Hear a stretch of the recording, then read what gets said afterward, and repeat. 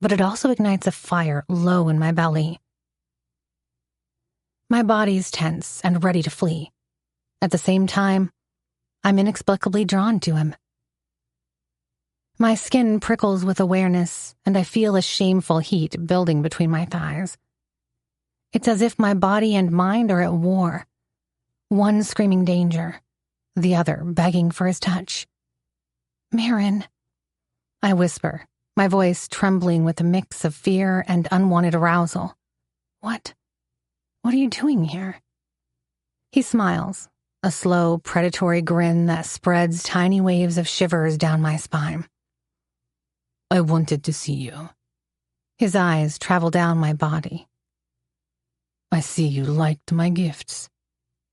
I glance down at the dress he sent me earlier today, suddenly feeling exposed and vulnerable under his penetrating gaze. "I do. Thank you." I look up at him, my heart hammering in my chest. "Why did you send someone to practically kidnap me off the street? Do you have any idea how much I'm freaking out right now?" Maron chuckles. It's a low, smooth hum that makes my skin prickle with a mixture of fear and anticipation. "I told you already. I wanted to see you. And I always get what I want." I don't know what to make of his words.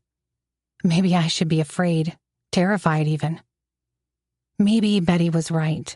Maron Korolev is the walking definition of danger and power. If anything, I should be screaming for help, fighting tooth and nail to escape. But like the stupid woman I am, I find myself irresistibly tempted by the whole situation. It's like there's this invisible force pulling me toward Maron, drawing me in like an electric magnet designed to pull a freaking cargo ship. It's hard to describe the intensity of it with words. The rational part of my brain is telling me to run, to get as far away from him as physically possible. Then there's the other part of me, a part I barely recognize. A part craves the dark promise of his eyes, the unspoken challenge in his words. All of it is totally ridiculous. It's like I'm under a spell every time he's around me. Maybe I am under a spell. Maybe he's using some sort of weird dark magic on me to make me submit to his charms. I wouldn't put it past him.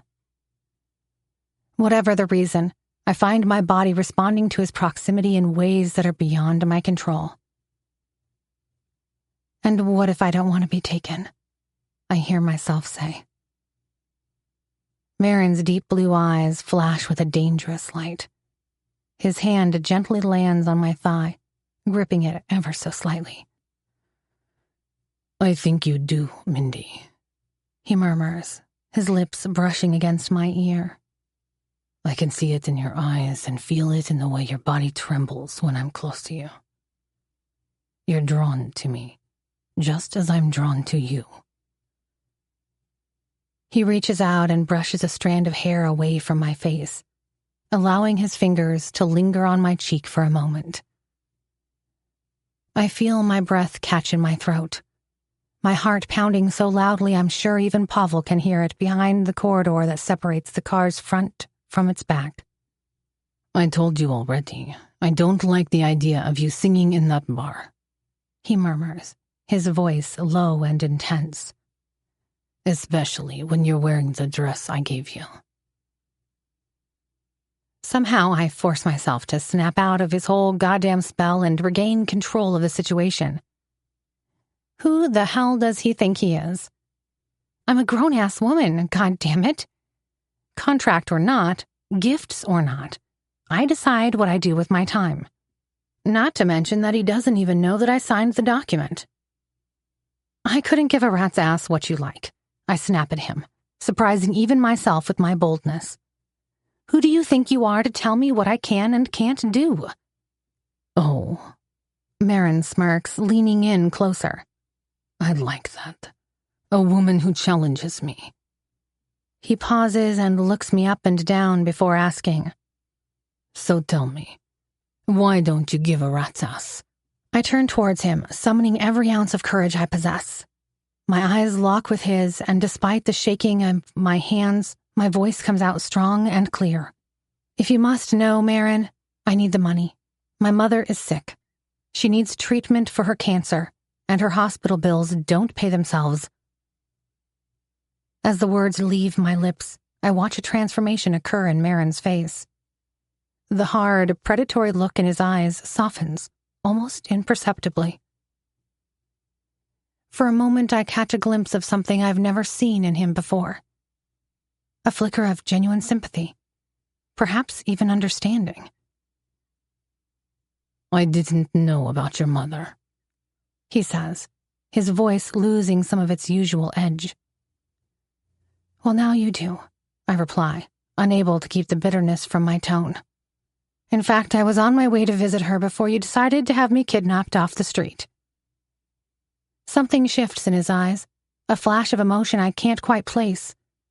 It's as if a veil has been lifted, revealing a depth I never knew existed beneath his typically impenetrable exterior. For a brief moment, I see not the ruthless businessman with questionable motives, but a man capable of empathy. Which hospital? He asks, his voice softer than I've ever heard it. St. Mary's, I reply, watching him carefully. Without breaking eye contact, Maron leans forward and taps on the partition in front of him. When he speaks, his voice is back to its usual crispness, but there's an undercurrent of urgency I've not heard before. Pavel, he commands, take us to St. Mary's Hospital. Now. Chapter 20. Mindy. Why are you doing this? I ask him. I'm lounging on the plush leather seat with my eyes closed, my heart still racing from the adrenaline rush earlier. The scent of cedar wood from Maron fills my nostrils, creating a strange combination of sensations. Doing what? He asks. Is he playing dumb? My eyes flutter open and I turn to face him, taking in his defined jawline covered in rugged stubble. His posture is confident and commanding, oozing raw masculinity. God damn it. This man must be the hottest creature on earth. And he's gazing directly at me. Doing what? Well, let me think. First, you scare the shit out of me by practically kidnapping me in the dead of night. Then, suddenly, you're all kind and caring, taking me to the hospital to see my mother. Oh, that, he says calmly. He falls silent for a few moments before speaking again. I understand what it is like to see your mother suffer. His response catches me off guard. You do? He remains quiet. I suddenly clam up, let out a sigh, and sink back into the seat. I take a deep breath, inhaling his now familiar, musky scent. It's just so Maron. I'm pretty sure he didn't buy that scent in a shop like us mere mortals. He was probably born with it. Despite this aura of danger constantly surrounding him like a dark rain cloud, I oddly feel safe around him right now. Like I can just be myself.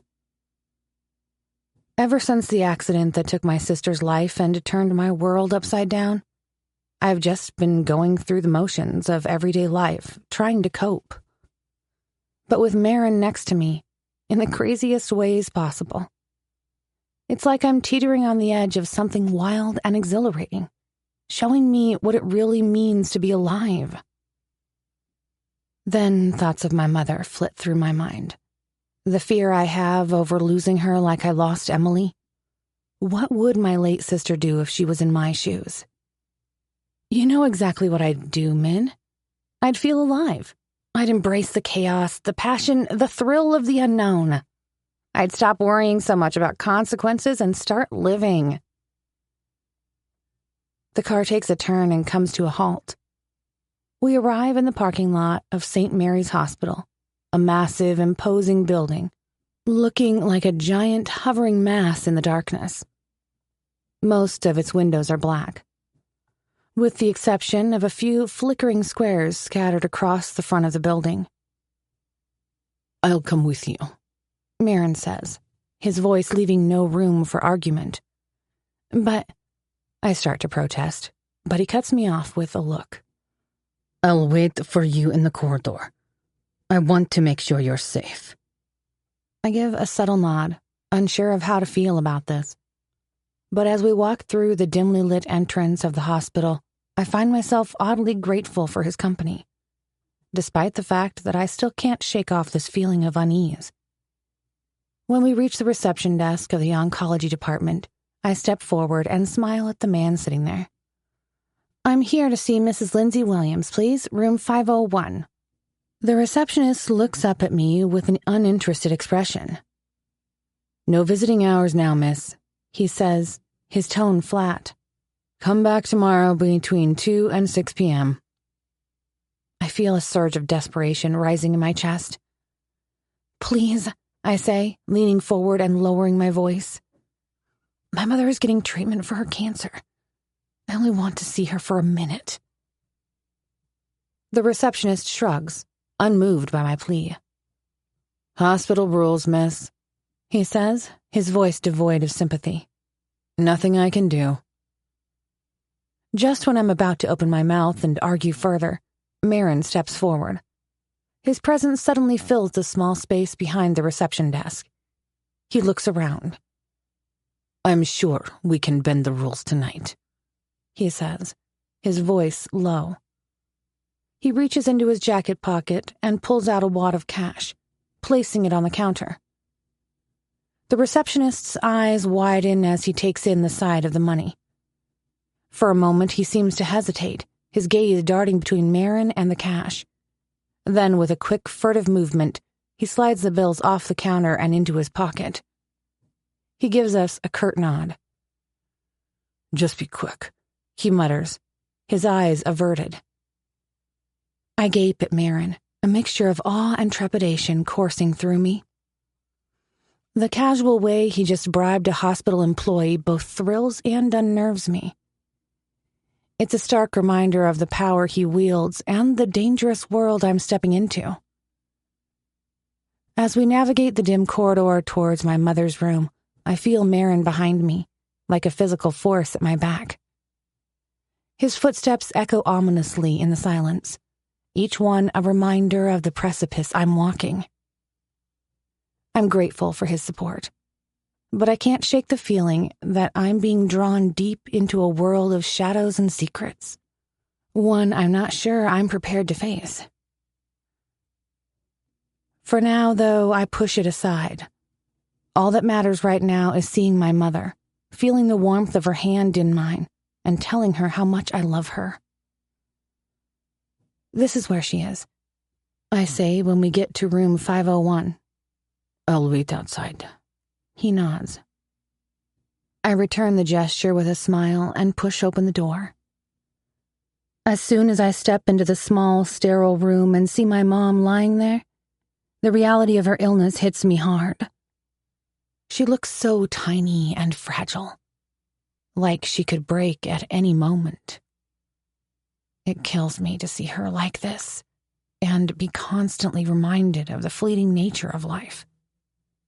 I creep towards her bed, careful not to make any noise that might disturb her rest. Once I reach her side, I gently smooth her blanket, tucking it snugly around her frail form. I press a soft kiss to her temple, my throat tightening with emotion. "Sleep well, Mom," I whisper. To my surprise, her eyes flutter open, and a smile spreads across her face as she sees me.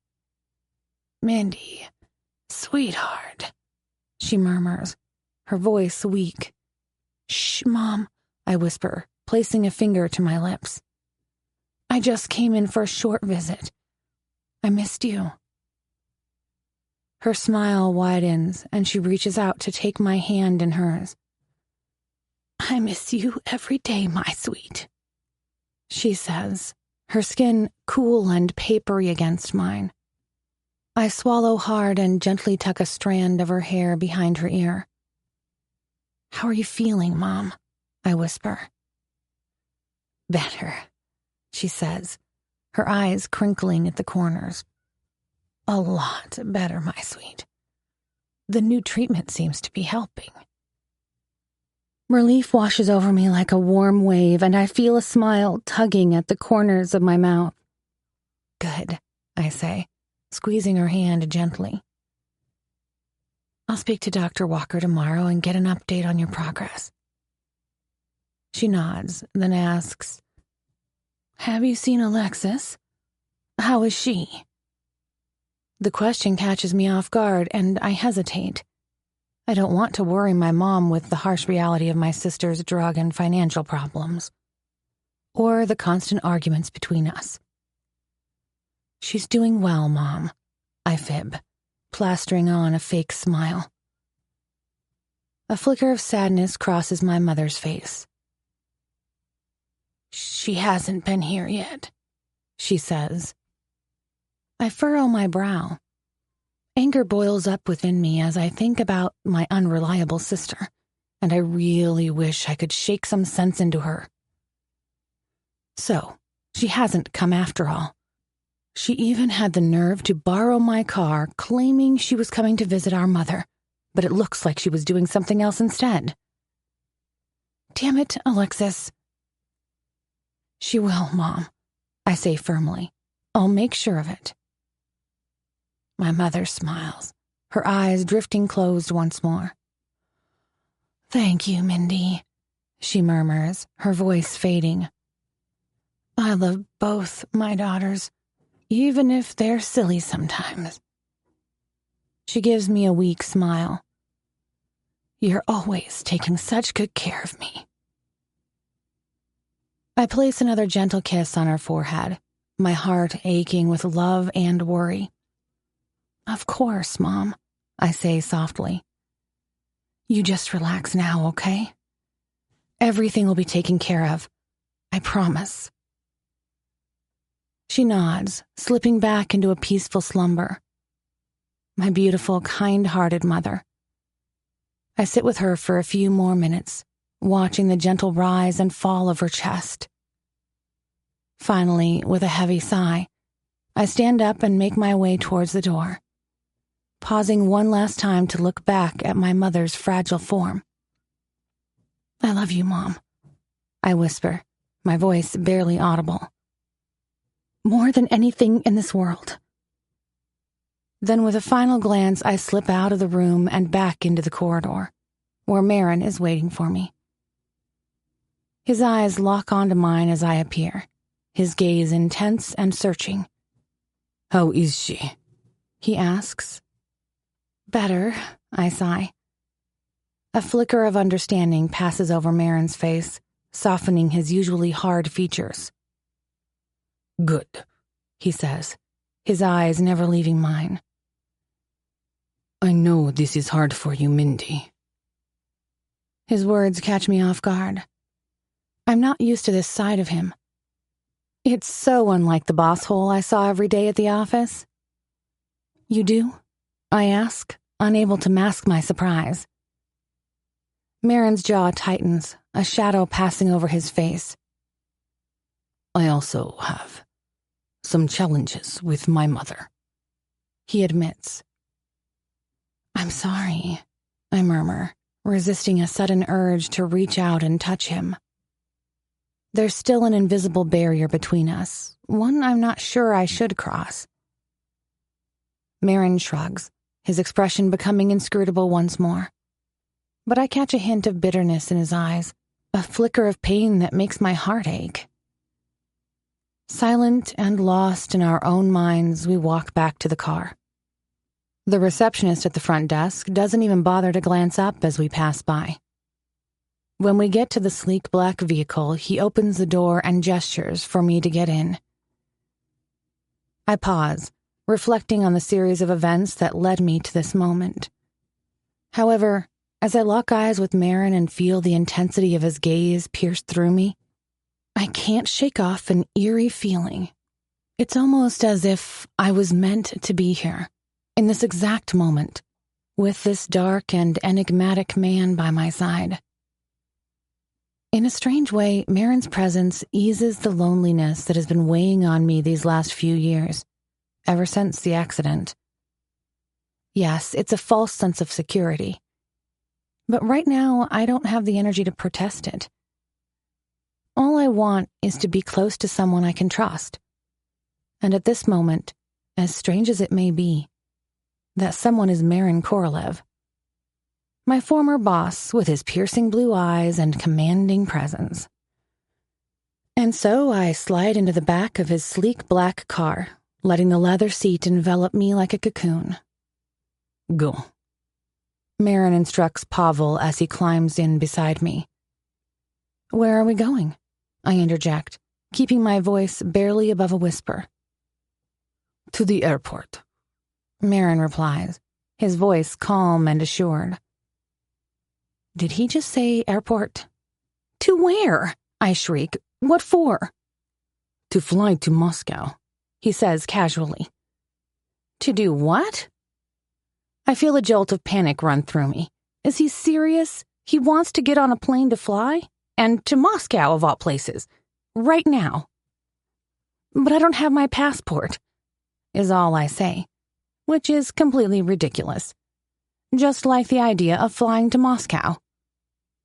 He smiles a slow, confident grin that does nothing to calm my shock.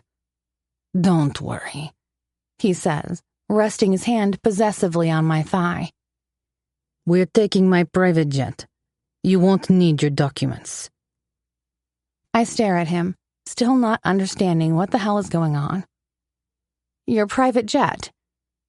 That's right. But why are we going to Moscow? I ask, my heart pounding in my chest. To do what? And when will we be back?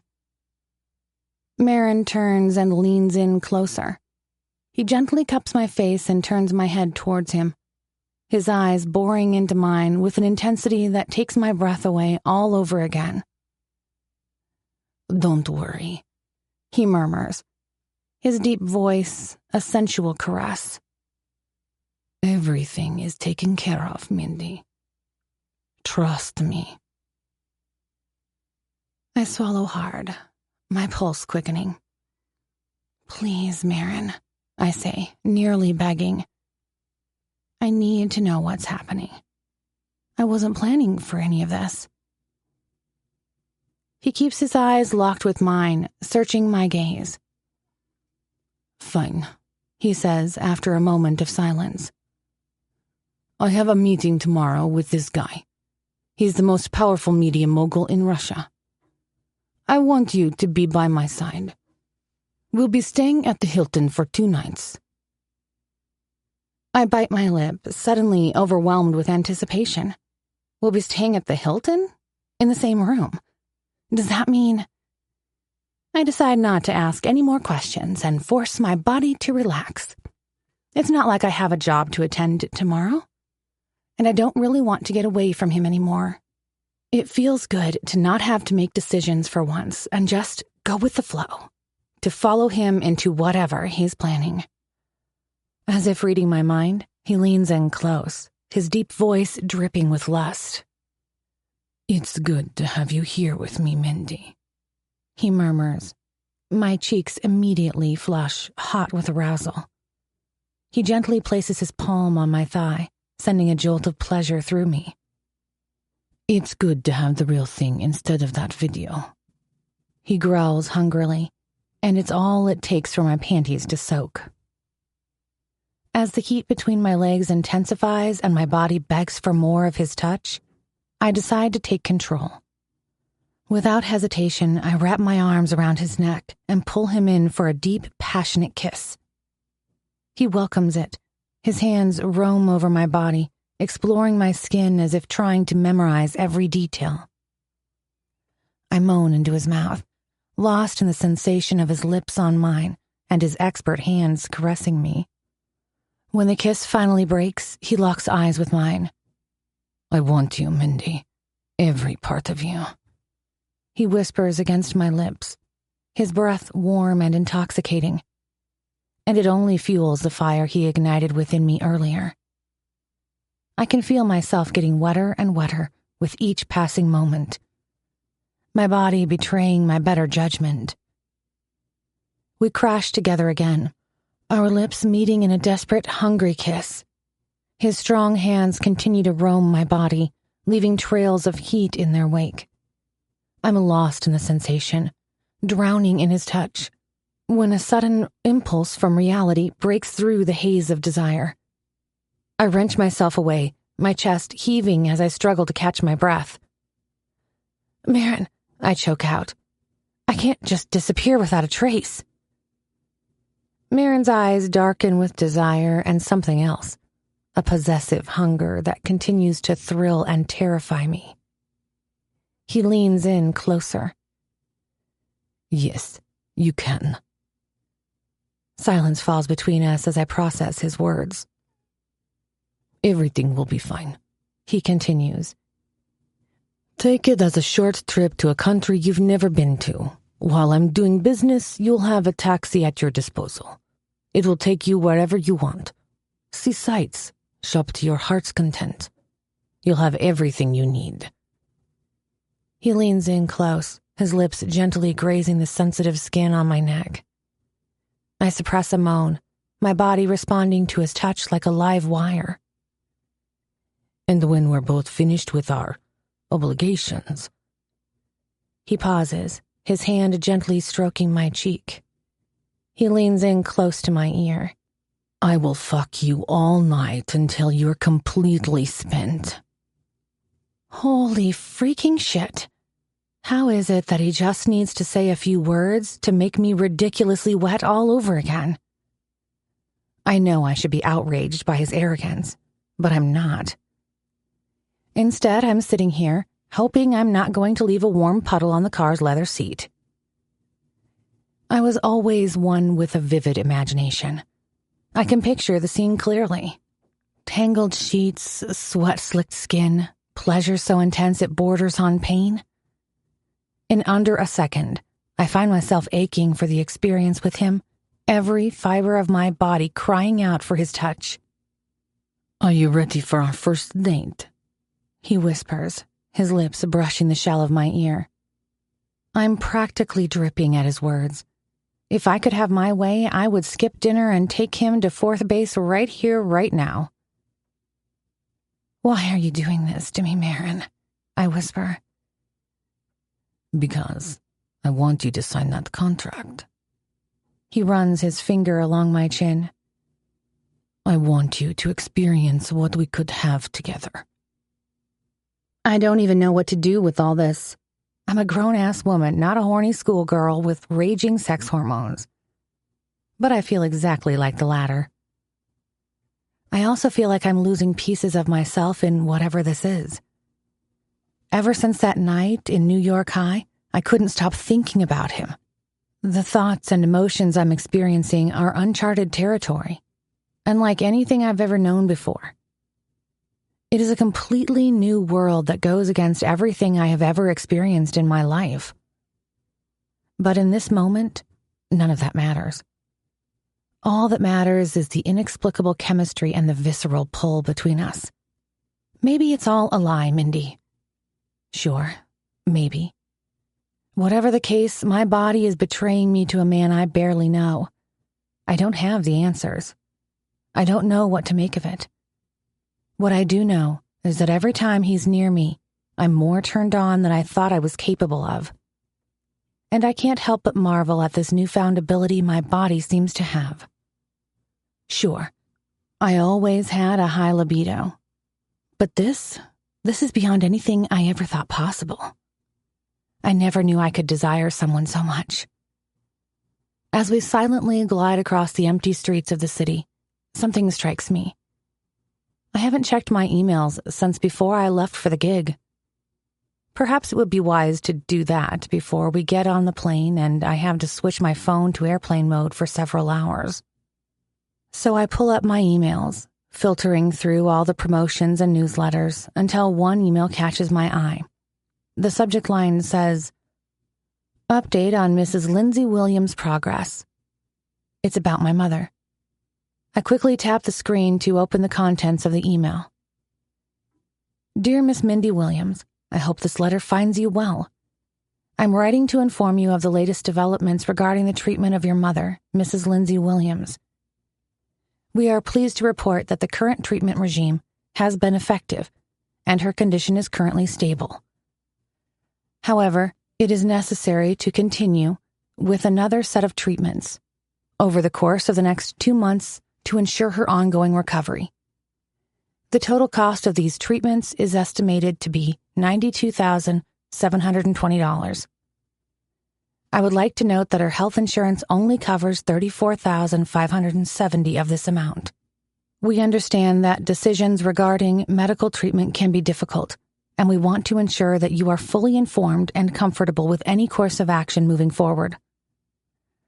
Therefore, please take the time to consider this information and let us know if you would like to proceed with the recommended treatment plan. If you have any questions or concerns, please do not hesitate to contact us. Your mother's health and comfort are our top priority, and we are here to support you in any way we can. Thank you for your attention to this matter. Sincerely, Dr. Thomas Walker, Chief Oncologist. Chapter 21. Mindy. Maron's voice jolts me awake. I sit up abruptly with my head spinning. "Wake up, Mindy," he says, a sense of urgency in his tone. "What?" I grumpily reply, rubbing my eyes and trying to shake off the remnants of a fitful slumber. As reality slowly sets in, memories from the past couple of hours flood my mind. Being tucked into Maron's car against my will, the hospital visit, getting back in Maron's car to drive to the airport. It all seems like a distant memory. The only thing that feels real is the intoxicating oaky scent that still lingers in my nostrils. "Where are we?" I groggily ask. "At the airport," Maron answers, his voice snapping me out of my daze. "The plane is waiting." I push myself up, feeling like an airport is the last place I want to be right now. It's late, and I'm exhausted, hungry, and disoriented. I want to sink back into the warmth of the car seat. I must have dozed off on the way here. My body is aching for the comfort of a real bed and a good night's sleep. But even as I try to cling to the fleeting moments of rest, a nagging thought invades my mind. Dr. Walker's email. The glimmer of hope treatment that could save my mother's life, at a cost that makes my head reel. Even before I'm fully awake, my mind is running the numbers, trying to calculate the costs. 92 minus 34, that's 58,000, of course. The daunting figure bounces around in my mind, seeming impossible, no matter how hard I try to come up with a solution. I really don't know how to get that kind of money without stripping at Kevin's joint every night, being yelled at and propositioned by drunken billionaires. As we step out of the car, a blast of cold air smacks me in the face. I wrap my cardigan around myself, shivering. "Holy crap, it's freezing out here," I mumble. I'm still dressed in my performance outfit, complete with high heels. The wind whips through the airfield, causing my hair to dance in the chilly air. Maron walks up next to me, gently guiding me towards a sleek private jet that shines like a beacon in the dark. "What is this?" I ask, curious. "It's called an airplane. Have you seen one before?" Maron says with a chuckle. I wrinkle my nose. "No need to be sarcastic," I retort. "You would have asked the same question if you were in my shoes." He leans closer to me. "I can answer all your questions after takeoff, Lisichka," he says, taking my hand. "But we need to go. Pavel is waiting." "Pavel? The same Pavel who kidnapped me off the streets of New York and tucked me in your car against my will?" "No need to be sarcastic," he smirks. "And yes, the same Pavel. He's my second in command and will be our pilot today." "Our pilot?" "Yes." "Does he even have a license?" Maron stops and turns to face me, his expression serious. He gives me a stern look. Enough questions for now. You can't just force me onto a plane, I protest. I have the right to know what's going on. When did this become a democracy? I already explained this. Maron snaps back. We are flying to Moscow for a few days. You'll have everything you need once we get there. That's all you need to know for now. I open my mouth to argue, but then quickly close it again. This is insane, I think to myself. Completely and utterly insane. What the hell is happening in my life? A few days ago, I was plain Jane in a corporate job trying to make ends meet. And now I'm about to get on a private jet to fly to Moscow? A few hours after being practically kidnapped. Suddenly, Maron's demeanor softens and he cups my face in his hands, looking into my eyes. You'll be okay, Mindy. Trust me on this. I give him a doubtful look and shake my head. The wind howls through my mind, making me feel chilled to the bone. How do you expect me to trust you? I barely know you. I throw my hands up in exasperation. He stares into my eyes and holds my face firmly. You have no other choice, Lisichka. Asshole. I don't say anything back. I'm certain it would be useless. My legs wobble like jelly as I awkwardly ascend the stairs. As I enter the interior of the plane and the door behind me shuts, a sigh of relief escapes my lips. It's a lot warmer in here, I say, still shivering. Take a minute to thaw out, Maron replies, smirking. The comforting warmth surrounds me, easing the tension in my body. As I look around, my jaw drops in awe. Holy Mother of Christ. If I didn't know better, I'd think we're inside a luxury suite. The plane reeks of wealth. No, it's not even a plane. It's a flying penthouse. The interior is unlike anything I've ever seen before. All plush leather seats and gleaming chrome. Worlds away from the cramped economy class I'm used to. Maron gestures for me to take a seat, his eyes not leaving mine. Make yourself comfortable, he says. It will be a long flight to Moscow. Is this your plane? I ask, my mouth still hanging open in amazement. Maron nods and grins. Want to take a closer look? He leads me through the interior, and I can't help but gape at the sheer extravagance of it all. The living room is a study in opulence, with plush velvet sofas that seem to beckon me to sink into their depths. Yes, there is a living room. At least that's what Maron calls it. In the middle of it, a huge flat-screen TV flickers to life as we pass, displaying a breathtaking aerial view of the city below. Wow, I breathe, running my fingers over the gleaming mahogany tables. This is beautiful. Maron smiles, a hint of satisfaction in his eyes. Wait till you see the rest. He guides me to the kitchen and my jaw drops all over again. He could run a freaking cooking show here if he wanted. Sleek stainless steel appliances glint under the soft lighting. I trail my hand over the marble countertops, marveling at the cool, smooth texture. The bathroom also takes my breath away, with its huge marble tub and rainfall shower. I've never been the gold digger type or a sucker for luxury, but damn it, I can't help but imagine myself lounging in that tub, surrounded by fragrant bubbles and soft candlelight. This looks incredible, I tell Maron. I've never seen anything like it. Glad you like it, he says, still smirking. We make our way back to the main cabin, where a dining table is set with gleaming silver and crystal. Maron disappears for a moment, then reappears, followed by a server with a tray of food.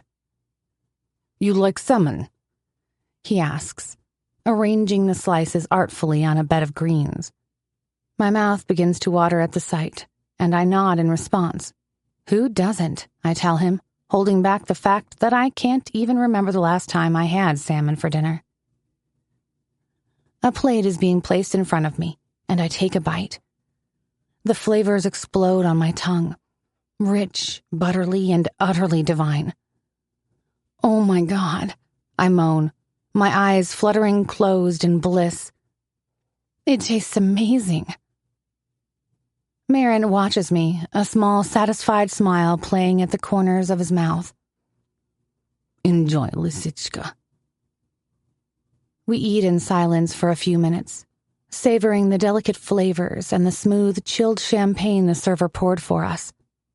I can't help but feel a sense of unreality wash over me.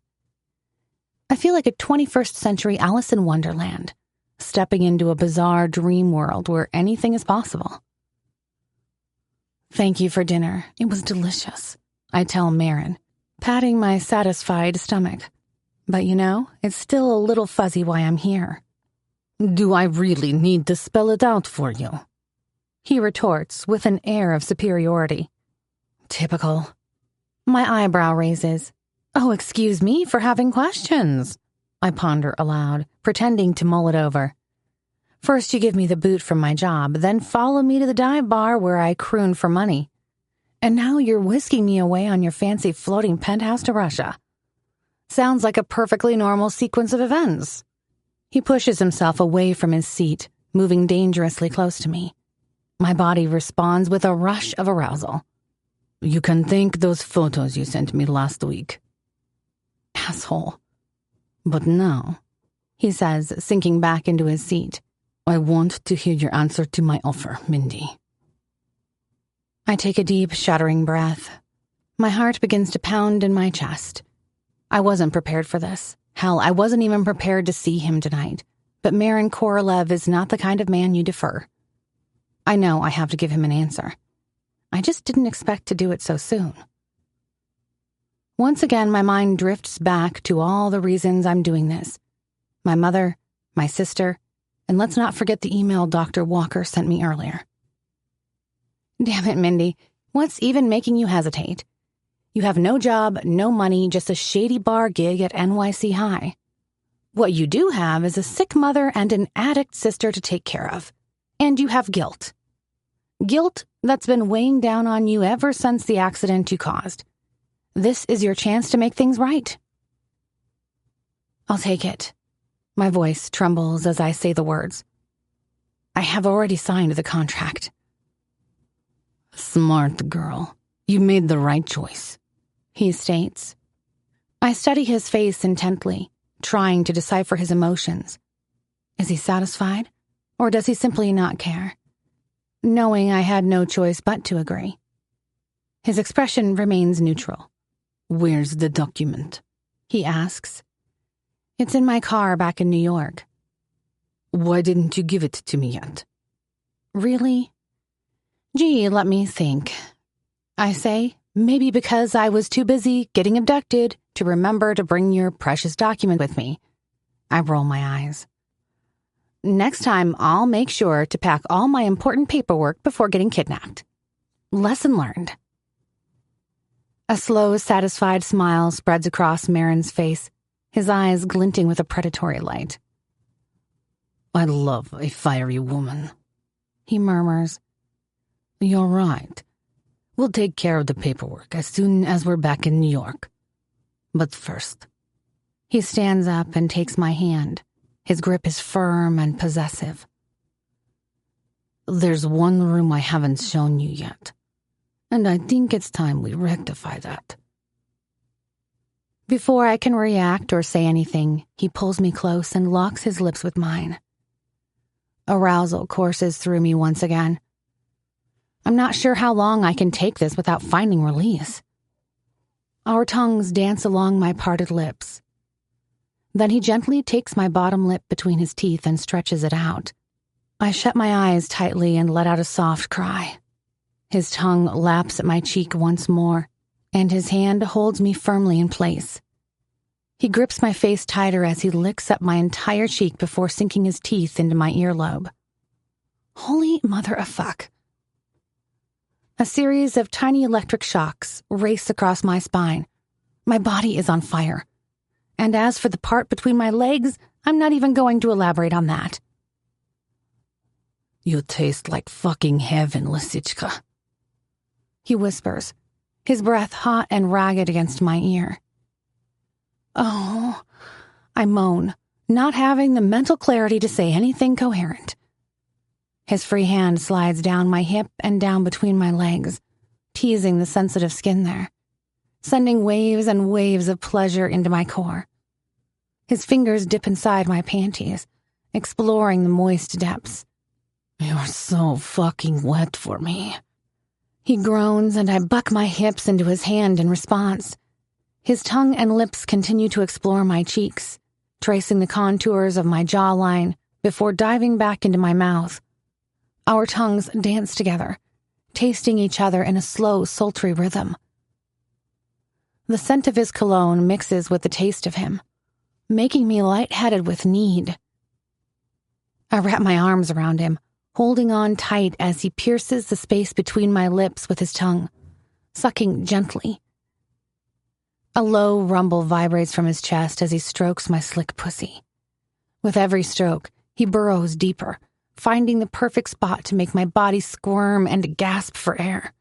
His teeth scrape down my neck lightly before trailing gentle kisses along my jawline into collarbone.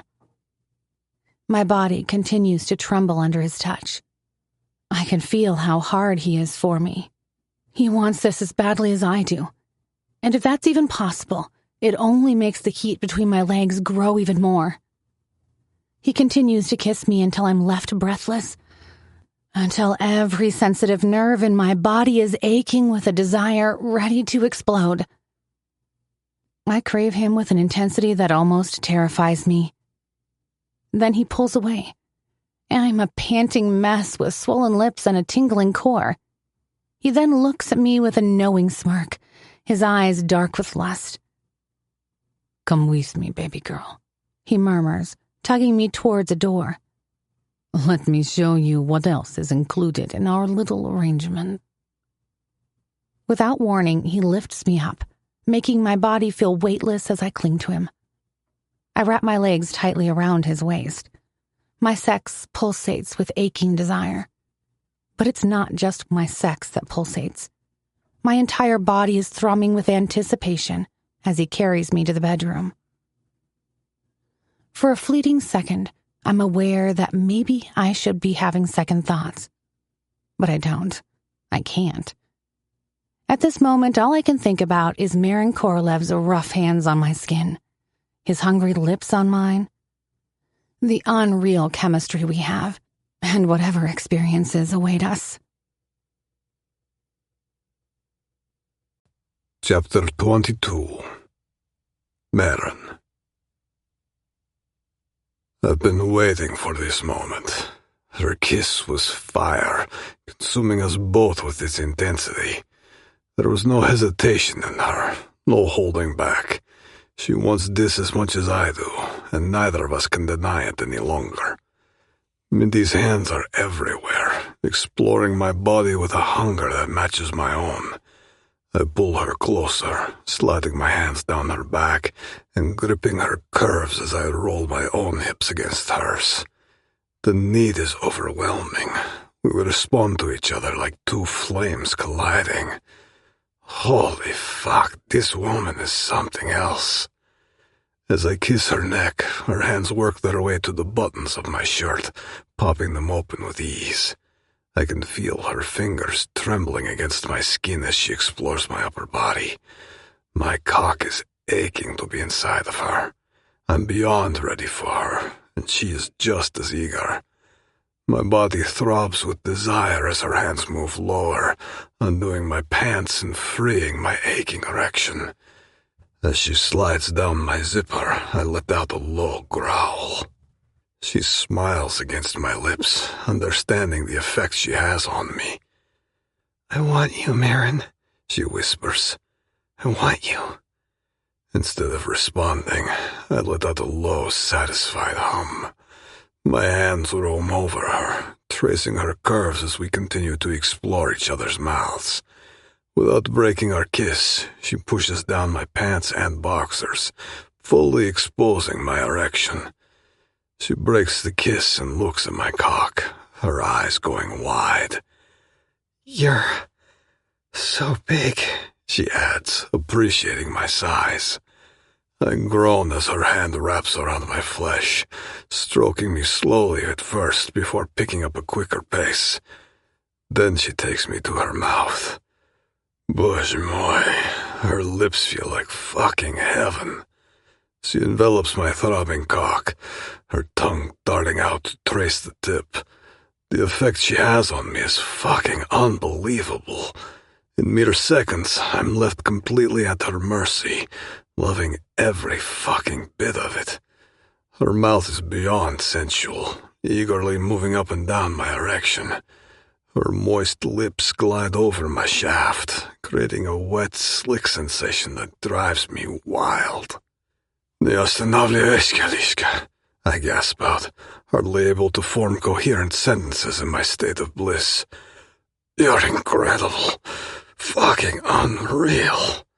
She swallows me whole, her warm mouth taking me in almost completely.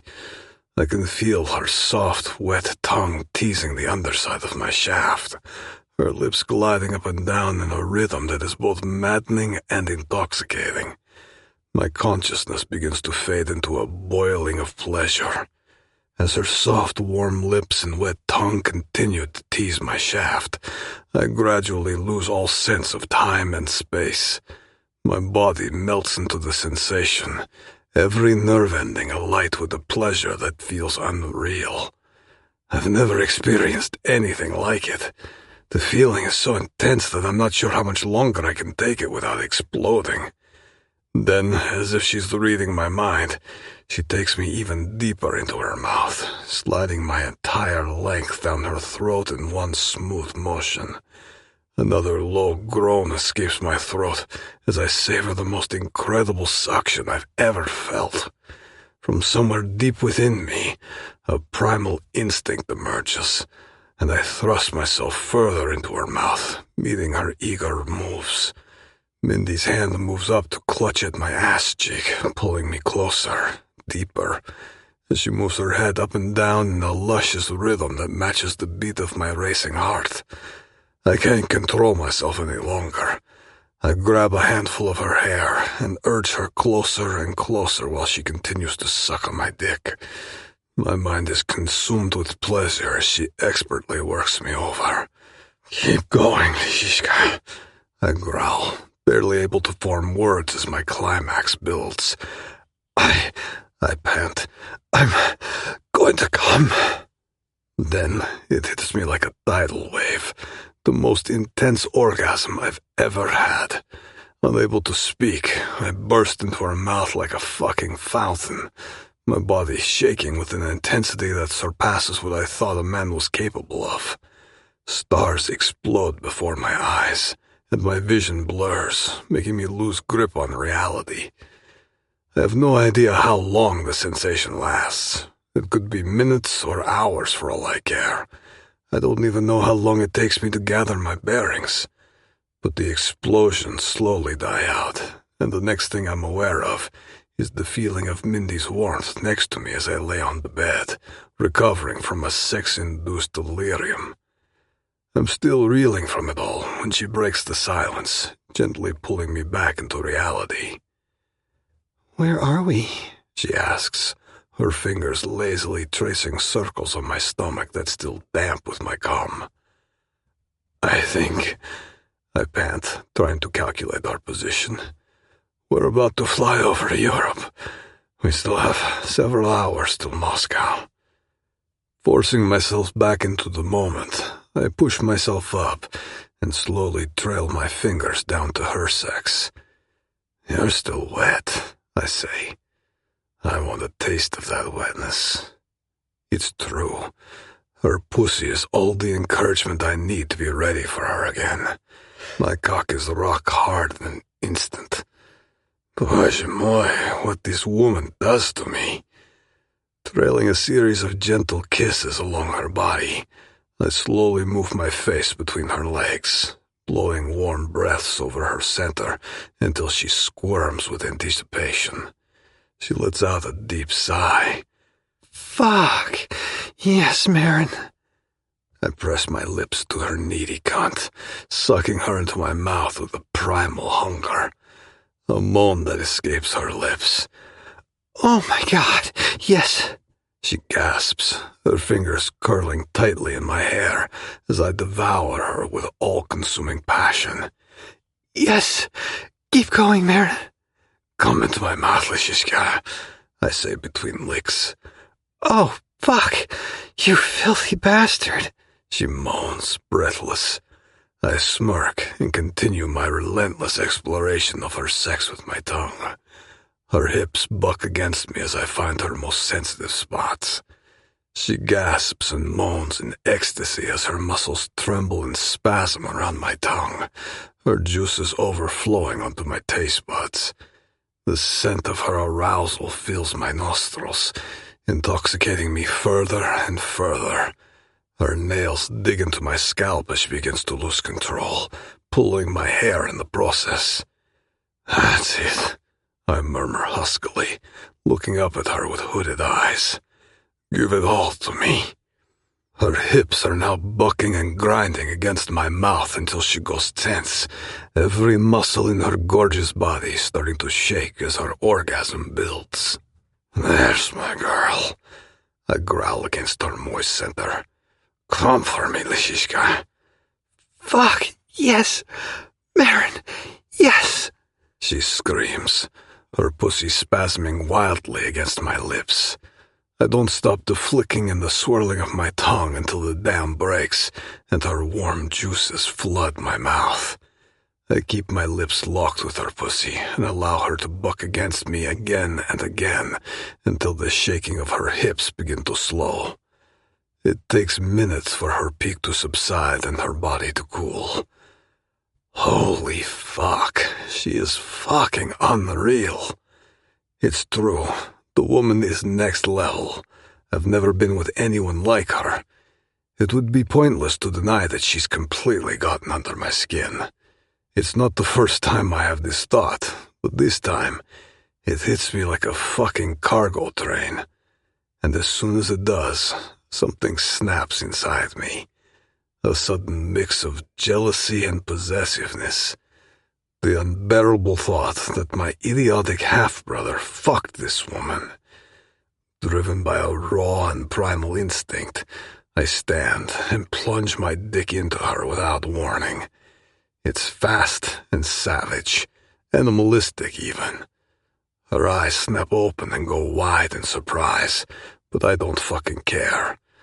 I want to impale her with my cock and see her pussy swallow it as a whole. I don't even care if she wants to protest. I continue to pump into her with primal force, making it clear with every wild thrust, I am the one in control here. But as I plunge my dick into her, Mindy jerks back to life, her eyes rolling up in their sockets, still wide from the shock earlier. She was jolted awake from the afterglow of her orgasm, yet she doesn't seem to mind. It's all the encouragement I need to fuck her even harder. "You're," I pant, thrusting. "Fucking," thrust. "Mine," thrust. "Lishiska," thrust. "You hear me?" I growl. Her hands wind around my neck and her thighs tighten around my waist in response. She can say whatever the fuck she wants, call me a bastard even. Her body is betraying her. It's clear who it is she really wants. "You asshole," she growls back at me. I'm not even sure she realizes the filth that pours out of her mouth. Her eyes are rolling back in her head. I can't stop now. I can only go harder. My possessiveness fuels my desire. "Anyone," I growl in her ear, "who," thrust, "touches you," thrust, "is dead," thrust. "Do you," thrust, "understand?" "Fuck you, you bastard," she responds, sinking her nails deep into my flesh, drawing blood. Hot pain flashes across my chest, but it only adds to the pleasure of being inside her. I want to tear away her self-control. unleash the primal lust still lurking inside her. I want to fuck all my doubts out, all my vulnerability, until the only thing left is the desire to own her. I'm fucking her as hard and fast as I can, showing no mercy. Ah! Mindy's head drops back, and she cries out in the addictive mix of agony and ecstasy. I'm coming, you asshole! She gasps. I continue pushing deep.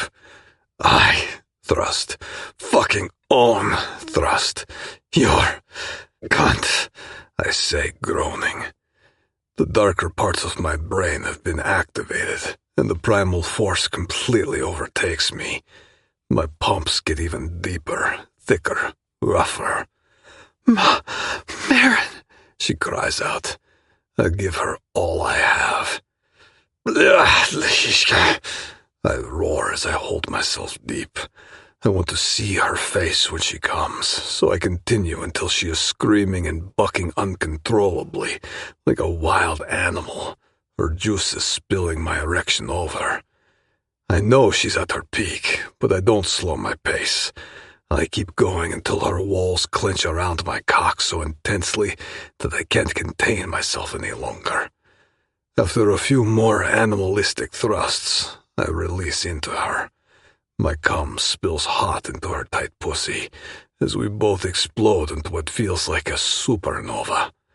She spasms and screams as her orgasm continues to tear through her. Her body continues to shake. Her juices continue to spill, making my cock drenched in her warm, sticky cum. I collapse on her panting, laying on top of her until the shaking of her thighs gradually begin to fade. We both lay there spent for several minutes, like a couple of used-up rag dolls, waiting for our bodies to cool down from the high. Boy, moi, I can't believe I've just had the orgasm of my fucking life. Yeah, she's definitely gotten under my skin. Even more so than I could have imagined, or ever thought possible for me. Which is a fucking dangerous territory for a man like me. Chapter 23. Maron. You fucking disappointed me, Korolev. We had an arrangement, and you fucking disappointed me. I'm sitting across from Leonid Shirkov, the powerful Russian media mogul. The air in the lavish conference room feels heavy and suffocating, and the tension between us is almost tangible. I can practically feel his calculating gaze burning me as we engage in a high-stakes game of negotiation. Every word he speaks feels like a loaded gun pointed directly at me. My mind flashes back to the first time I met Shirkov. We were at the Bratva gathering over a decade ago. I was still green, barely out of my father's shadow, when he approached me with that same calculating gaze he wears now.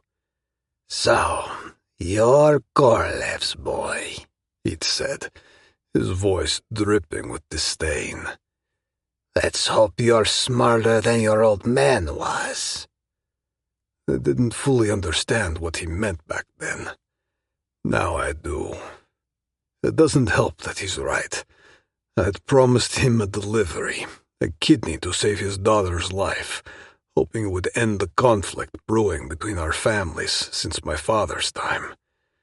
Then my ship hit a fucking iceberg, and the kidney ended up in the bottom of the ocean, along with my thermoxine samples. And in the midst of the fuckery that is called my life, I haven't been able to find a solution yet. I've been juggling too many things at once, training Maurice to take over the organ business, running global media, preparing for the launch of thermoxine, and dealing with my mother's illness. And then being preoccupied with Mindy. The power of pussy, my father would say. I leaned back in my seat, leaving my expression cold and neutral. It was vis majeur, Leonid. Our ship hit an iceberg. I'm arranging for a new kidney for your daughter as we speak, and I add. You'll get a discount. I'm covering 30% of the cost. Best I can do. I feel a flicker of sympathy for the man's plight, but I quickly smother it. In this world, sympathy is a weakness, and weakness is a luxury no one in the Bratva can afford. Shirkov doesn't seem too pleased with my offer. He slams his fist on the table, causing the glasses to rattle on the hard wooden desk stretching between us. I don't give a shit about your excuses or your discount, Korolev. My daughter is fucking dying, you understand? She needs that kidney. My daughter is dying. Hearing this triggers something deep within me. My mind immediately drifts back to my own late daughter, Cordelia. It guts me to even think about the moment I lost her. Even as I sit here with a man as rich and powerful as Shirkov, I can't help but feel a twinge of sympathy for him. He's a heartless motherfucker, a cold-blooded murderer who wouldn't hesitate to put a bullet in my head if that served his purpose. And yet I can understand his pain, his fear of losing his daughter. I get why you're frustrated, Shirkov, I tell him, keeping my voice calm and even. We both wanted the same thing. Get that kidney to your daughter. But we need time. Suitable organs don't just magically appear. Shirkov scoffs and leans in closer, locking eyes with mine. Well, guess what, Korolev? Jennifer doesn't have the luxury of time. And neither do you. He emphasizes each word with a sharp nod. I raise an eyebrow, keeping my expression impassive. Is that a threat? He bares his teeth in a humorless smirk. Call it a promise. He rises from his seat, looming over me. You and I both know that this goes beyond a mere organ. His voice is threateningly calm. I remain silent, knowing well that he is right, and fucking hating it. But there's no escaping the situation. My cargo's sunk, and now I have to face the music. Let's get one thing straight, he continues. This is your one chance to settle the conflict between our families. Fuck this up, and there will be no peace. He slams his fist on the table. If my daughter dies because of your fucking incompetence, I will tear your family to shreds until there is no one left. I inhale a deep breath through my nose in an attempt to control my rising anger. I could kill the old fucker where he stands if I wanted, slice his throat or put a bullet in his skull. But where would that get me? Fucking nowhere. His other family members would come after my family and we'd end up in a fucking war all over again, where all bets are off. I can't allow that to happen. Not when I have a sick mother to take care of. Let me guess, I say, my voice deceptively soft. You'll start by putting a bullet in my head first. No, I won't. Shirkov chuckles, a dark, mirthless sound. First, I'll make you watch as I destroy everything you hold dear. Your businesses and your loved ones. I give him a cold stare, meeting his gaze. Not sure what else I expected of a motherfucker like Shirkov, but what he's saying still gets to me. I can see the malice in his eyes, and I know well that he's not someone who makes empty threats. But then again, I am no stranger to being threatened. However, the mere mention of my family ignites a fiery rage within me, boiling and bubbling like molten lava in my veins. My hands tremble with the urge to launch myself at him and rip his head off, but I force myself to stay composed. Giving in to my anger would only lead to the destruction I'm trying to avoid. You do what you have to do, Shirkov, I say, my voice like steel.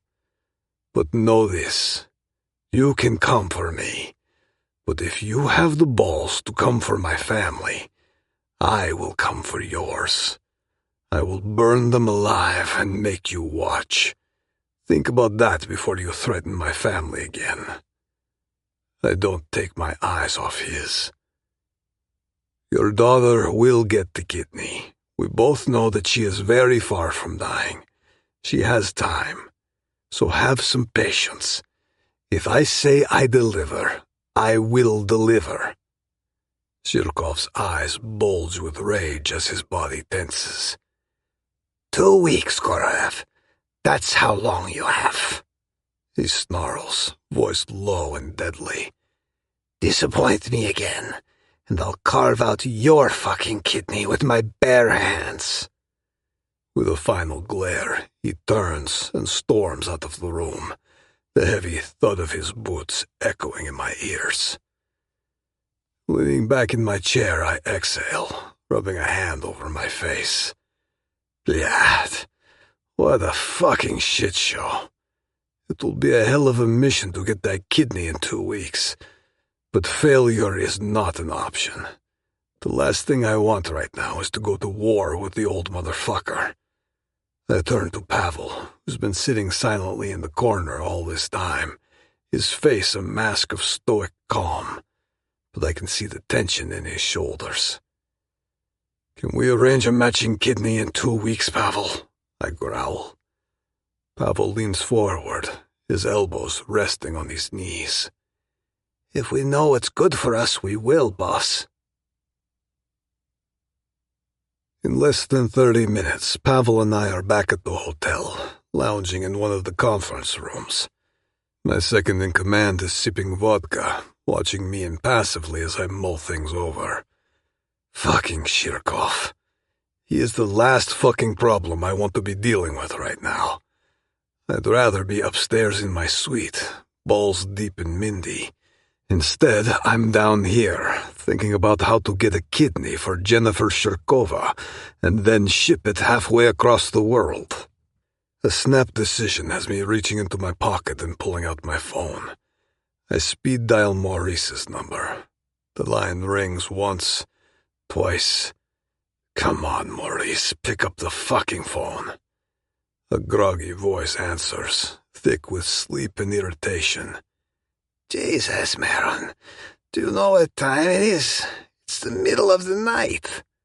My grip tightens on the phone, my jaw clenching. Listen up, Maurice.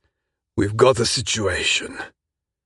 I hear a rustle of sheets and a muffled curse. What's going on? We need the Shirkov kidney. ASAP.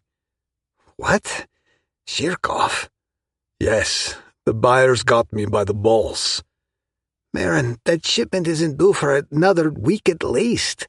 These things take time, and... I slam my hand against the oak table, my patience snapping. Damn it, Maurice! We do not have another week. We need that fucking kidney yesterday. There's a tense pause on his end of the line. I can practically hear his mind racing.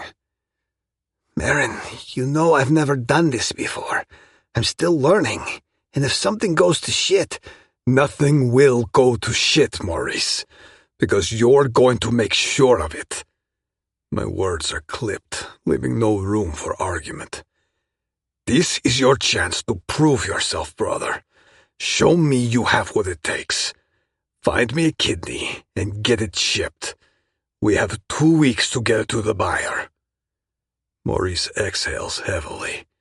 When he speaks again, his voice is tight but resolute. Fine. I'll get to the compound in the morning and see what I can do. You have 48 hours to get this underway. Not a minute more. Jesus, Maron. 48 hours? That's not even possible. The clock is ticking, brother. And the price of failure? I let the unspoken threat hang in the air. It's not a price either of us want to pay. There is a long, heavy silence on my brother's end. Fine. I won't let you down this time.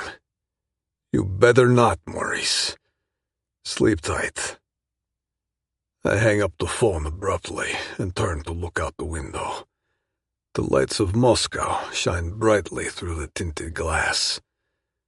After a brief pause, Pavel speaks up. Everything all right with Maurice, boss? I fucking hope so, I say. He's been doing okay so far. He's not going to fuck up this one. But I'll be watching his every move, just to be sure. Can I be honest with you, boss? Pavel says. Tell me. The kidney situation is the least of my worries, he says. I have other things on my mind. I frown. Like what? Look, boss. Pavel clears his throat. We've been in some pretty shitty situations in the past, and we always found a way out, right? He shoots me a look. We'll get that kidney to Shirkov in time. I'm sure of it. Yes, Bratok, but it's not every day we sink an entire fucking cargo ship. I scoff. We don't have the luxury of handling this casually. And I'm not suggesting that we should, Pavel says. We'll leave nothing to chance, boss. I'll contact some people in Bangladesh as a backup plan, in case Maurice fucks up. We're going to be fine, boss. I promise. Right. I glance at my second-in-command. What's bothering you, then? Right now, I'm more concerned about your position. Pavel hesitates, giving me a side-eye. You're a single man with no strong alliances. It makes you vulnerable. Shirkov knows this too. I frown, not entirely following his train of thought. What does that have to do with the kidney situation? Pavel sighs, a hint of exasperation creeping into his voice. Shirkov is allied with his wife's family, boss. The Sokolovs. A very powerful clan with deep ties to the government and the criminal underworld. If they decide to make a move against you, we are under a bigger pile of shit than we've ever been. I wave a hand dismissively, even as a cold knot of unease settles in my gut. It won't get there, Pavel. I can handle Shirkov and his in-laws. But even as the words leave my mouth, I know I'm being naive. Fucking Pavel has a point as usual. The Bratva is an ancient organization, steeped in tradition and rigid hierarchies. A man without a wife, without an heir to carry on his legacy, is seen as weak, unmoored, an easy target for ambitious rivals and hungry wolves. I lean back in my seat, rubbing a hand over my face. Blyat. You're right, I admit grudgingly. I am in a vulnerable position. If Shirkov decides to use this kidney situation as an excuse to come after me, we'll be fighting a war on two fronts. Pavel nods, his expression grim. Exactly, boss. And with all due respect, you're not getting any younger. You need to think about the future of the organization, about securing your legacy. I feel a flicker of annoyance at the implied criticism, but I know it's just my ego. My second-in-command is only speaking the truth. As the Khan, it's my responsibility to ensure the continuity and strength of the Bratva, and right now I'm failing in that duty. I stand up abruptly, pacing the room like a caged tiger. My mind is racing, weighing options and discarding them just as quickly. Yes, I need to secure that kidney for Shirkov, and hopefully bury the hatchet with him for good. But what good is a truce if I'm seen as a weakling? It's not like Shirkov or any of these Bratva fuckers can be trusted. If they think I'm vulnerable, they will find an alibi to come after me and my empire. I must start thinking long-term, shore up my alliances, and strengthen my position within the underworld. And I know exactly what I need to do to make that happen. I stop in my tracks as something dawns on me. There's only one way to kill two birds with one stone, solve both my immediate problems and my long-term vulnerability. I must get married. I just need to do it sooner than I had planned. I turned back to Pavel, my eyes glinting with a new sense of purpose. I'm going to get married, Pavel, and I think I know just the woman for the job. Pavel frowns at me. Not your chief accountant, right? I level him with a steady gaze. Not that it's any of your fucking business, but yes, that's why I brought her here. Pavel shakes his head, his expression a mix of disbelief and apprehension.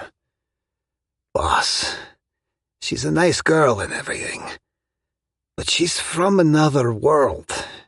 You can't form an alliance with her family. In your position, you need... I cut him off, my tone brooking no argument. I don't care about the Bratva's old-school ways, Pavel. That woman is mine, and I will marry her.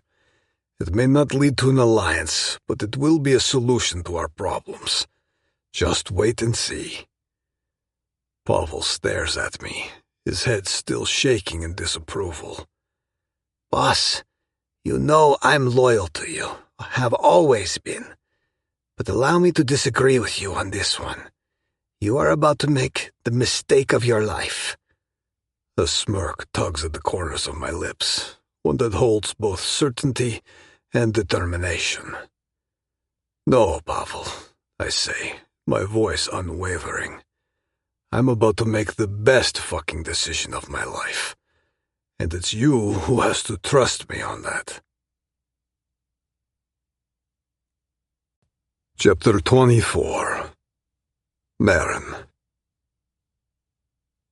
I head back to the luxury suite Mindy and I share, only to find it empty. I'm about to call out her name when I hear muffled conversation coming from behind the closed bedroom door. Uh-huh. Mindy keeps repeating, her voice strained. And how long will it take? Oh, I see. It's trial stage, right? Right, no guarantee. I understand. All new treatments are like that. Thank you. Yes, I appreciate that, Dr. Walker. She must be talking to her mother's oncologist. I knew her mother's condition was serious, but the heaviness in Mindy's tone suggested it might be even worse than I thought. After what feels like an eternity, the bedroom door finally opens, and Mindy emerges. Her eyes are red and puffy, her cheeks streaked with tears. She looks utterly devastated, and it takes every ounce of my self-control not to rush over and gather her in my arms. "What's wrong?" I ask. Shit. Sorry, Maron. She sniffs, using a paper tissue to dry her tears. I didn't realize you were back. It's all right. I keep my tone gentle. Tell me what's wrong. Mindy takes a shaky breath, her lower lip trembling. My mom, she whispers on the verge of crying. Her cancer's become aggressive, and she needs more treatment than we initially thought. But even with that, there's no guarantee that she'll make it. I just spoke to her doctor. I step forward, cupping her face in my hands, my thumbs brushing away the fresh tears that spill down her cheeks. There's no guarantee for anything in this fucked up thing called life, Mindy, I murmur, my eyes locked on hers. Desperate to offer her some kind of comfort, I turn to the booze cupboard and pull out a bottle of premium vodka. Want some? I ask, holding it up. She manages a weak nod. Yeah, please, she says, her voice hoarse. I could really use one right now. I pour 2 generous shots, handing one to her before clinking our glasses together. We down the vodka in unison, the smooth, fiery liquid burning a path down my throat. As I watch Mindy savor the drink and her eyes fluttering closed for a brief moment of respite, I can't help but be struck by her beauty once again. Even in her distress, with her face bare of makeup and her hair tousled from running anxious fingers through it, She is fucking stunning. My woman. For life. Tell me everything, I say gruffly, my voice harsher than I intended.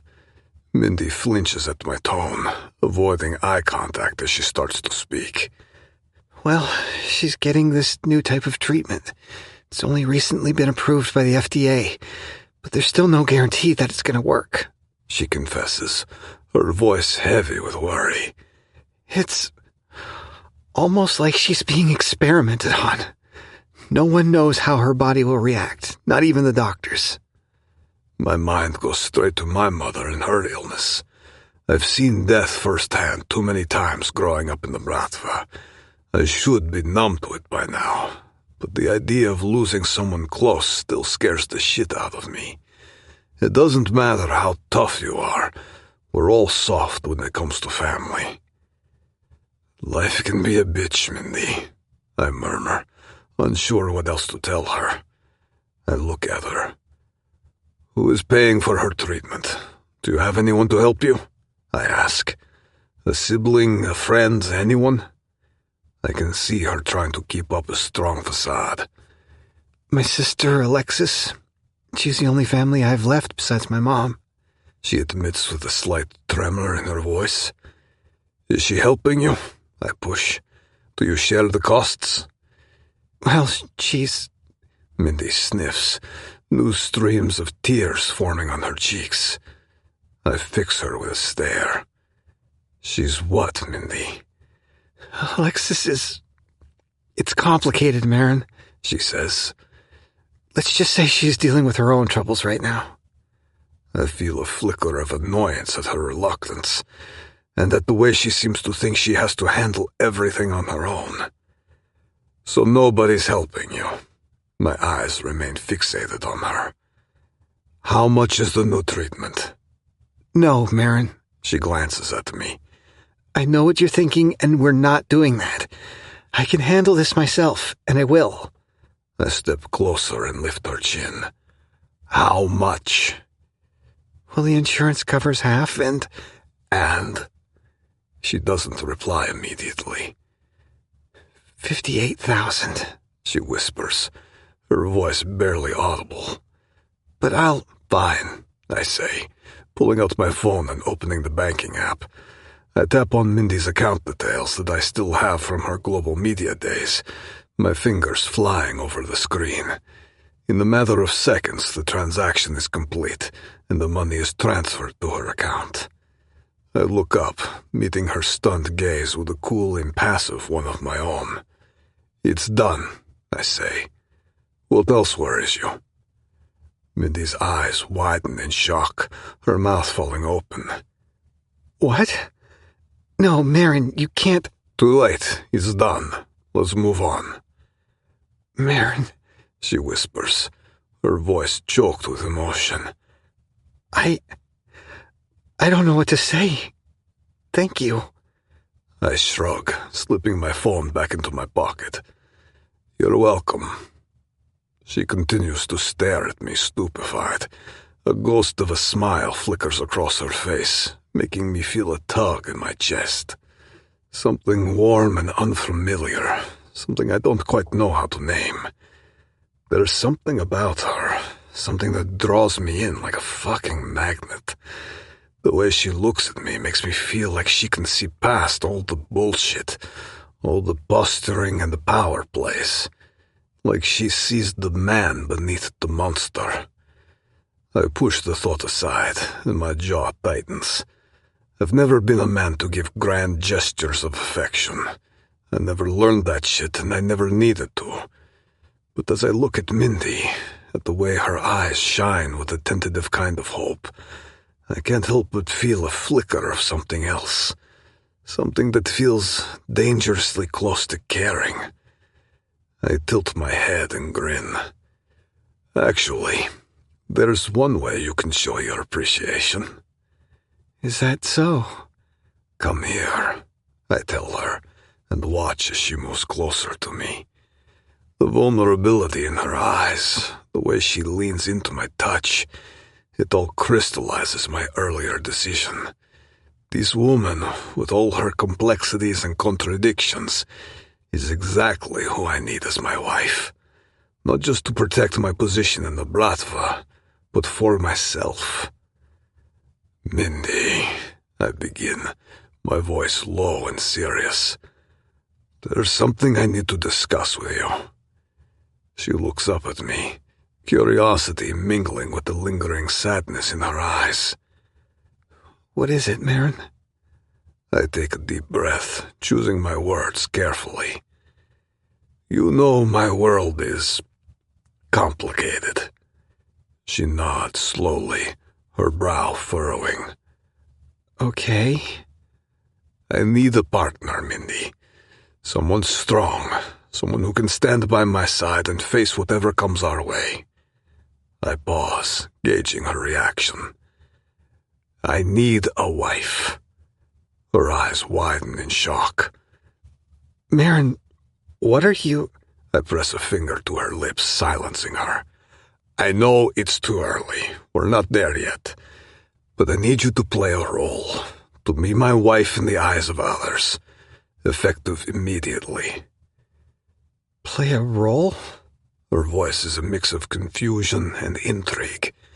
I nod, allowing a smile to play on my lips. Think of it as practice for what will come later. Her breath catches, and I can see the wheels turning in her mind. And what exactly does this practice entail? I lower my voice to a seductive murmur. That's what I'm about to show you. Without warning, I capture her lips in a hungry kiss, pouring all my pent-up desire and newfound determination into it. The day is still young, and we have all the time we need to explore our new arrangement. Chapter 25. Maron. Mindy suddenly breaks the kiss. She steps back, looking up at me with an all-serious expression. One moment we're devouring each other, losing ourselves in the heat of the moment. The next, she is stepping away from me. It is a stark shift that leaves me breathless and confused. I need to ask you something, she says. I furrow my brow, not sure what got into her. Ask, I reply. What is the Bratva to you? I'm caught completely off guard by the unexpected question. None of the women I've been with have ever asked me anything like that. All they cared about was if I liked their new outfit, or where we were going for dinner. And of course the inevitable, when are we getting married? But the Bratva, that's a different story. My mind scrambles, searching for any clue that might explain where she got this from. How does she know about the Bratva? I don't think I ever mentioned it to her. No, I'm sure I didn't. The fact that I'm the leader of one of the most feared organizations in the criminal underworld isn't exactly the kind of thing you casually tell people about. I overheard you and Pavel talk about it, she adds, noticing the confusion on my face. So I Googled it. I know what the Bratva is, Maron. My question is, what is it to you? Yeah, I wasn't planning on explaining this to her, at least not right now. It's been a long fucking day, and all I want is to take her to the bedroom and fuck her until we're both spent, not to explain to her how I'm involved in the Bratva and what that means. But the intensity of her gaze doesn't waver, silently demanding an answer. Well, fuck it. If I'm going to take her as my wife, I might as well start playing with open cards. It's not like I can hide this from her forever. I don't know what's on the internet, I begin, watching her expression closely. But the Bratva is the Russian Mafia. I need to tread carefully around this topic. The last thing I want is to scare her. I know that, she says. Why does it matter to you? She meets my gaze with a mix of determination and concern, her eyes continuing to search mine for answers. Because I was born into it, I tell her, keeping my eyes locked with hers. When my father died, I became the head of the Bratva, the Bakan. I pause, giving her a moment to process my words. You're the head of the Bratva? Da, I nod, taking a step closer to her. Despite my initial fear that this might scare her, she doesn't back away. Her arms linger at her sides, tracing the smooth curve of her hips. And that means I have certain obligations to fulfill, I tell her. One of those obligations is to find a wife and have an heir. A wife, she repeats, licking her lower lip, seemingly processing my words. Da, I tilt my head, and I've already found the perfect candidate. She looks at me, her smile faint. And who is your candidate? I lean closer to her and cup her face. Don't pretend you don't know it, Lichishka, I whisper against her lips. It's you. She looks taken aback. Do you truly mean that, Maron? She asks, searching my gaze. Yes, I say firmly. I've never been more sure of anything. And why me? I'm getting a little annoyed with all the questioning. I don't want to talk about this more than what's necessary. I'd much rather show her my intentions by claiming her and making her mine. I gently hold her face again. Because I said so, I say curtly. I told her what she needed to know, and I have no desire to waste more time talking about this.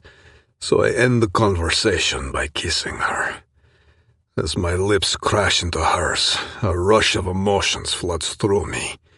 In that moment, I forget about the dangerous world I come from, the obligations that weigh on my shoulders, and the secrets I keep hidden. All that exists is the warmth of Mindy's touch, the taste of her lips, and the undeniable connection we have. And relief.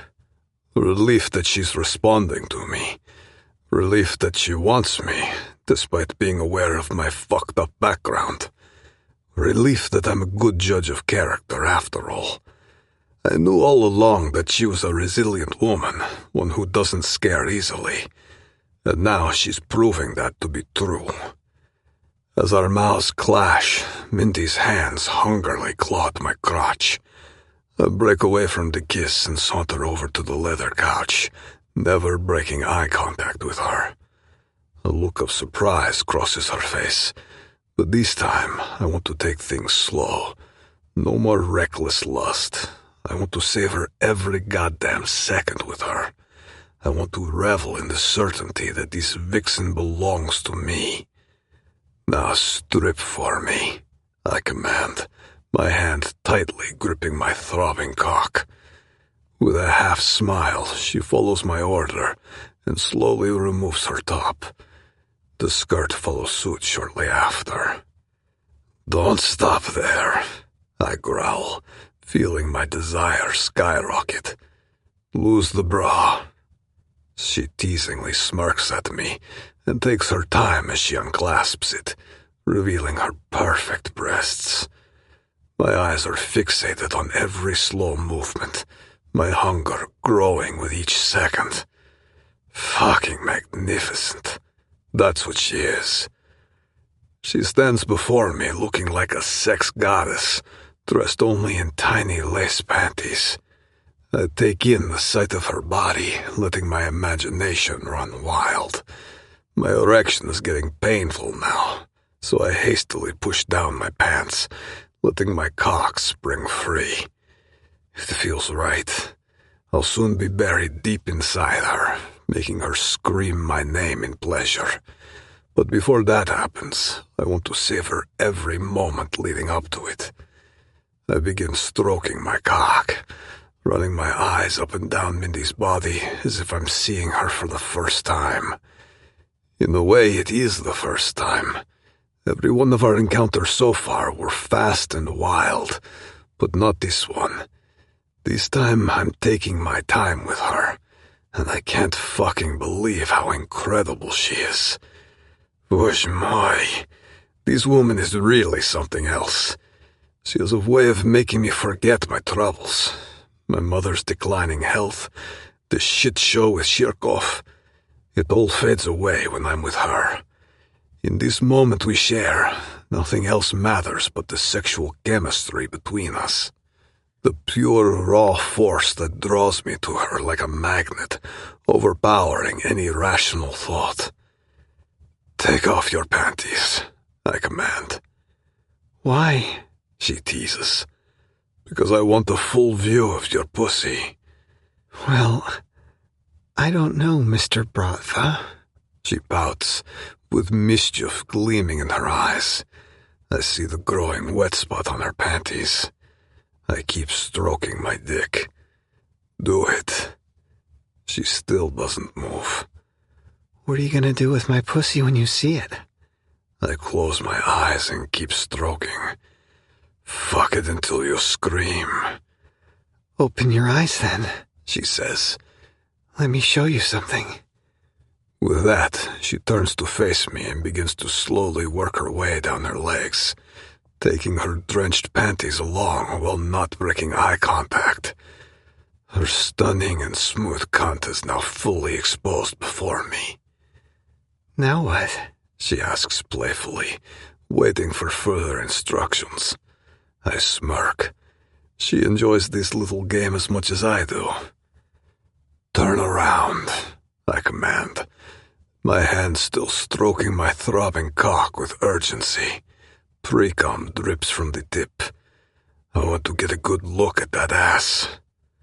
With a sultry smile, Mindy turns, giving me a full view of her shapely ass. If I was a weaker man, I'd spill into my palms right now.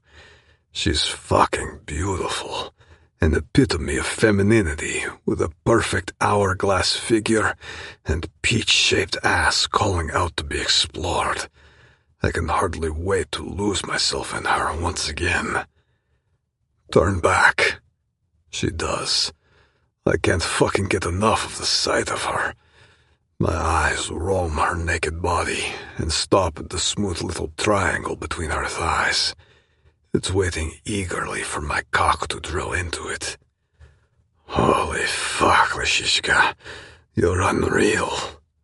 My primal instincts scream at me to ravage her. I've never wanted anyone this badly before. My hands are trembling as they reach for the impeccable curves of her body, like an addict battling withdrawal symptoms. Come here, I command. She obeys, climbing onto the sofa with her eyes fixated on me. Lie down, I growl, and she eagerly follows my order.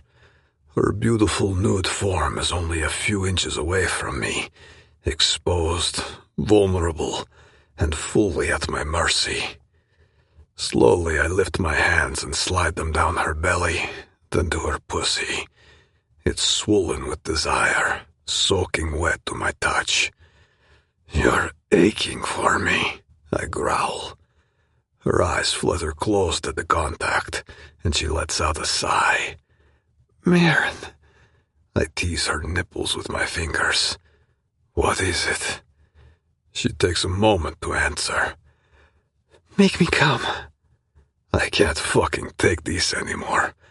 Without a word, I spread open her slick lips and seek out the delicate bundle of nerves nestled there. Her face is a canvas of raw desire as I begin to tease and taunt her with my fingertips. Her body writhes and bucks under my touch. She moans. You're better than any toy I've ever had. She spreads her thighs wider, begging for more.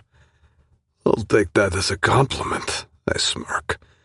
Do you pleasure yourself often? I ask, continuing to stroke her clit. Yes, she confesses with a sigh. It was my only way to find release, until I met you. Pathetic, right? My mind immediately drifts to Maurice. Looks like he butchered his shot with this woman in more ways than one, which suits me just fine. I guess we'll have to fix that, I growl. With that, I plunge 2 fingers inside her. I rub and massage the walls of her pussy and use my thumb to caress her clit in slow circles until she's panting and gasping for more. You like that, Lishishka? I ask, barely able to contain my own desire. Oh, fuck, she pants. Yes, just like that. Oh. The tension in her body mounts, and I can feel her climax building. Her muscles strain, and her thighs are starting to shake. I hungrily lean in towards her, my lips tingling with anticipation as I press them firmly against her dripping pussy. My desire to ravage her consumes me as I plunge my fingers into her relentlessly, each thrust bringing us both closer to the edge of ecstasy. Yes, fuck, she pants. Hard, just like that. She cries out as I push her closer and closer to the edge, determined to break her with pure sensation. Come for me, Lishishka, I growl. And then it happens. She shatters in my arms, her entire being trembling and convulsing with the force of her orgasm. Watching her lose control fuels a sadistic urge within me. That perfect pussy deserves more than just fingers. It needs a real man. It needs me. My cock throbs painfully now, aching to spill its seed into her. I can no longer contain the overwhelming need to have her. Every fiber in my being is urging me to bury myself deep inside her and feel her walls clench around me as we both explode. I'm going to fuck you now, Mindy, I tell her, not giving her time to come down from her high. With a primal groan, I drop down between her legs, position myself above her, and thrust into her with brute force. Our naked bodies collide in a frenzy of desire as I begin to pound into her relentlessly. Maron, Mindy screams, her voice raw with animalistic pleasure. Fuck me hard. Yes. You like this, don't you? I pant, the pleasure starting to overcome me. You like my cock drilling into you? Fuck. Yes. She gasps. I love your cock, Maron. She's struggling to speak through the waves of ecstasy. Her words drive me wild, and I begin to feel her inner walls clenching around me, sending us both toward the edge. But I'm not done yet. I keep pummeling into her like a man possessed, marveling at how fucking responsive she is. Mere minutes after her first orgasm, she's ready to come again. She bucks, writhes, the walls of her pussy spasming wildly as she engulfs my cock. My body tingles from head to toe as she rakes her nails down my back, igniting a mix of pain and pleasure, pushing me closer and closer to the brink. I gasp, sinking lower until I'm lying on top of her. Her hands tangle in my hair as she pulls me down, burying her face in my chest. Can you feel? Thrust. How deep? Thrust. I'm inside you. I pant. How badly? Thrust. I want. Thrust. To come. Thrust. Inside you. I thrust again. I grind into her even harder, unable to control myself any longer. The mirror on the wall gives us a perfect view of our bodies entwined in passion and fueling our desire even more. Oh, please, Maron. Mindy moans, bucking her hips against mine. I thrust relentlessly, determined to give her everything she craves and more. We are both lost in each other, completely consumed by the intensity of our shared passion. I tighten my grip on her, while my other hand pulls her hair as I thrust deeper and harder into her until I'm sure she can't take it anymore. And then it happens. She tenses, her eyes roll up, and her thighs begin to shake, signaling that she's about to explode. "You're mine," I growl. "Do you understand?" Mindy's grip tightens. "Yes," she pants. "Fuck, yes. I'm yours, Maron." "Then fucking prove it." I keep fucking her. "Come for me, Leshishka." "I'm coming. Oh, please, Maron. She can't finish her sentence because relief comes crashing over us like a tidal wave, taking us with it. "You're fucking mine, Leshishka." I roar through a haze of pleasure, spilling into her like a fucking fountain. Her cum mixes with mine. Our bodies quiver from the intensity of our shared climax, and I find myself struck by the depth of my feelings for this woman. It's fucking terrifying to think about. "I want you forever," I growl in her ear as we both come down, immediately wishing I could swallow back those words. But I can't. They're out. Maybe it was just the sex hormones that made me say that. Maybe I'm scaring her more than I'm scaring myself. But deep down, I know our connection has reached a whole new level. "I need a shower," I say, after I finally manage to catch my breath. Several minutes after we reached our peak, we're still tangled in each other. "You know where the bathroom is?" Mindy says lazily. "No, I don't." She turns her head towards me. "You know exactly where the bathroom is." "I have a short memory," I smirk. She looks surprised for a second, but then the penny drops. "I want you to show me," I say, gently biting her earlobe. "I want to continue what we started." I don't have to tell her twice. She giggles, stands up, and follows me to the bathroom, with a mischievous grin on her face. Mere moments later, we're both under the hot running water, her hands wandering down to my pubic hair, stroking the base of my cock. "I love your dick, Maron," she says. "You're so big and strong." Mindy's a dirty talker, and it turns me on like hell. I take the soap and begin to wash between her legs, feeling her sweet cunt swelling under my rough hands. "And I love your pussy." Fuck, I'm so ready for her again. Her hand glides over my body, lingering on my ass before moving back to my cock. I can feel the electricity coursing through me as she kneels down. "I want you in my mouth," she moans, and I feel myself harden immediately. Her kisses trail down my abdomen, teasingly dipping into my navel before grazing along my happy trail. "Then what are you waiting for?" I growl out in pleasure. Looking up at me, she takes me slowly into her mouth. I close my eyes and let myself be consumed by the sensation. At this moment, the only person that exists for me is Mindy, and her lips around my cock. Her head bobs up and down, taking me deeper with each movement. My hands find their way into her hair, pulling it back so I can fully appreciate the view of her sensuous lips wrapped around me. I clench my buttocks, pushing my hips up in search of more depth. "Fuck, that feels amazing," I exclaim as I lose myself in the rhythm of her mouth. "Bоже mой."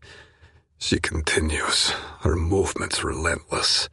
My cock is throbbing, desperate for release, but I refuse to spill my seed into her throat, because once that happens, this euphoric moment will be over, and I'm not ready for that. I want it to last. I know that right now, being here with Mindy in the shower and sharing this experience of mind-blowing pleasure is exactly where I belong. An eternity would not be enough to savor this sensation. So I hold back, battling the urge to release myself all over her supple body. As if reading my mind, she releases my cock and looks up at me. "Come inside me," she pants, her eyes burning with desire. She doesn't need to ask twice. With a primal groan, I pull her up against the wet wall, take her leg in my hand, and thrust into her. My mind is overtaken by an animalistic urge, and I begin fucking her again, pushing my length deeper and harder into her, until we both reach the brink of ecstasy. It takes less than 2 minutes for her to scream my name in pleasure once again. Her walls spasm against my dick, and I can feel her hot cum engulf the base of my cock. It's all it takes to make me spill into her all over again. Holy Mother of God! I can't believe this woman. I can't believe how wildly her body responds to me every time. How I can make her come again in less than 5 minutes after we finished fucking. Maron, She pants against my bare skin. I've never had sex under the shower. I don't say anything. Still tangled together, we wait for our bodies to cool and catch our breath under the warm water. I stroke her breasts and kiss her neck, feeling intoxicated by the rush of possessiveness flowing through me. I know then that I never want to let her go. She's mine forever. Driven by a sudden idea, I lift her in my arms and carry her to the bedroom. I lay her down on the bed and watch as her sensual body spreads out over the bedsheet. Still reeling from the force of our encounter, I lay down next to her. We lie there for many minutes, maybe even an hour, with our bodies intertwined, basking in the afterglow of the passionate sex marathon we just had. As I lay there, my mind drifts into uncharted territory, a place in my fucked up head I haven't explored before. It's as if my soul fled my physical body, and I'm observing us from above. Strange sensations arise and fade, emerging from the depths of my subconscious. Longing, passion, and a mixture of feelings that I struggle to label. Is this what they call romantic love? What the fuck are you thinking, Dolboyev? I'm brought back from my wandering thoughts by the feeling of soft hands tracing lazy patterns on my chest. There is something you said the other day that stuck with me, Mindy says softly, breaking the comfortable silence between us. I turn to face her.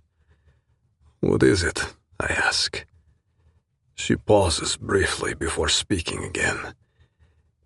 You said you had a daughter, she says. My body tenses up. Yes, I say curtly.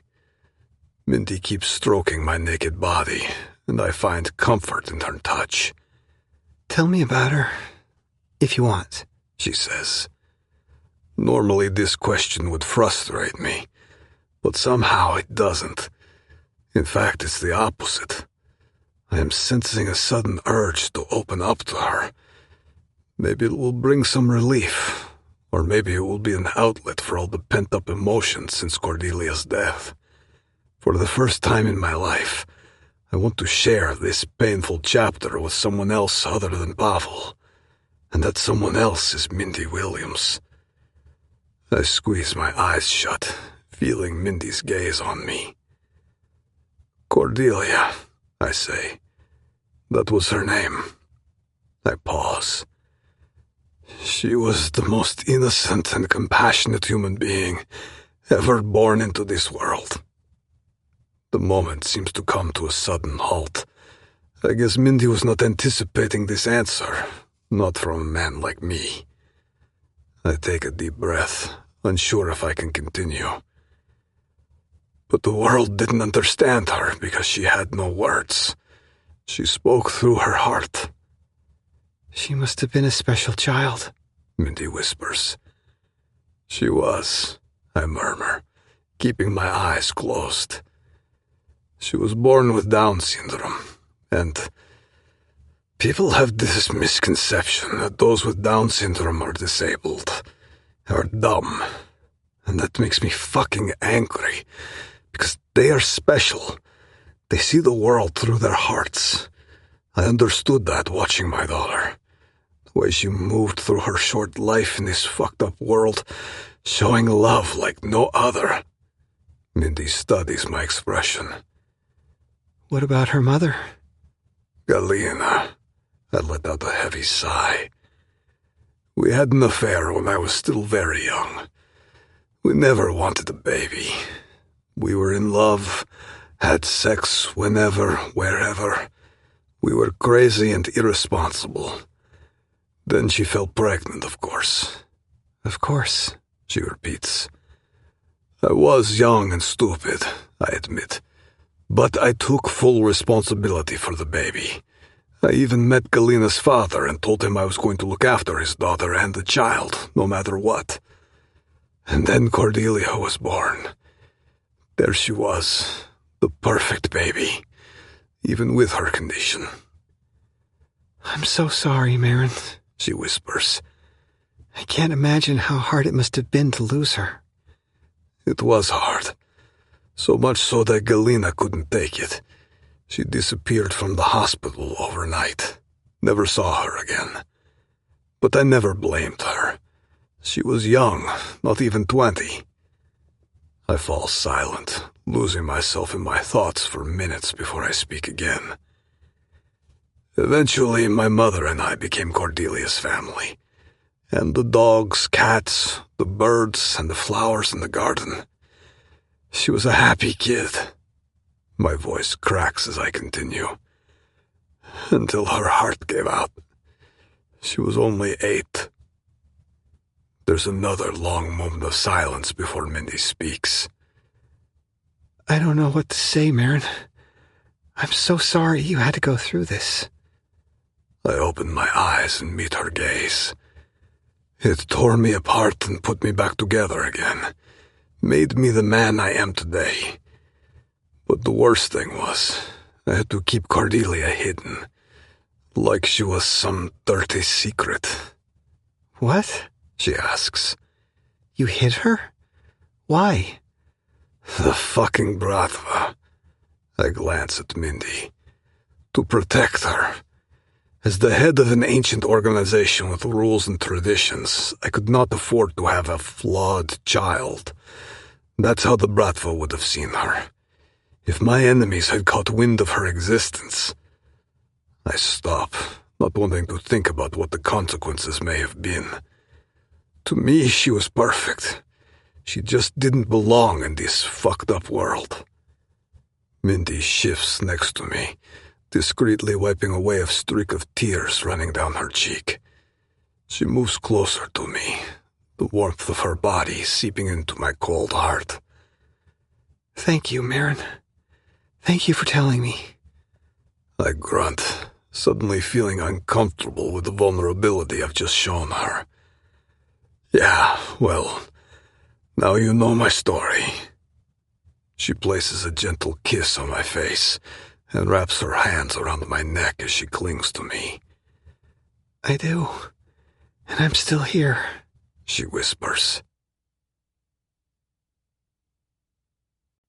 Chapter 26. Mindy.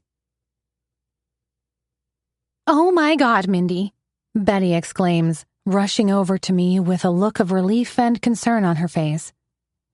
I have just entered our shared apartment after returning from the trip Maron and I took to Moscow. Where the hell have you been? What happened? Shit. The desperate attempt to call Betty before I was forced into Maron's car must have given her a scare. I texted her to calm her down before Maron's jet took off, telling her that I'd be away for a couple of days. But I guess I was a little vague. No wonder she was worried. I need to do better next time as a friend and tell her about my whereabouts. I'm sorry, Bets, I tell her, feeling guilty. I didn't mean to worry you. I'll communicate better next time. She frowns. Something is going on with you, Mindy. I can see it on your face. I know you too well. I take a deep breath, feeling the weight of the last couple of days crashing down on me. I set my bags down and collapse onto the couch. I am really sorry. It was just a very intense couple of days. Betty plops down next to me and her eyes widen with excitement as she takes in my outfit. I bet. I mean, look at the stuff you're wearing. That pullover is to die for. She gives me a playful nudge. It's quite the upgrade from our thrift store days. Her gaze drifts down to my shoes. And those heels? Holy shit, Mindy. Did you win the lottery or rob a bank? I pause, nibbling on my lip. I know I have some explaining to do, but where do I even start? Do I tell her about getting kidnapped? Or dining like royalty and feeling sparks fly with a guy I barely know?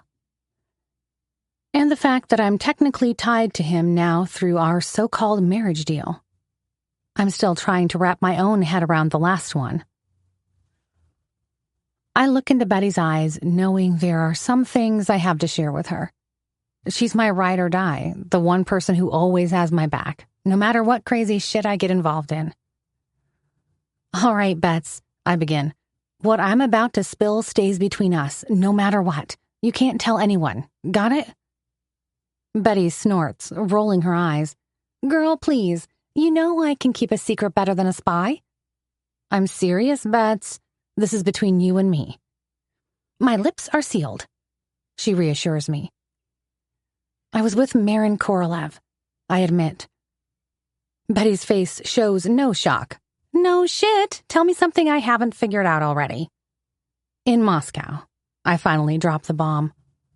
Betty's jaw drops. In Moscow? Like, in Russia, Moscow.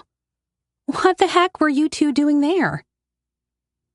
I take a deep breath, my cheeks flushing as I meet Betty's curious gaze. My friend leans forward, her eyes widening with a mix of concern and anticipation. What, Mindy? Did he hurt you? I shake my head quickly, my blush deepening. No, nothing like that. It's just, well, the way he took me to Moscow, it was like something out of a crap movie, except it was true.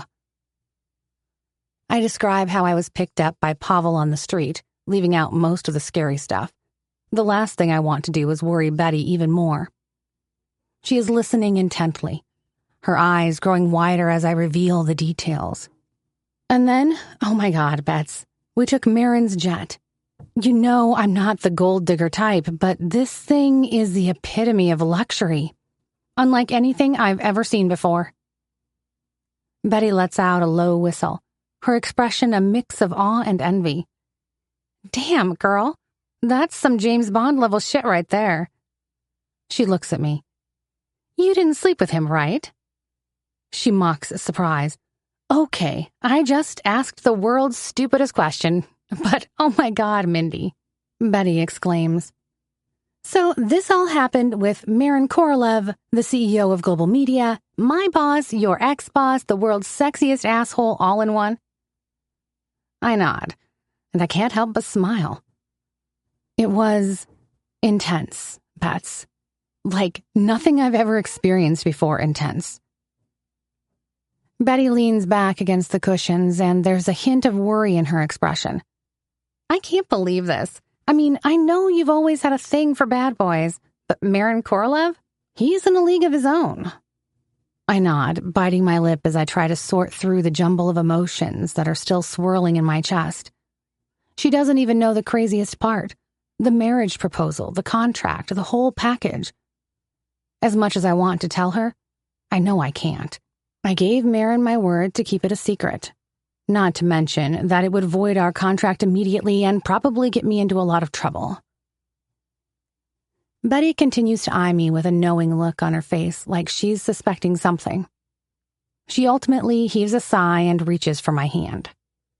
Look, Min, if you want this guy, I understand. Hell, I wouldn't be able to resist his charm either. But just be careful, okay? There's just something about Maron Korolev. Something that worries me. My heart skips a beat at her words. I glance up at Betty. What do you mean? My friend pauses, fidgeting with her fingers. She appears to be weighing her words carefully before she speaks.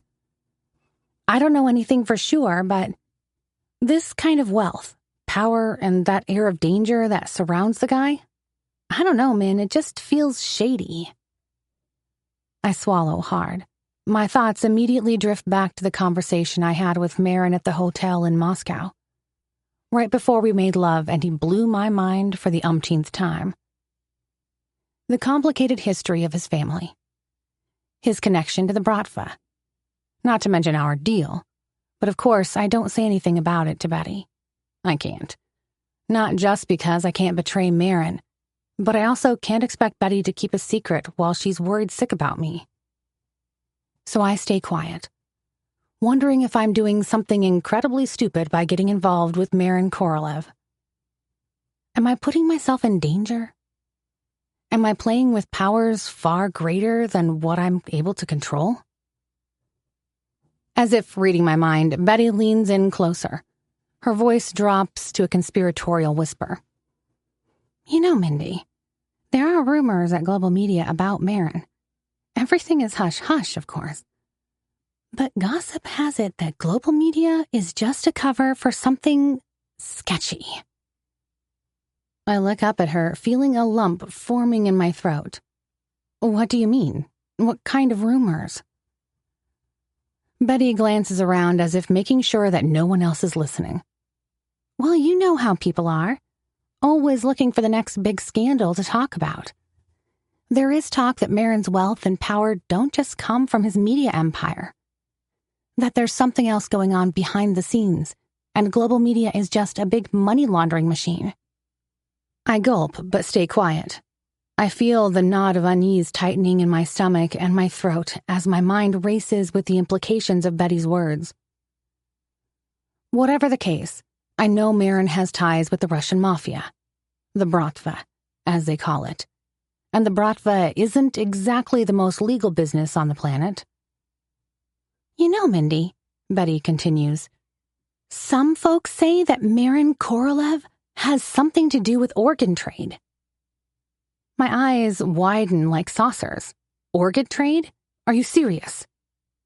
Betty nods. You remember Ethan from HR, right? The one who was on medical leave for almost a year? I nod slowly, my brow furrowing as I try to recall the details. Yeah, I remember. He had some kind of kidney disease or something, right? Betty leans in closer, her voice dropping to a conspiratorial whisper. That's right.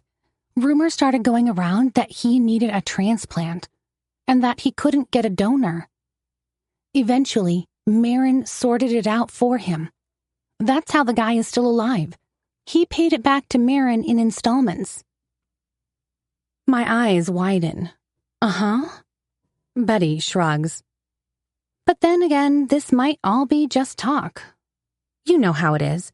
People love a good conspiracy theory. Maybe it was nothing but a favor for a loyal employee. Whether Maron did Ethan a favor or not, there's still a knot in my stomach. Knowing that Maron was born into the Bratva, I can't help but think that there's an element of truth to Betty's gossip. If Maron is really involved in organ trade, what other shady stuff could he be into? Drugs, guns, human trafficking? How does he pay for all his expensive suits, his limo, and that fancy flying apartment? My hands are trembling slightly as I meet Betty's gaze. Thanks for telling me, Bets. A part of me wants to believe that it's all just gossip. Maybe it is, but you're right, I gotta be more careful. Betty grabs my hand, giving it a reassuring squeeze. Good. I mean, I know the guy is hot as hell and everything, but you mustn't let that cloud your judgment. He's a freaking billionaire, and that's a world you and I know very little about.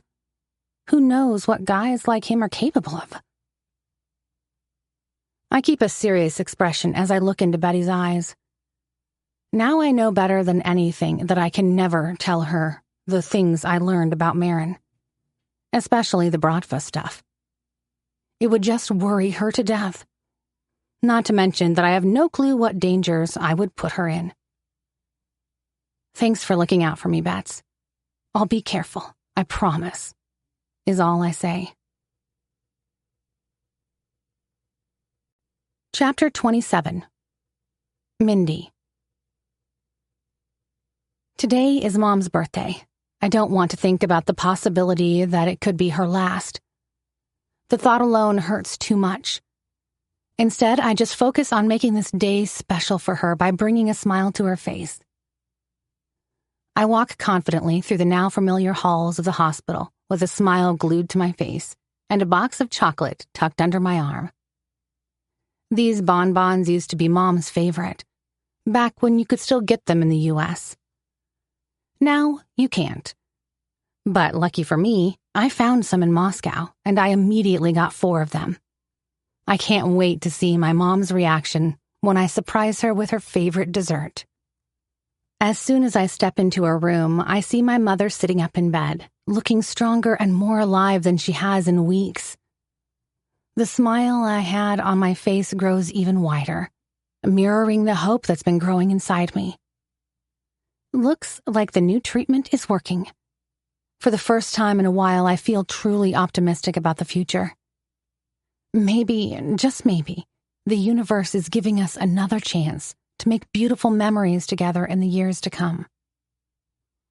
Happy birthday, Mom, I tell her, accompanied by a big smile and a hug. But as I take her in my arms, I notice a significant weight loss in her. My beautiful mother, who always carried a few extra pounds, is now skinny and frail.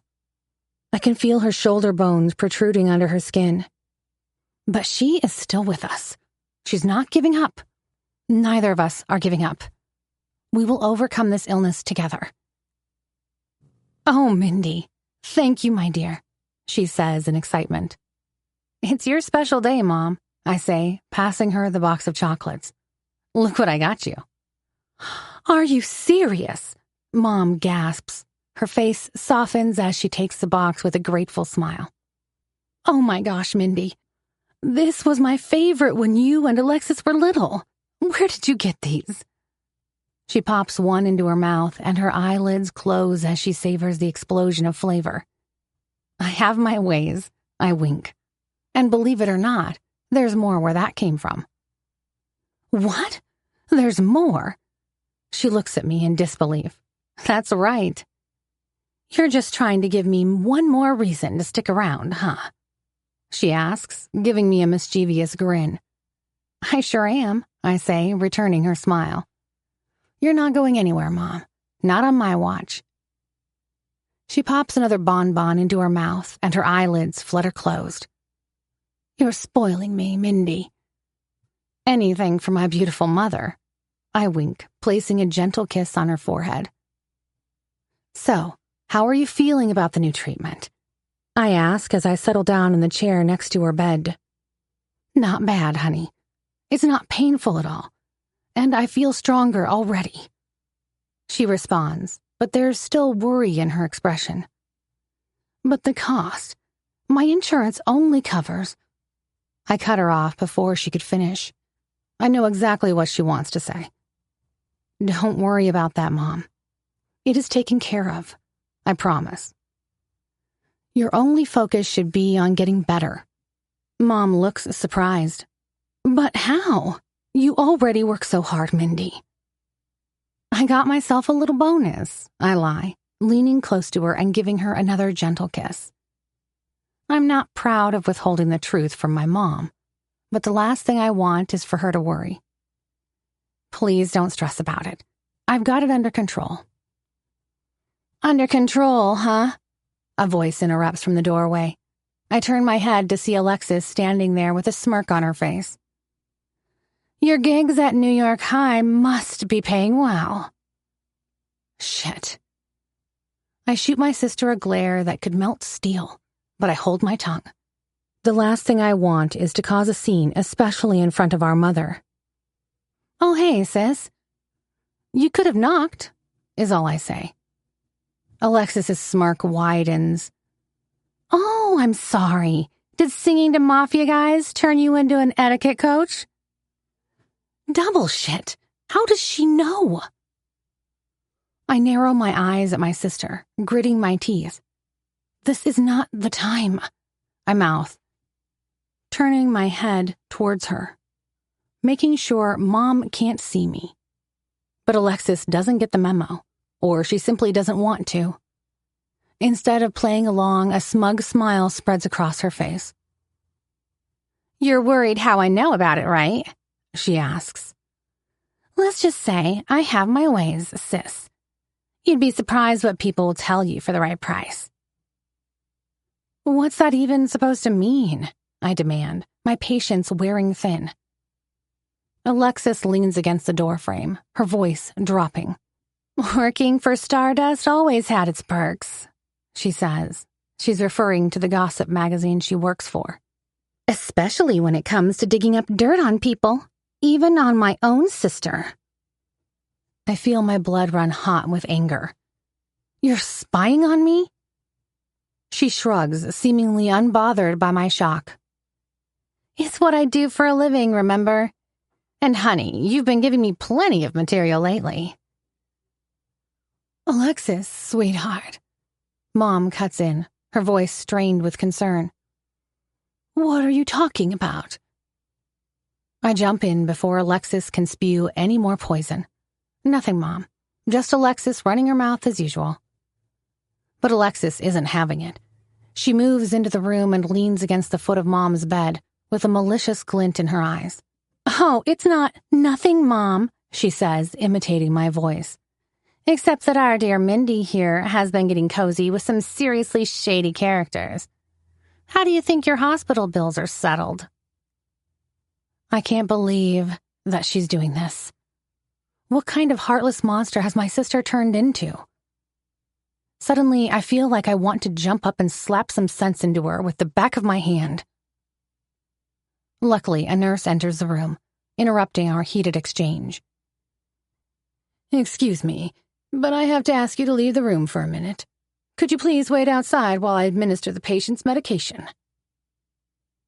Alexis and I both nod, but as we make our way into the corridor, the tension between us is still palpable. As soon as we're out of earshot, I whirl around to face my sister.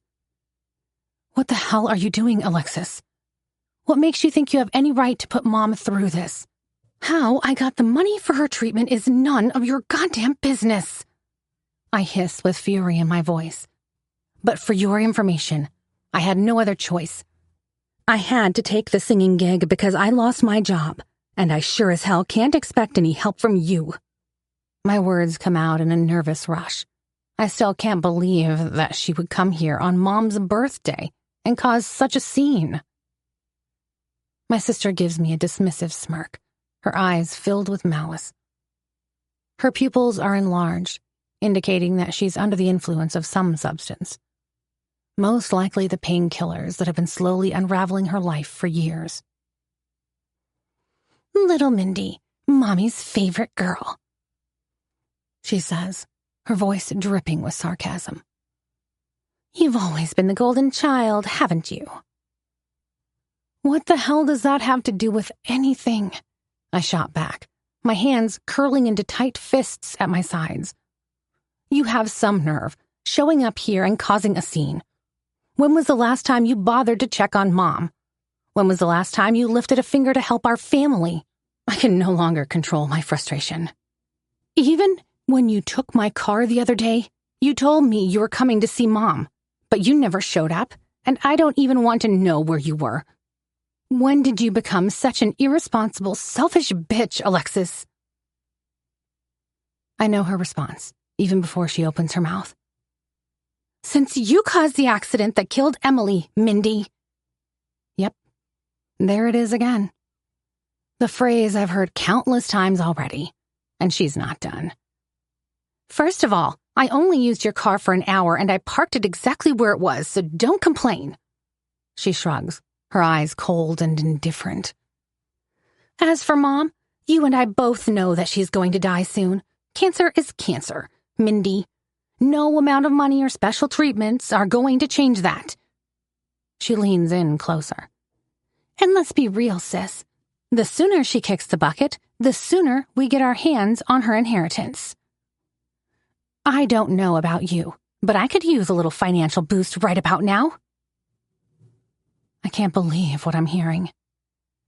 I stare at Alexis in horror, unable to comprehend the words that come out of her mouth. Is this cold, calculating monster really my sister? The sweet, innocent girl I used to play with, the one who looked up to me with such love and admiration. I don't even recognize the woman I'm looking at. I can't believe what's become of you, Alexis. I stutter, disgusted. What happened to my sister? The Alexis who cared about something other than money and her next fix. Alexis laughs, a harsh, bitter sound that echoes off the hospital walls. Oh, grow up, Mindy. That Alexis is long gone. You killed her, along with Emily, in the accident you caused. This is all your goddamn fault. There we are again. Back to square one. She takes a step closer, her eyes glinting with a malicious sort of glee. Get this, Mindy. This is the real world, and in the real world, you do what you have to do to survive. And if that means waiting for our dear mother to finally check out so I can get my hands on my rightful inheritance, so be it. I feel like I'm going to be sick. I still can't believe what I'm hearing. This cruel, cynical, evil creature my sister has become is worse than anyone I ever encountered. You're a monster, I whisper, my voice trembling from the shock. A heartless and selfish monster who has no right to be a part of our family. What family? The one you destroyed? I don't even bother responding. Even if I did, it wouldn't change anything. It's a circular conversation that does not lead anywhere. Alexis just smirks, seemingly unaffected by anything I told her earlier. Maybe I'm a monster, Mindy. But at least I'm not a hypocrite like you. At least I'm honest about my actions instead of pretending to be a saint while selling myself to shady characters in NYC High. She leans in close, her breath hot and sour against my face. Face it, Mindy. You're no better than me. You're just better at hiding it. We both know you sell your pussy to mobsters. With that, she turns on her heel and stalks off down the corridor, leaving me alone with my thoughts and a sickening realization. A realization that maybe, just maybe, she's right. Because as much as I want to believe that I'm doing all this for the right reasons, that I'm just trying to take care of my family and keep my mother alive, I know there's another part of me that's drawn to the thrill of the forbidden. Especially if that forbidden is called Maron Korolev. But right now, that doesn't matter. I watch Alexis storm off, her venomous words still ringing in my ears. For many moments, I can't move. I can't even breathe. How is it that my sister always knows exactly what to say to make me feel even more guilty? To twist a knife in me where it hurts the most? I lean against the wall, my heart pounding so hard I'm sure it's audible from 2 rooms away. I know I can't go back to Mom like this. I can't let her see how shaken I am. So I take some deep breaths in an attempt to calm myself down. I focus on the steady beep of the machines coming from the hospital rooms and the distant chatter of the nurses. Anything to ground me in the present moment. After a few minutes, I feel a bit more composed. I straighten my shoulders, plaster a smile on my face, and make my way back to Mom's room. Did the nurse do her checks, Mom? I ask, trying to keep my voice light and cheerful. Mom nods, but I can see unease in her eyes. Yes, sweetheart. But what was that with Alexis? Is everything all right between you two? I swallow hard, fighting back the tears that have been threatening to spill over ever since my sister arrived. Nothing serious, Mom, I say, forcing a reassuring smile. Just a little sibling battle. You know how it is. And where is she now? Mom asks. I clear my throat. She had to leave. I'm sure she'll be back later. The lie nearly hurts physically, but I can't bear to add to my mother's stress right now. She has enough on her plate, and the last thing she needs is to worry about our messed up family dynamics. I walk over to her and lean down, pressing a gentle kiss to her temple. Get some rest, Mom. You'll need your strength for the next treatment. I'll check back tomorrow, okay? She nods, her eyelids already drooping with exhaustion. All right, sweetheart. Thank you for being here, for everything you do for me. I don't know what I'd do without you. I have to blink back the tears that still sting my eyes. Just a few more minutes, and I can cry in the car. I love you, Mom, more than anything in this world. I love you too, Mindy, always and forever. With one last squeeze of her hand, I turn and make my way out of the room, my heart heavy with the weight of all the secrets and lies that are piling up around me. As I walk through the hospital corridor, I can't shake the feeling that things are starting to spiral out of control.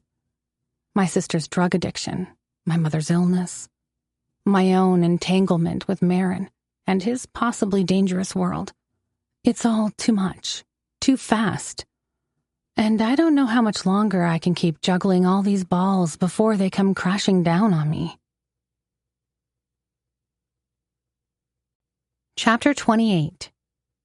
Mindy. Finally, home sweet home. I shut the door behind me and kick off my shoes. I'm still feeling drained from the crazy showdown with Alexis, and I know it's not going away anytime soon. After leaving the hospital, I cried in the car for about 20 minutes straight. I'm probably going to do some more crying later. Emotionally exhausted is an understatement for how I'm feeling right now. As soon as I make my way into the living room, I see Betty with a look of deep concern on her face. She takes one glance at me and frowns, her forehead scrunching up. "What the heck happened, Mindy?" she asks. "You look like you saw a ghost."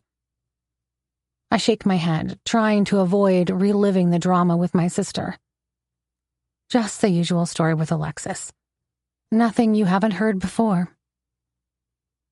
I let out a sigh. But at least Mom is doing better. Her new treatment seems to be working. Thank goodness, Betty smiles.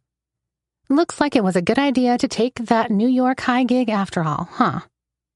I give a silent nod. She has no idea that the latest treatments are paid for by Maron and not NYCI. It's probably best to keep it that way. I walk into the living room and sink into the couch, the weight of the day dragging me down between the cushions. Family drama always makes me feel like crap and leaves me totally exhausted. I close my eyes for a moment, trying to center myself. "Hey," Betty says softly, sitting down next to me. "I know you've had some rough days recently. How about we take your mind off it for a while?" She nudges me gently, a mischievous glint returning into her eyes. "There's something here that will cheer you up." I open my eyes, curiosity piquing despite my fatigue. "What do you mean?" Betty grins. "You got another package earlier," she exclaims, pointing to the coffee table. I furrow my brow as my eyes wander to the big, fancy-looking box sitting there. "What is it?" I ask, pushing myself up from the couch. Betty flashes a smile. "I don't know, but it's for you. Looks fancy as hell." I walk over to the package and take a closer look. It's all dressed up in black paper with a shiny silver bow. I touch its smooth surface, feeling a mix of thrill and butterflies in my stomach. It must be another gift from Maron. "Come on, girl, open it already." Betty eagerly nudges me. I glance at my friend as I start untying the ribbon. The paper unravels, and a slick black box is revealed underneath. I remove the lid, and a shriek escapes my lips. I stare at the contents in astonishment. Holy crap! I have to rub my eyes to make sure I'm actually seeing what I'm seeing. The black box is filled with an arsenal of toys that look like they cost a fortune. That's right, that kind of toys. There's a vibrator, fancy silk ties and masks, and even this shiny metal thing that makes my cheeks run red.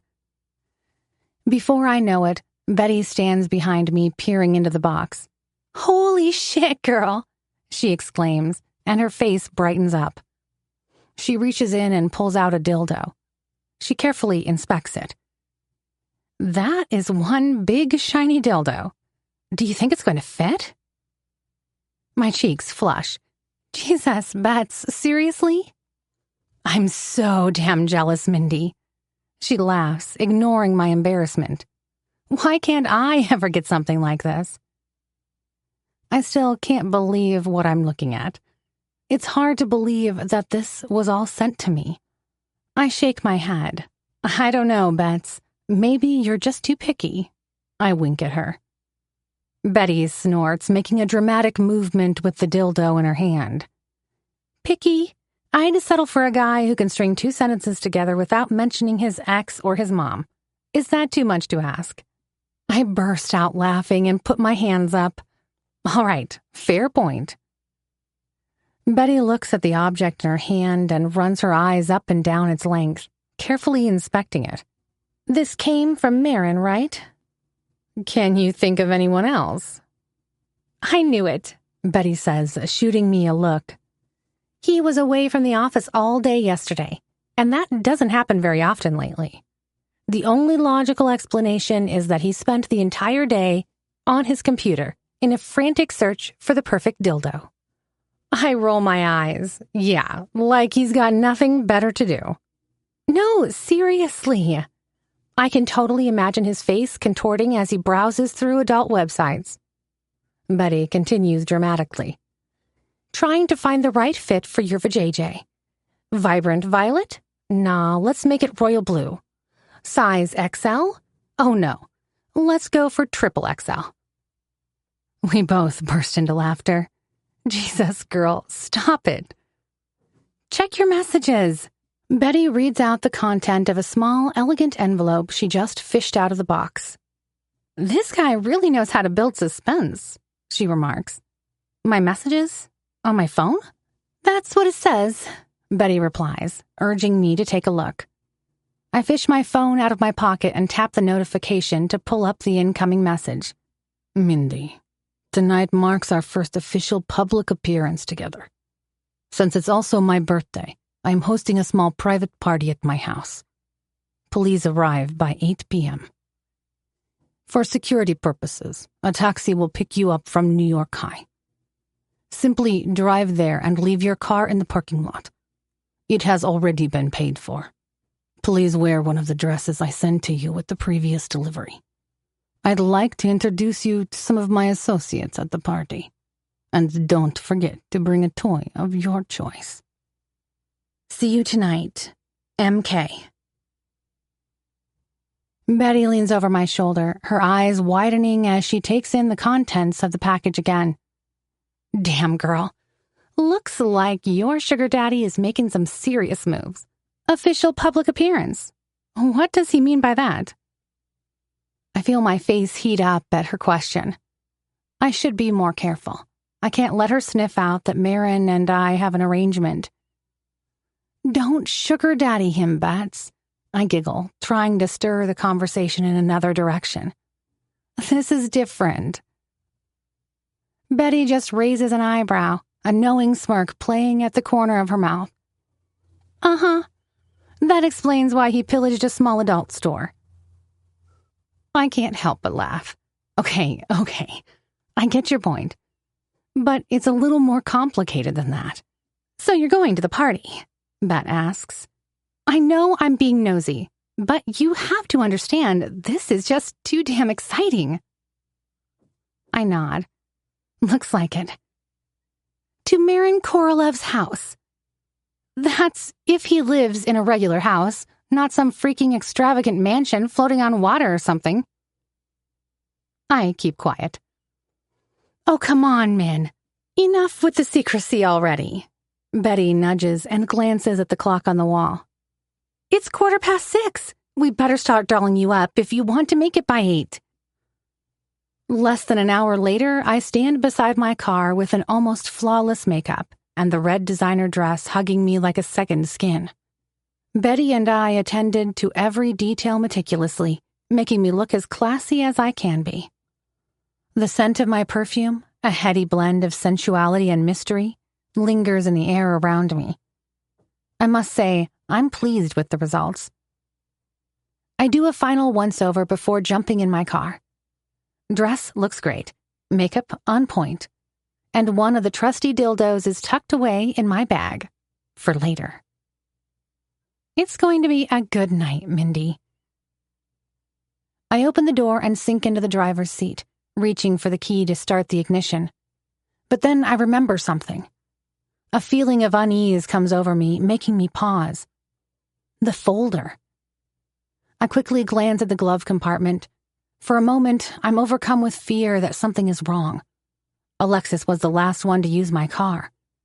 Having to be suspicious of my own sister hurts, but I can't shake it off. What if she opened the folder while she had the car? What if she took it? With trembling hands, I lean over and open the glove compartment.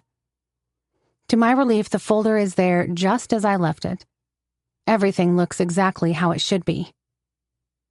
I exhale as I pull the folder out. With slightly shaky fingers, I open it, my eyes scanning the contents. It appears to be in perfect order. The pages are neatly arranged, and my signature is at the bottom. Thank God. I fold up the contract, the paper crinkling under my fingers. I tuck it into my bag, right next to the dildo. The realization almost makes me laugh. It's ridiculous to think about the contents of my purse.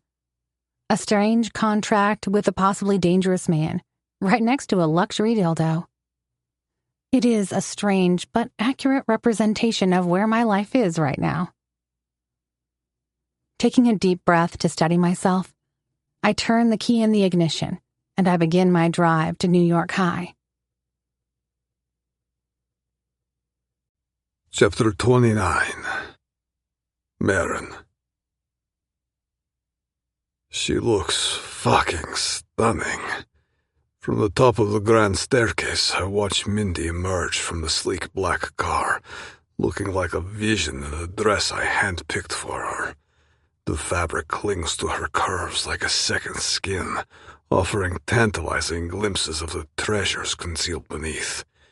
Each step she takes sends arousal through my body, igniting a fire that threatens to consume me from head to toe. My woman. The chauffeur escorts her to the foot of the stairs, and she begins her ascent. The soft click of her heels on marble echoes through the foyer, like a countdown to the moment when she'll be within my reach. It takes every shred of my hard-earned self-control not to bound down those steps, sweep her into my arms, and carry her straight to my bedroom where I can worship her body and fuck her senseless.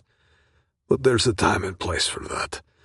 I force myself to wait, to savor this moment of anticipation. As she reaches the top of the stairs, I slip into the role of the debonair host, though my eyes betray my hunger as they devour her form. "You look beautiful, Ishishka," I murmur when she reaches me. A rush of warmth spreads across her face, her eyes sparkling with a mixture of innocence and desire. "Thank you," she whispers, her gaze boldly taking me in my black suit. "You don't look too bad yourself." "You like what you see?" I tease with a smirk.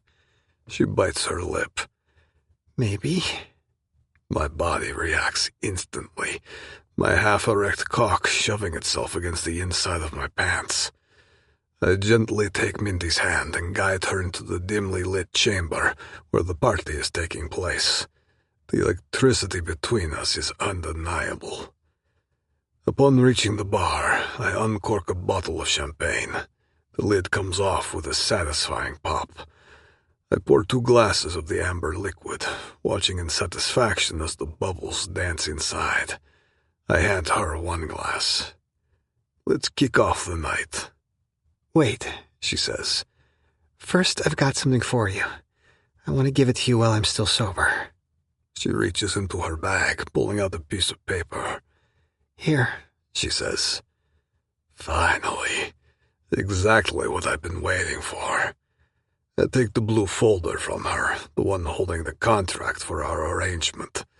I flip it open and look at the bottom where her signature is supposed to be. Miss Melinda Grace Williams, it reads. Good. Better than good. Thank you, I smirk, leaning closer and speaking into her lips. Best decision of your life. I hand her a glass of champagne. To us, I say, and raise my glass in a toast, locking my eyes with hers. To my beautiful wife. She smiles back. I might need some time to get used to the term. She also raises her glass, her eyes never leaving mine. Happy birthday, Maron. We sip the champagne, allowing the bubbles to dance on our tongues. The whole time, all I can focus on is the way Mindy's lips touch the edge of the crystal cup, and the way her throat moves as she swallows the sweet liquid. The same lips will be wrapped around my cock tonight. The thought alone makes me even harder in my pants. I place my empty glass on the table and take her by the hand. Come, I tell her, and lead the way to the dining room where the scent of gourmet cuisine fills the air, mingling with the heady aroma of expensive wines and spirits. This looks amazing, Mindy says when she sees the buffet table. Smells amazing, too. She's not wrong. The chefs have outdone themselves, laying out a feast fit for kings. Every dish is carefully selected to tantalize even the most refined taste buds. There's caviar from the depths of the Caspian Sea, its briny flavors perfectly paired with crisp champagne. Foie gras from the hills of France with a rich and buttery flavor. We also have truffles from the forests of Italy, oozing a scent of earthy decadence. But none of those things compare to the sight beside me. Mindy, dressed in her fiery red dress that clings to her, emphasizing every beautiful curve of her body. I fucking can't take my eyes off her. My desire keeps growing with each passing second. Patience, Doboyev. You've got the whole night ahead of you. As we take our seats at the table, the doors to the dining room swing open, revealing a familiar face.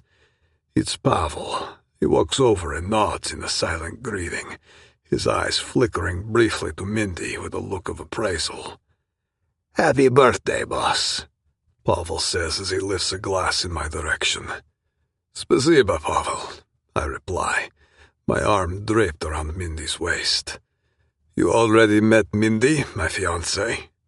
Pavel nods at her, extending his hand to Mindy like a true gentleman. Despite the fact that my second-in-command grew up on the streets, he's doing a decent job at party etiquette. He can behave when I need him to. Behind Pavel, my brother Timofey saunters in, a glass of vodka already in hand. He's flanked by a few of my Bratva comrades. Maron, Timofey booms, clapping me on the shoulder. Happy birthday, Bratok. He looks at Mindy by my side. I see you've brought a beautiful guest to celebrate with us. I grin, wrapping my arm possessively around Mindy's waist. Timo, this is Mindy, my fiancée. Mindy, meet my brother Timofey. It's a pleasure to meet you, Mindy says, smiling shyly. The pleasure's all mine. Timofey's eyes widen. Fiancé? He looks at me. We need to catch up more often, Maron. I feel like I'm missing out on your life. What time is the wedding? Am I even invited? Maybe if you behave well. I smirk at my brother. Timofey lifts his glass to Mindy before looking back at me. You know well, that's not my strong suit. There's a moment of silence before Timofey turns and raises his glass toward the crowd of guests. It's about damn time you settled, Maron, he shouts. We thought you'd never recover after Elena ran off. His gesture is followed by a chorus of drunken cheers and congratulations. Obliodak. My brother can never shut the fuck up. He also has a sixth sense to say the worst possible things at the worst possible times. I chuckle, my grip on Mindy tightening slightly. I was always going to, just needed to find the right woman. Is Maurice coming? Timofey inquires. Sure was me, Timofey. Seriously? I shoot daggers at him. No, I respond curtly. My brother's expression turns serious. Why not? Excuse me, I tell Mindy. Understandably so, there's confusion on her face as she looks at me. She still has no idea that Maurice and I are related. I was going to tell her later, but I wanted her to sign the contract first. Now Timofey is fucking up my entire plan, and I don't like it. I yank my idiot brother aside, making sure Mindy can't see us. Listen, Timo, I purposely left Maurice off the guest list. We had a major fallout over his behavior. He's been acting like an irresponsible asshole. You know he's always been the family fuck-up, but recently he's exceeded his worst self. He has no place here. I thought you two had smoothed things out, Timofey says with eyebrows raised. From what I've seen, Maurice has been on his best behavior lately. Even made an effort to visit Mom. Blad. I need to shut him up before he says something even more stupid in front of Mindy. I lean in closer to his ear. All right, I'll drop the bomb, Timo. Maurice is Mindy's ex-boyfriend. They split up not too long ago because Maurice fucked up. Timofey's jaw practically hits the floor. Holy fuck. Maurice's ex? Talk about a shitty love triangle, Blatok. Whatever, I growl. I don't want Maurice here tonight, you understand? I don't even want him to know about this party. And you better keep your mouth shut unless you want to get your ass kicked. Fuck. Does Maurice know that you're screwing his ex? Timofey shakes his head. Hey, I bark. You keep your fucking mouth shut, all right? Show some respect, especially in front of Mindy. Timofey wheezes at a laugh and he holds up his hands. All right, relax, Bratan. I won't say anything. He motions with his right hand, showing me that he has his mouth sealed. I realize I've been grabbing the neck of his shirt as I was talking to him. I relax my grip and let go of my brother. Giving him a cold stare, I pat his shoulder. That's more like it. As the night drags on and the drinks keep flowing, Mindy's inhibitions start to slip away. Her laughter is louder now, her face flushed with a mixture of alcohol and excitement. And through it all, she remains insanely sexy. As much as I try, I can't stop my mind from being consumed with fantasies about her. I can't wait for everyone to fuck off from my house so I can slam that bedroom door shut and fuck my new fiancée until she screams my name. In a sudden burst of boldness, she leans closer to me, her warm breath tickling my ear. I brought a few songs with me, Maron. I want to sing it for your guests. She chuckles, whispering to me. But mainly for you. Consider it a part of your birthday gift. I raise my eyebrow, intrigued by her idea. A possessive part of me flares up at the thought of sharing her singing with my party guests, especially since we have some pretty prominent Bratva people present tonight. The idea of those fuckers' eyes leering at my Mindy makes my jaw tense. But I also like that Mindy is letting loose. She smiles at me with a mischievous glint in her eye. She's clearly tipsy, and that makes her even more attractive. Maybe I should allow it. It would make it even more satisfying to have her in my bed afterwards, knowing that I'm the only one who can have her. I handpicked the tune just for you, she encourages, trailing her fingers down my chest. Fine, I nod in approval, giving her an appreciative grin. Only a few minutes later, she's walking up to the small stage in the rear of the room, her hips swaying seductively with every step. As soon as the crowd notices her on stage, they fall silent, their eyes glued to her every move. Mindy stands behind the microphone with confidence in her posture. Good evening, ladies and gentlemen, she says, scanning the room before her gaze lands on me. She winks at me playfully. I have prepared a few songs for our host, who also happens to be the man of the hour. She sweeps an arm out, keeping her eyes on me. Then she begins to sing. Music also comes through the speakers, following her low, smoky voice. It comes out as if she's trying to caress the microphone, filled with a raw sensuality that sets my blood on fire. She closes her eyes and lets the music wash over her, her body gently swaying to the rhythm. Holy Mother of God, she is beyond special. I can't take my eyes off her. She almost looks as if she's becoming one with the song, melting into its rhythm.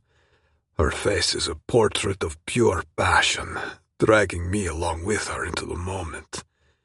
I saw her perform before, but I still can't believe her talent. How is it that my former chief accountant is capable of something like this?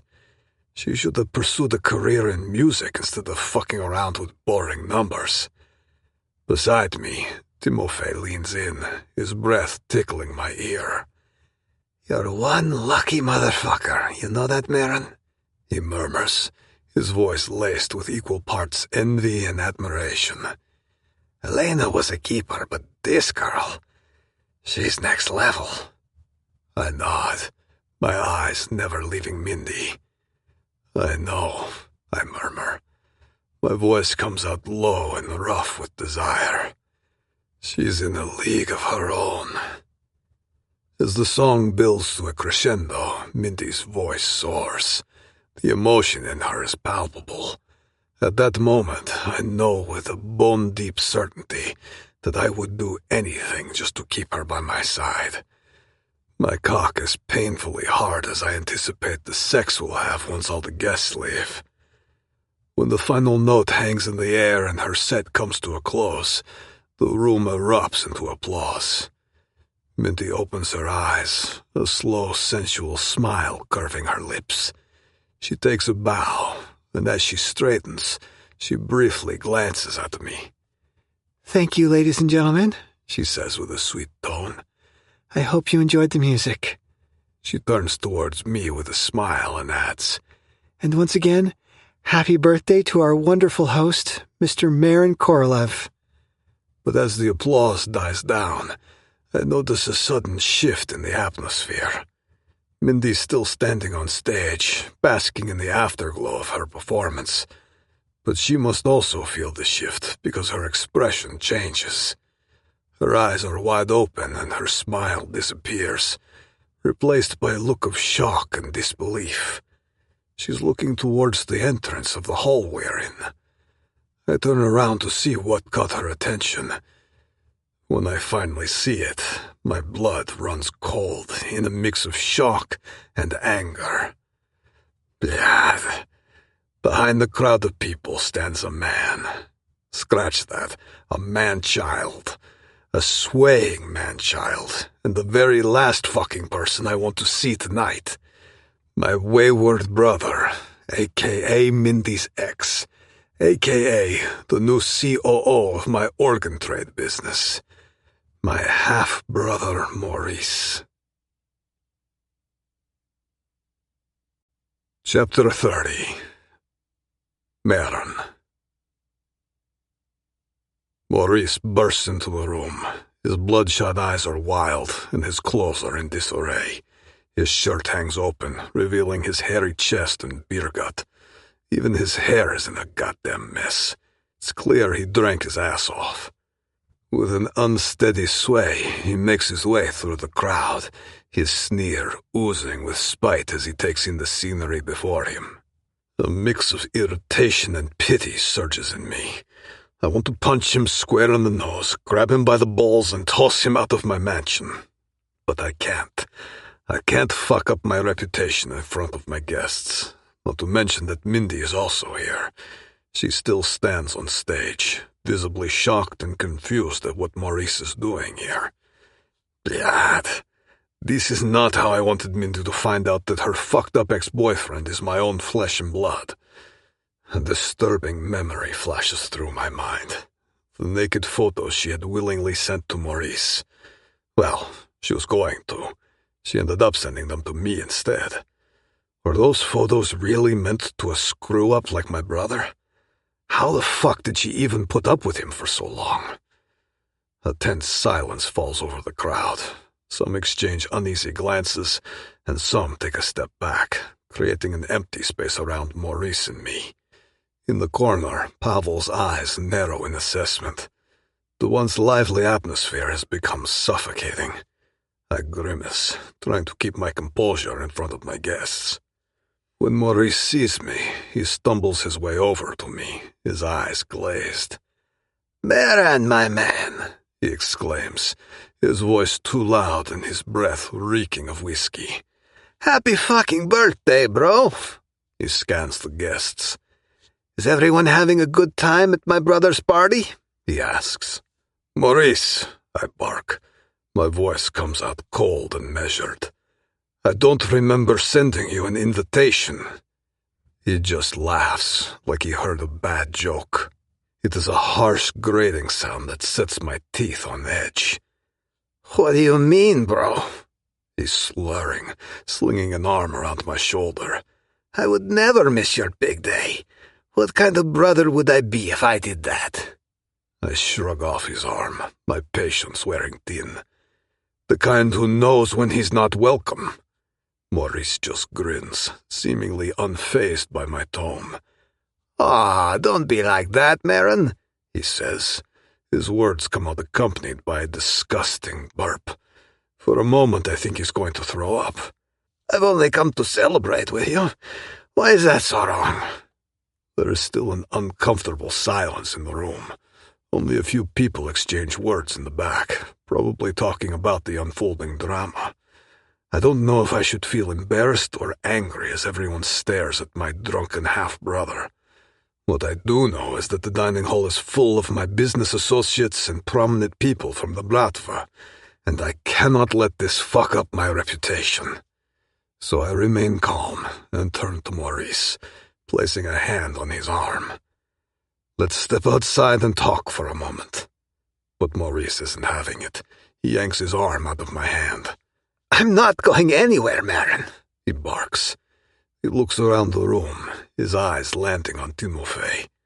"So you invited Timofey, but not me? You having a good time, Timo?" Timofey shifts uncomfortably, his face contorting with what I recognize as disdain. He probably wants to slap Maurice as much as I do, but he's trying to act civilized.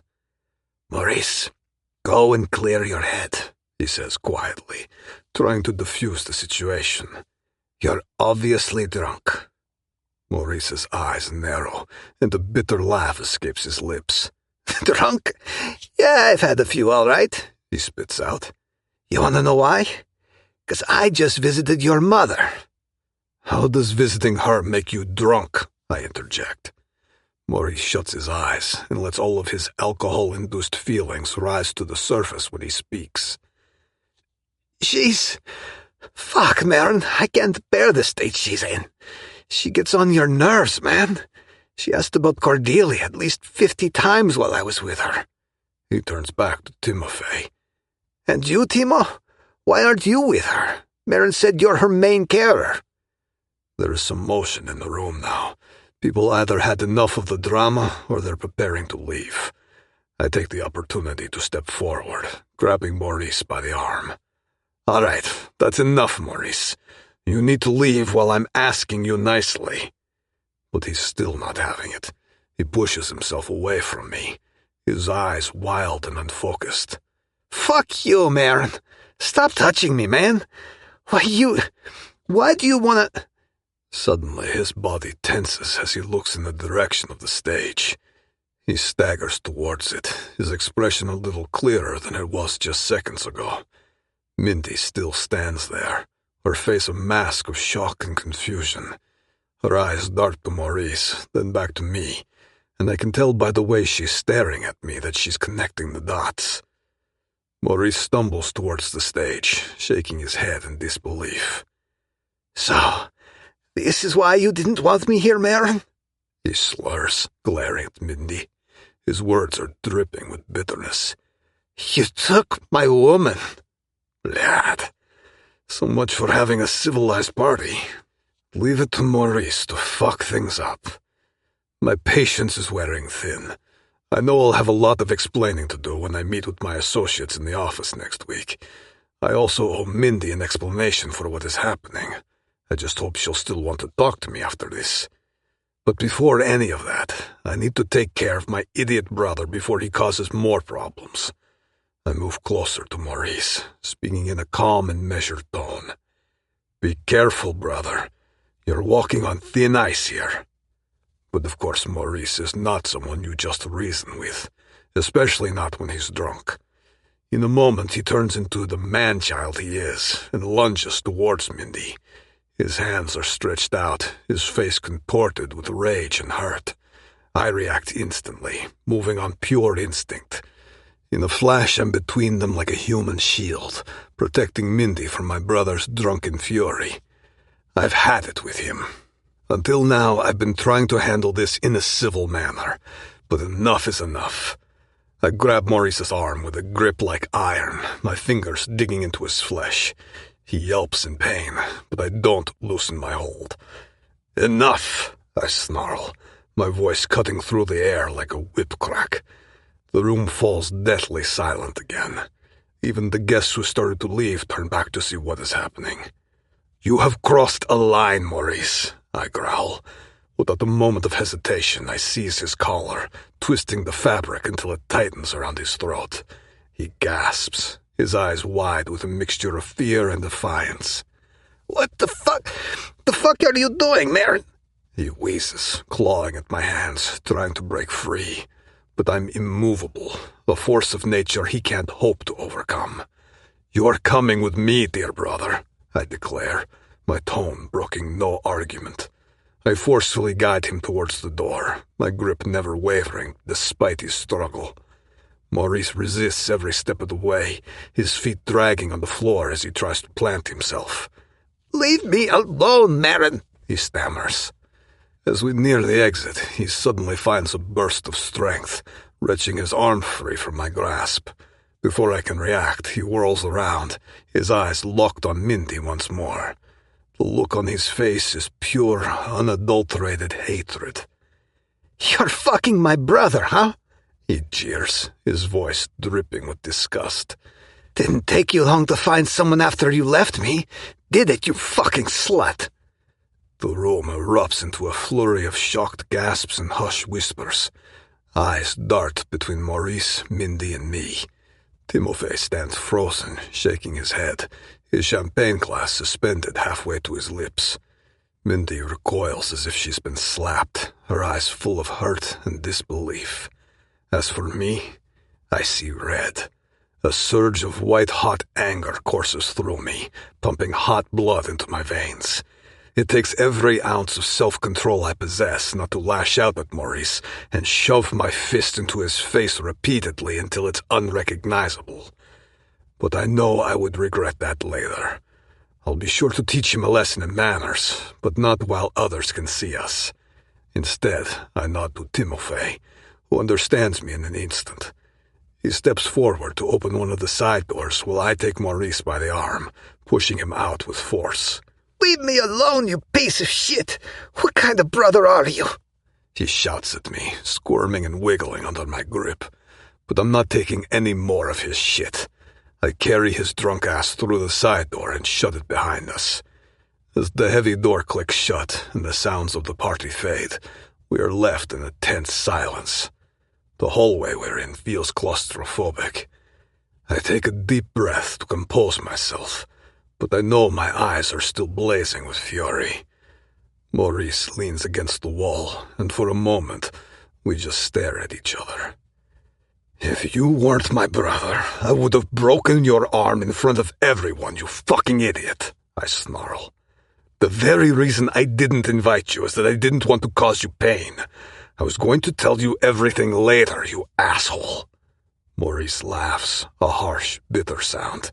Tell me what? That you're fucking my woman?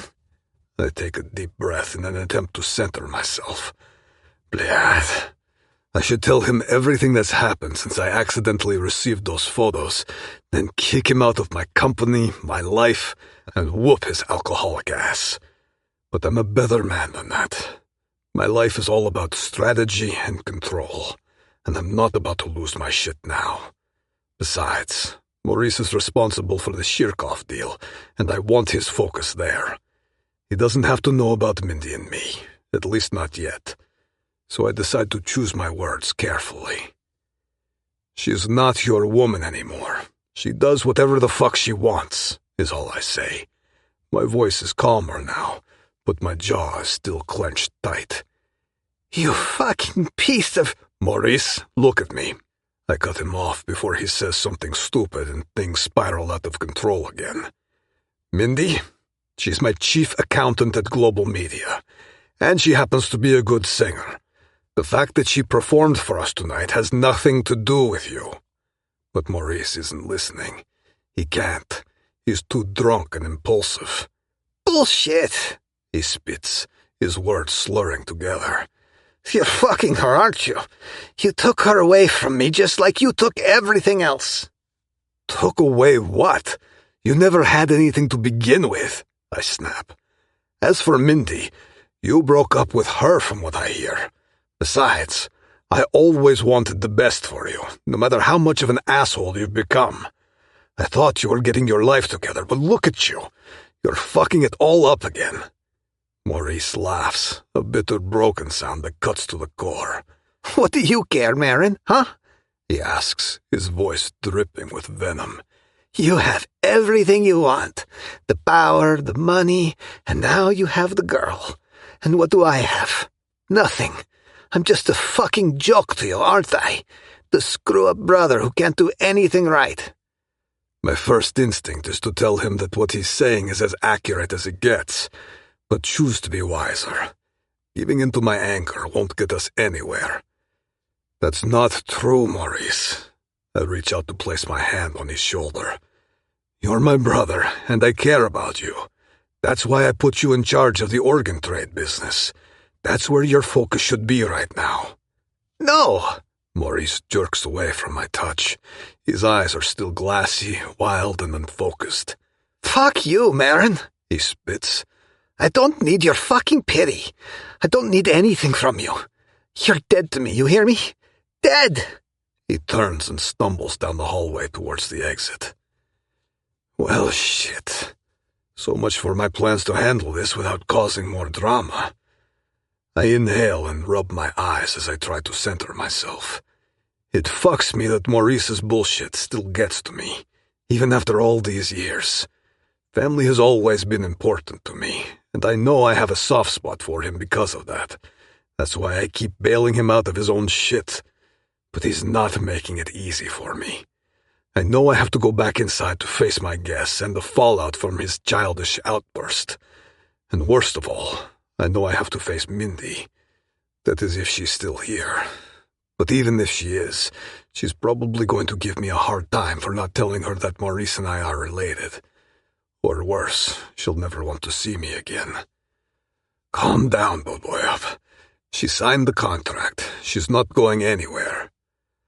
I exhale a deep breath, fix my suit, and steady myself to go back inside to face whatever awaits me there.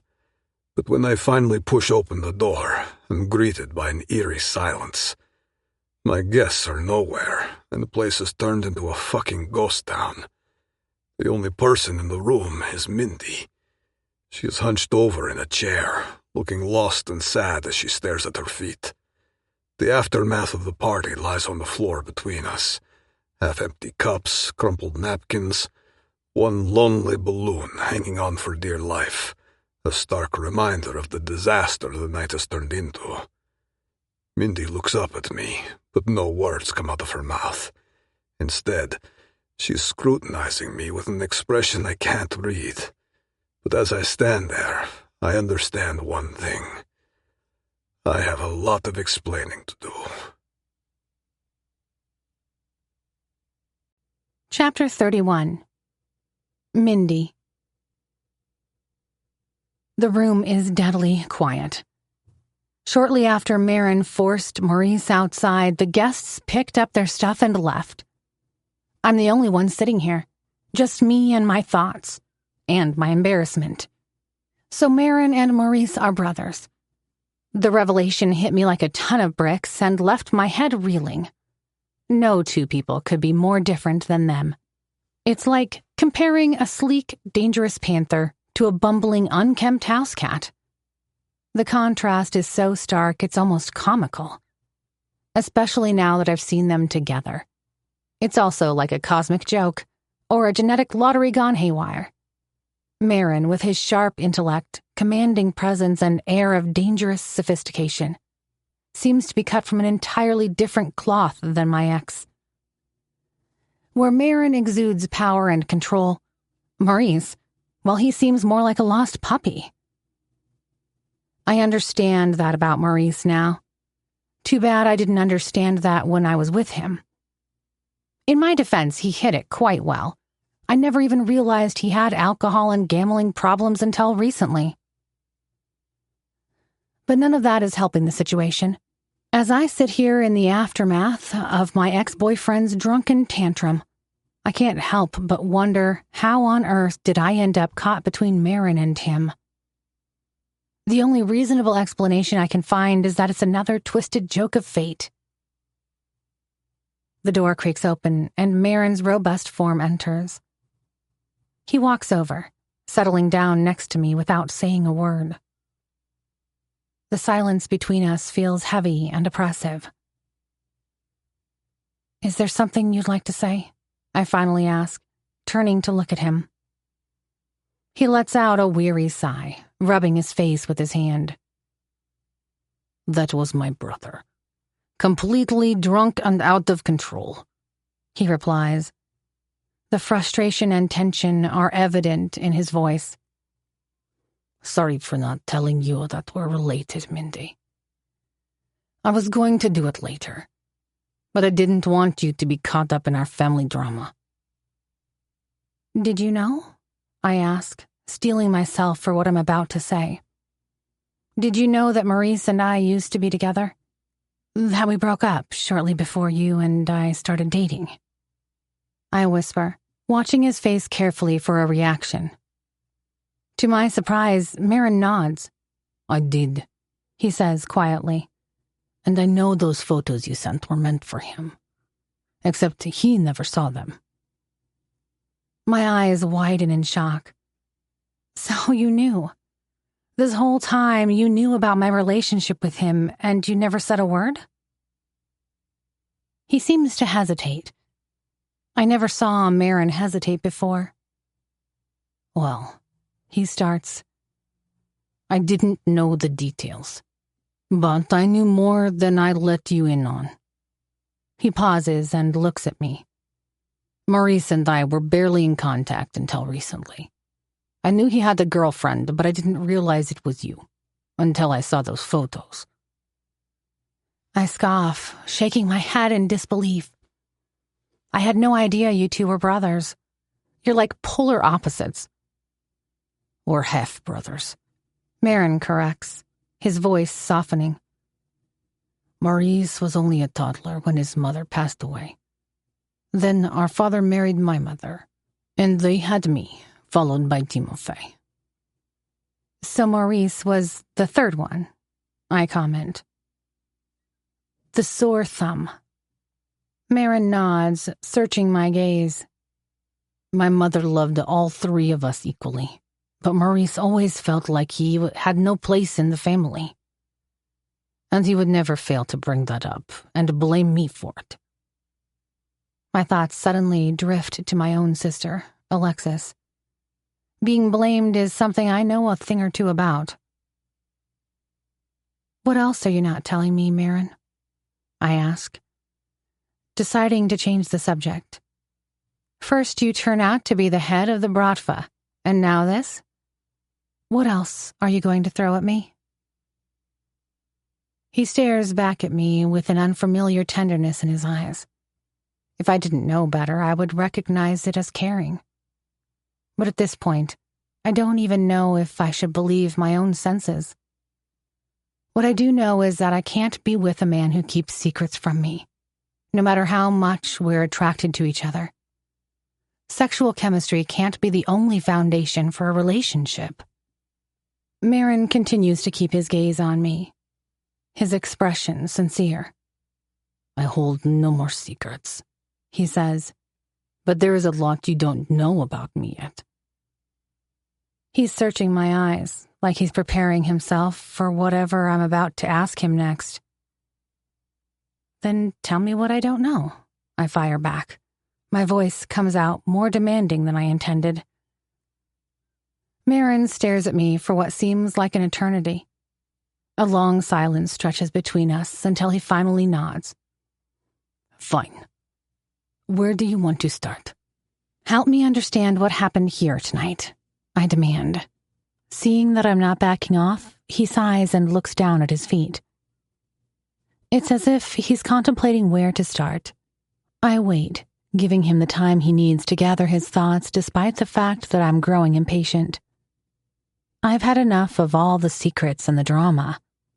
It's all I've been dealing with lately, and the last thing I want right now is to be with a man who's hiding something from me. Maybe I'm acting like a demanding bitch right now, but I need to stand up for myself. If we're going to have a relationship, I need to understand the man I'm dating. Maron reaches out to hold my hand, and there's an unspoken emotion in his eyes. I can tell he has something heavy on his mind. After a deep breath, he begins talking. You're right. Maurice was the sore thumb in the family. After our dad died, he started having problems. Got caught up in drugs, gambling, and blowing his inheritance on parties and booze. Meanwhile, I used my share to start global media. I shake my head in disbelief. How could I have been so blind about Maurice? How was he able to hide his addictive patterns from me during our time together? Your addiction to shitty dates is admirable, Mindy. Betty's words echo in my mind. Maybe she's right. Maybe I'm intently keeping myself blind because I'm afraid to be alone. Maron shrugs and continues. Look, I always tried my best to be there for Maurice, but instead of accepting my help, he constantly wanted to fight. Eventually, our relationship became this vicious cycle. He'd blow all his money on booze and then come crawling back to me for help.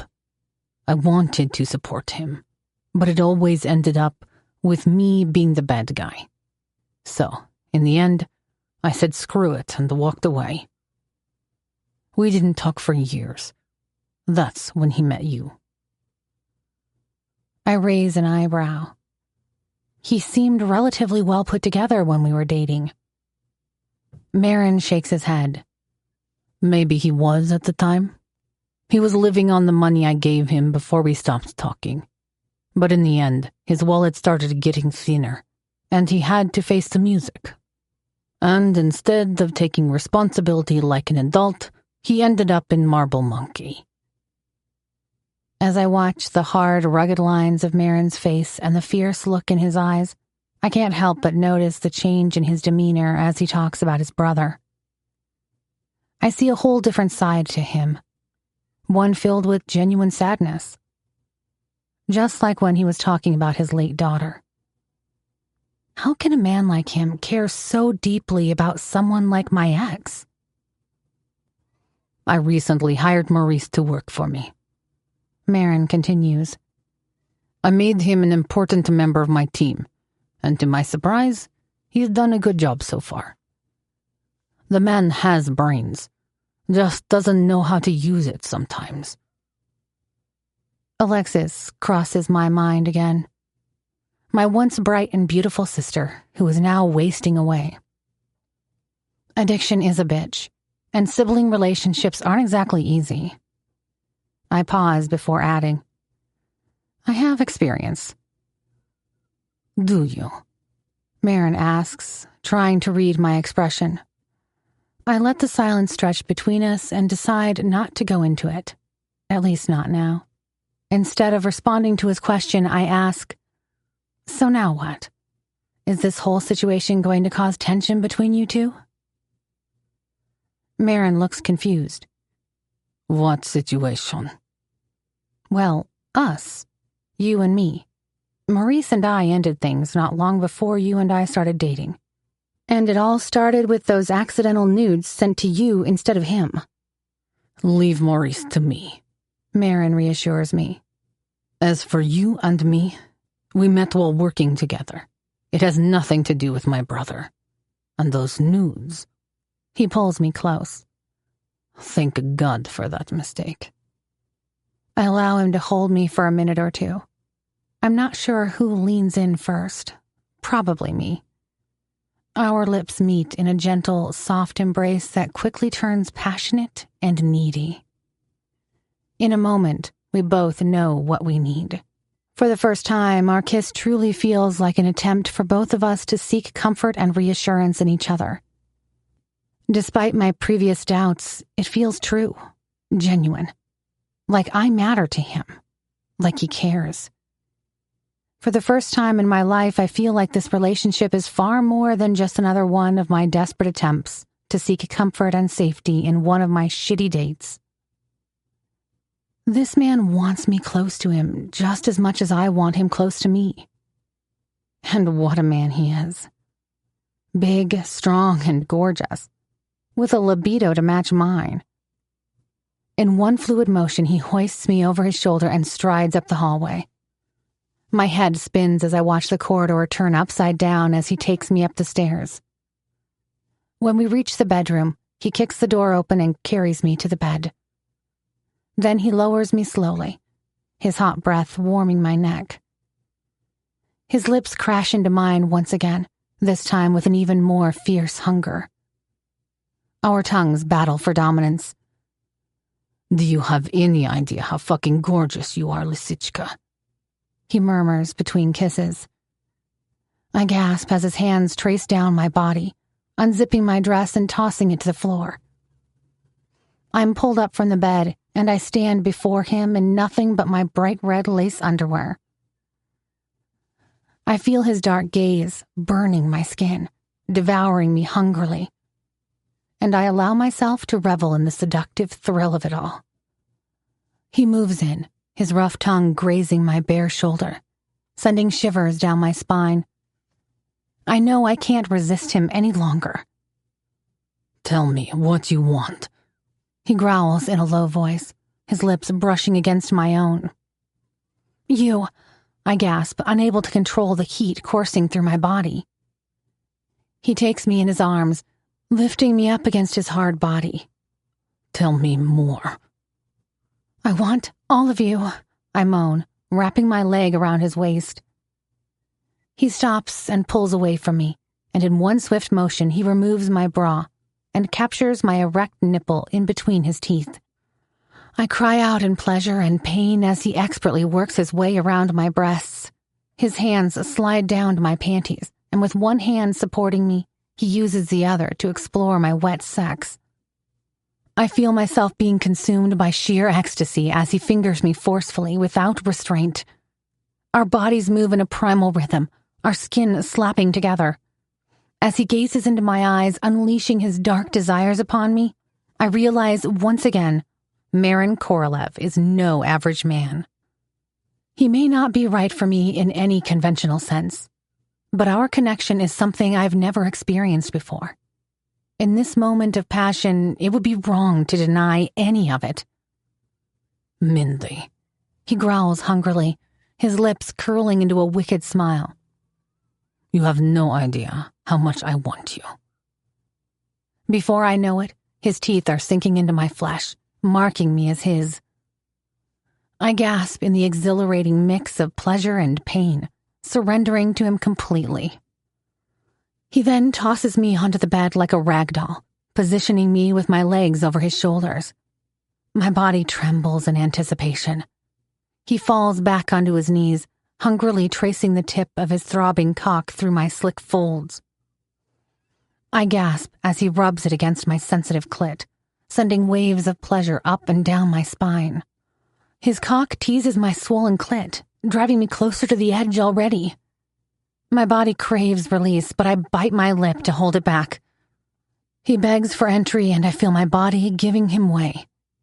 With a slow, almost torturous push, he enters me, and our bodies become one. He grips my legs and plunges deeper, causing me to moan in ecstasy. Maron, I call out his name, desperate for more. It only urges him to plow harder into me. Ah, I cry out.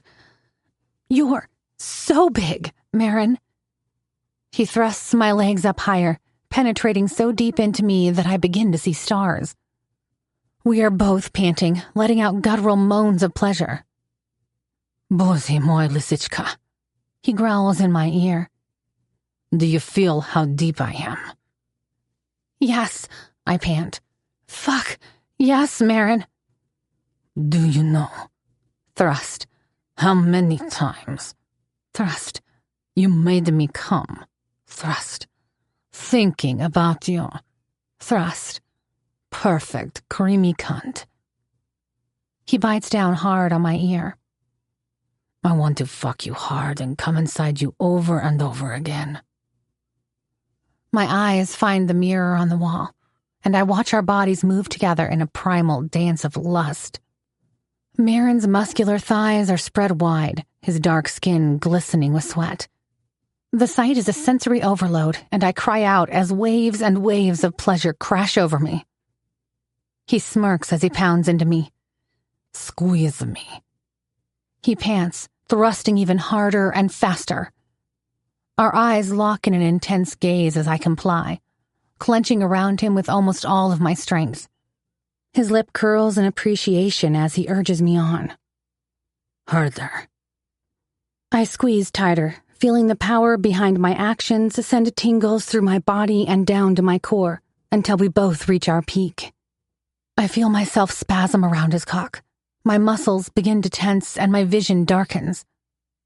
The force at which he releases his load almost hurts.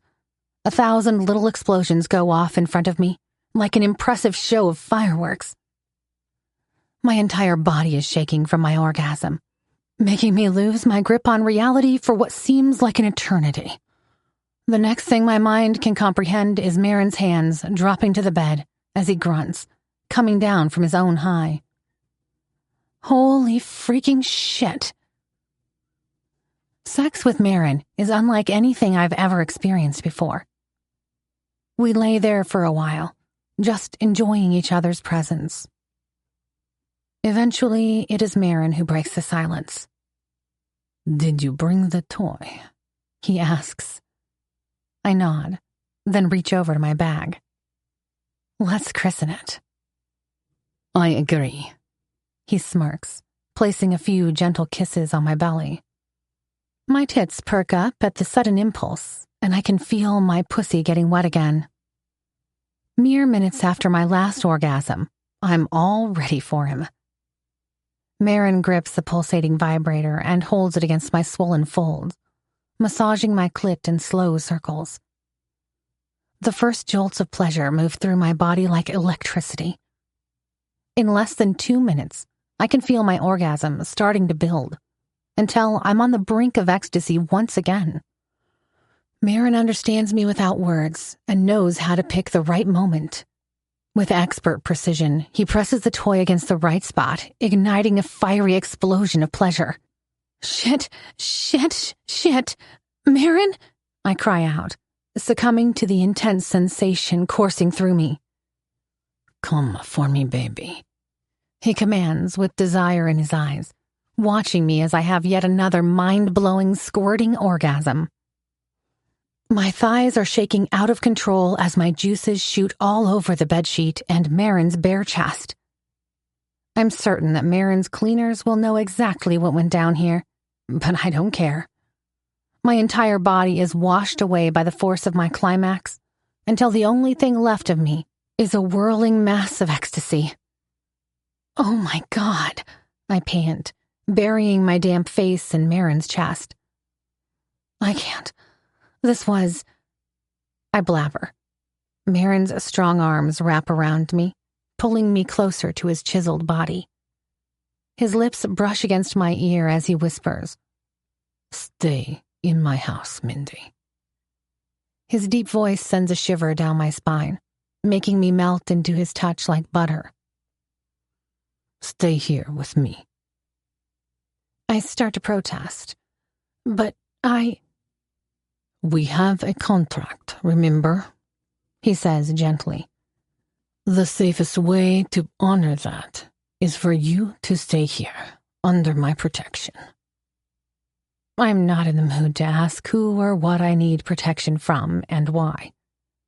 I just want to enjoy Maron's warm body, his muscles, his soft and trimmed pubic hair, and his rugged scent. Betty comes to mind, and I feel a twinge of sadness. If I move in with Maron, I won't see her as often. No more casual midnight chats and gossip sessions.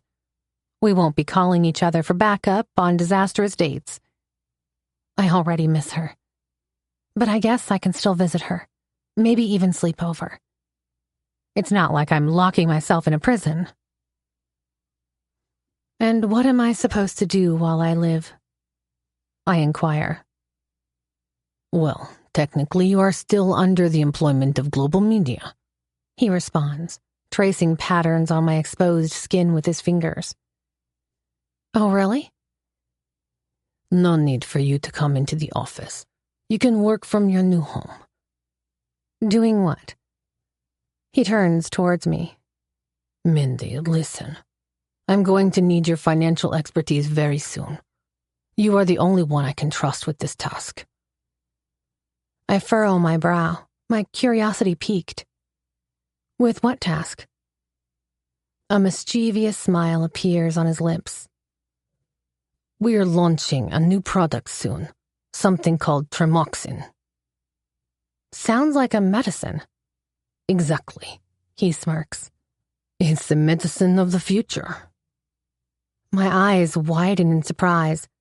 Since when is global media involved in the pharmaceutical industry? "Since I realized I have a diamond in my hand," he says. His hand moves to caress my breasts.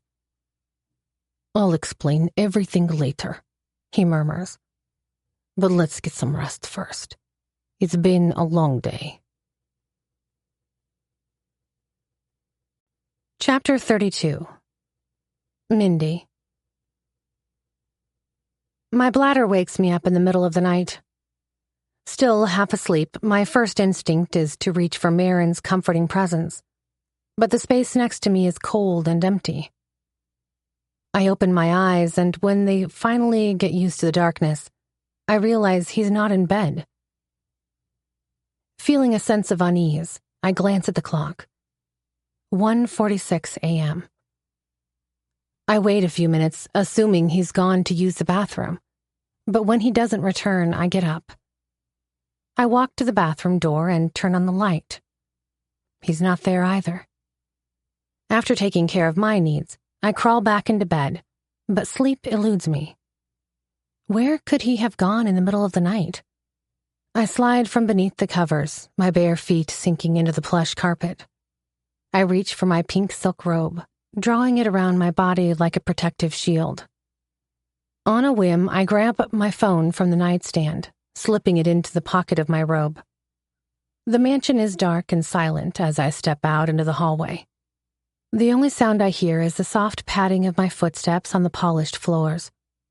The corridors stretch out before me like a labyrinth, a maze of twists and turns that seem to go on forever.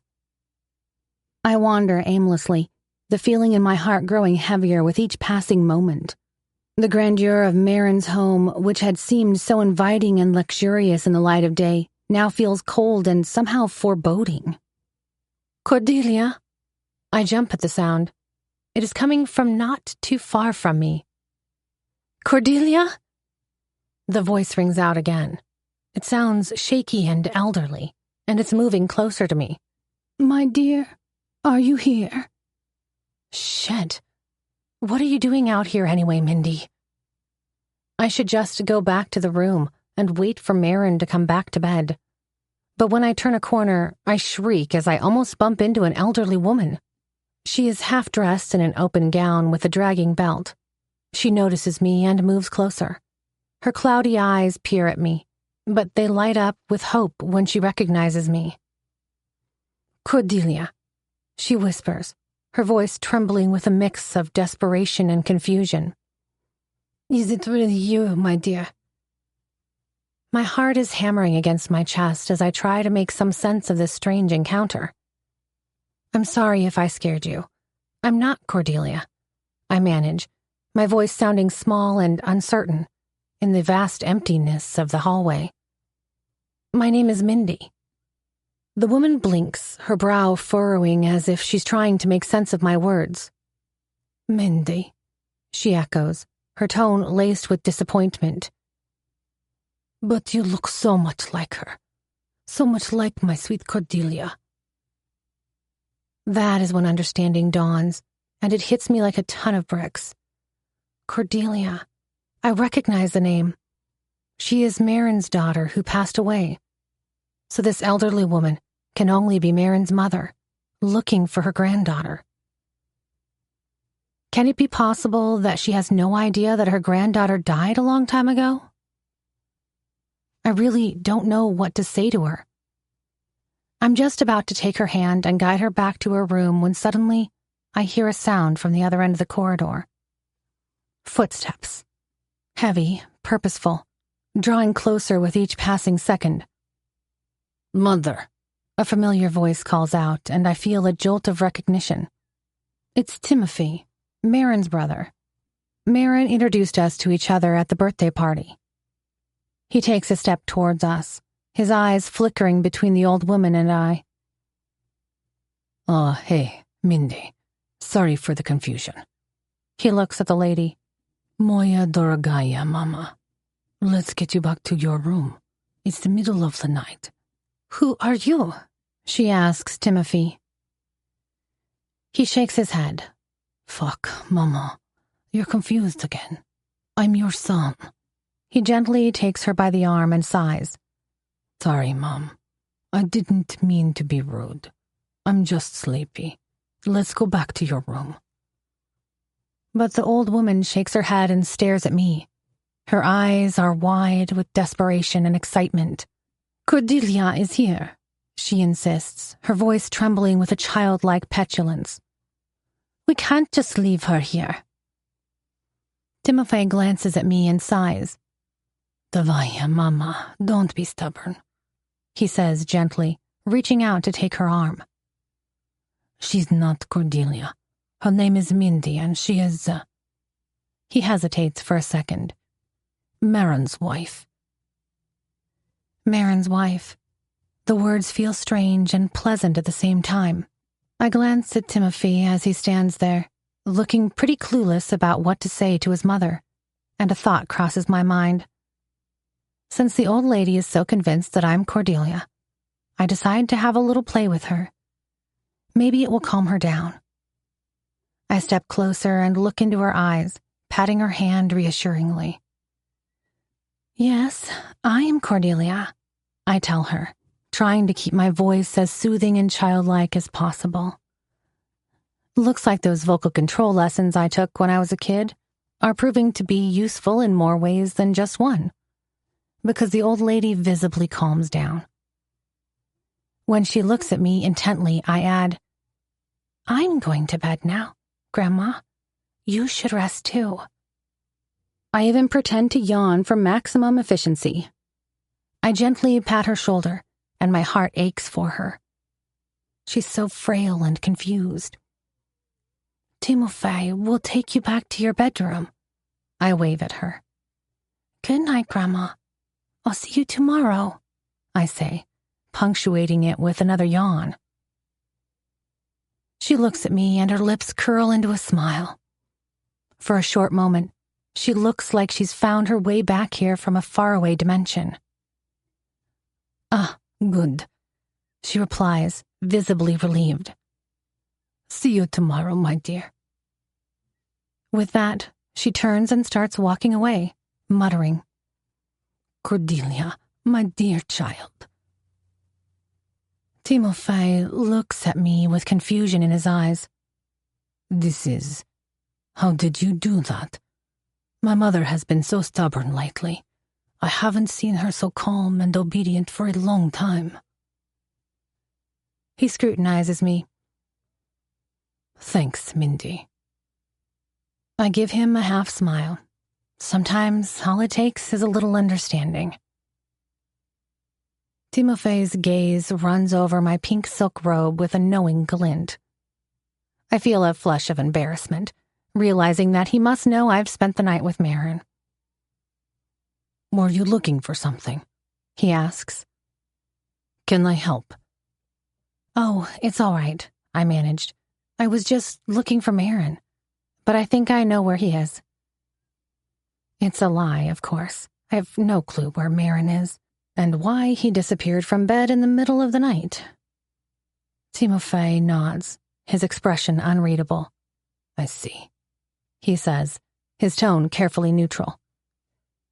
"Well, good night, then." He hesitates for a moment, his gaze searching mine.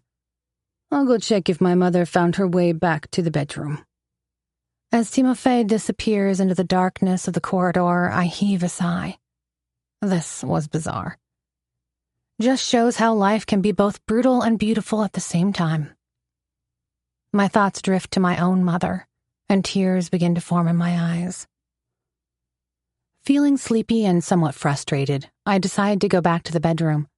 Maron might already be back himself, wondering where I could be. I don't even know what I was doing out here looking for him. I should have stayed in bed and waited for him to come back on his own.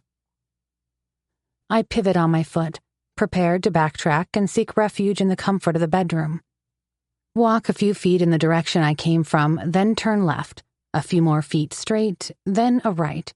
And then, with each step I take, I begin to realize that I have no clue where I came from.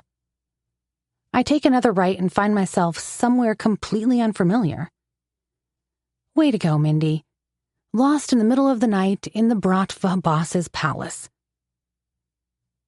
But what's done is done. I silently curse myself for leaving the bedroom, but the situation speaks for itself. I'm hopelessly lost in this labyrinth of corridors. I look around and nothing seems familiar anymore. I must have reached a part of the mansion where I haven't been before. The wide open spaces seem to stretch out impossibly before me, like a never-ending maze of identical hallways and closed doors. I turn down one hallway, then another, my anxiety increasing with every unfamiliar corner and dead end. Unbelievable. I stop again and stand there like an idiot, trying to figure out how on earth I'm going to get back to the bedroom. That is when I hear someone speak. Finally, a real person. Maybe they can help. The voice belongs to a man, or men. It is barely audible first, coming from behind a closed door. There are also thuds. Then there's another man's voice that sounds familiar. I recognize Pavel's deep baritone. Bingo. I creep closer to the door, hoping that Pavel will save my ass and guide me back to where I came from. But as I get closer and closer to the source of the sound, I begin to hesitate. Something in me is telling me this isn't such a good idea after all. But before I can think better of it, my ear is pressed against the heavy wooden door. I strain to hear over the pounding of my heart. There are several men in the room. There is one voice groaning in pain, while the rest shout in anger. The words are difficult to make out, but I can hear the anger and frustration in Pavel's tone. "What the fuck were you thinking, Oleg?" I hear him say. "You know you're not allowed to drink on duty." Another thud rings out. "Ah!" a voice cries. "Пожалуйста, Pavel, don't hurt me." The next moment, the door swings open and a man storms out. His footsteps echo down the empty corridor as I stare after him. I hold my breath in my throat as I try to hide in a dark corner, praying he didn't spot me. But the door is now open enough for me to take a peek inside, and what I see makes my blood run cold. A naked man is bound to a chair. His face is a pulpy mess of blood and bruises. He slumps in despair, resigned to the agony that awaits him. I recognize Pavel as the man who looms over him. The air crackles with tension as Pavel prepares to unleash his brutal wrath upon the helpless man. But it's the figure standing in the corner that makes my heart stop in my chest. No. Maron is watching the scene unfold with a detached, almost bored expression on his face. His arms are crossed over his chest, and his posture is relaxed. It's as if the brutality playing out before him is nothing more than a mildly interesting diversion, a way to pass time. Oh, my God. I feel a wave of nausea rising in my throat as a sense of horror and disbelief washes over me.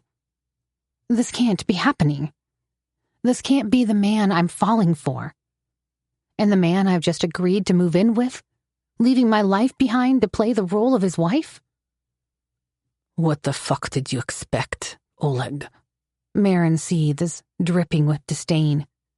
A pat on the back and a bouquet of flowers. That ship was carrying millions worth of cargo, you idiot. I'm sorry, boss. I know it was foolish. The man in the chair cries. Sorry isn't going to bring my cargo back, Mudak. Maron snaps. But if you tell us exactly what happened, you just might survive. Now start talking. I feel like I'm going to be sick. I continue to listen, barely believing what I'm witnessing. It's like I'm in a bad dream. I even pinch my arm to wake myself up. Unfortunately for me, it doesn't work. Oleshka had a son born, Oleg mumbles, his split lip dribbling blood down his chin. My deputy captain, he opened a bottle of vodka and we celebrated. You know how he is, boss. More of the crew members joined, and we had a few too many. Maron's eyes narrow, his jaw clenching with barely contained rage. I can see the fury simmering beneath the surface. And he urges Oleg. There was some girls working on the ship, Oleg continues. And, well, you know, we were drunk, and by the time I woke up, it was too late. I tried to steer us away from the iceberg, but Mnie okazał pakan. Please forgive me. Maron scoffs and says something to Pavel in Russian. All I see is that the man named Oleg drops his head and his shoulders slump in defeat. The room falls silent, and the weight of the last spoken words hang heavy in the air. For a long moment, no one speaks, no one moves. And then, like a coiled snake unleashing its venom, Maron strikes. He's across the room in an instant, his hand wrapping around Oleg's throat. His face is a mask of pure, unadulterated rage. You stupid, selfish, pathetic piece of shit, he roars. Do you have any idea what you've done? What it's going to cost me? He kicks him, and Oleg hisses in pain. Of course you fucking don't. Oleg doesn't say a word. Not that he could with Maron's hand around his throat. He gasps and sputters, his eyes bulging as he tries to claw at Maron's iron grip. But there's no mercy in those cold, ruthless eyes, no hint of compassion or forgiveness.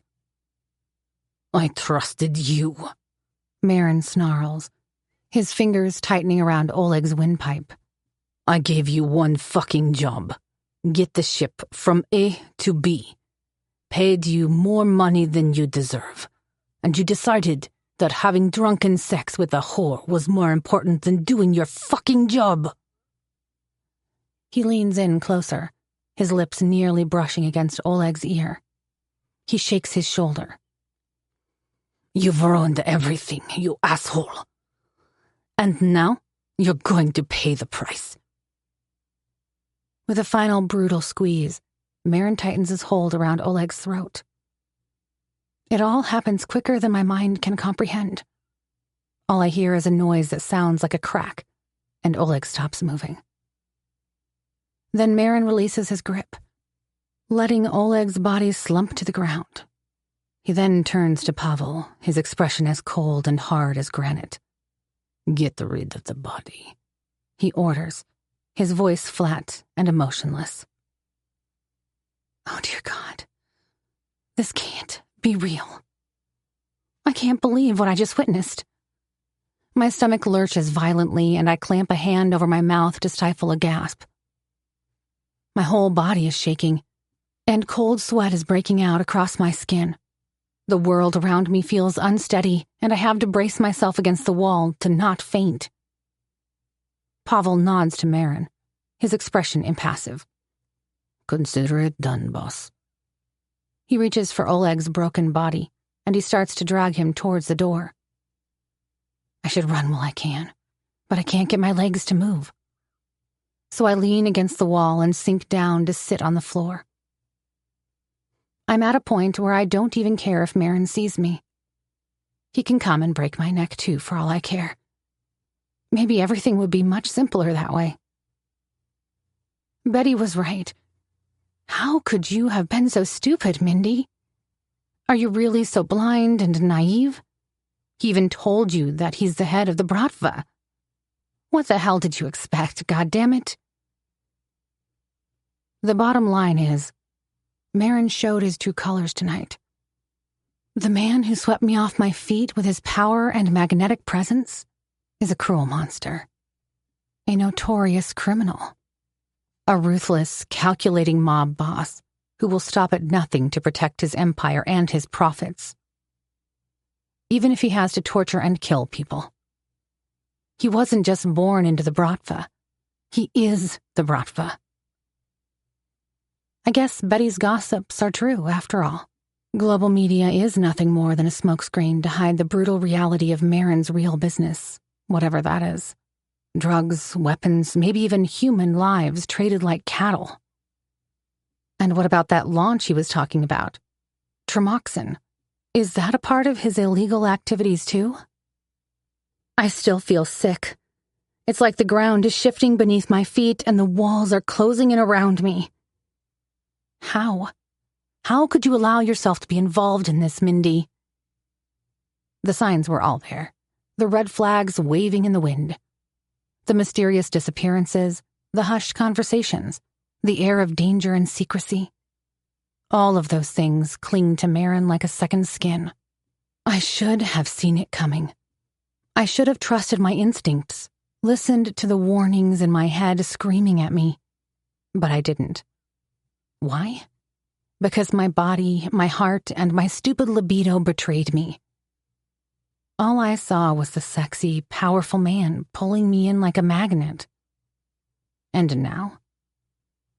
Now I'm in the midst of a criminal organization. And I'm not sure I can ever escape from it.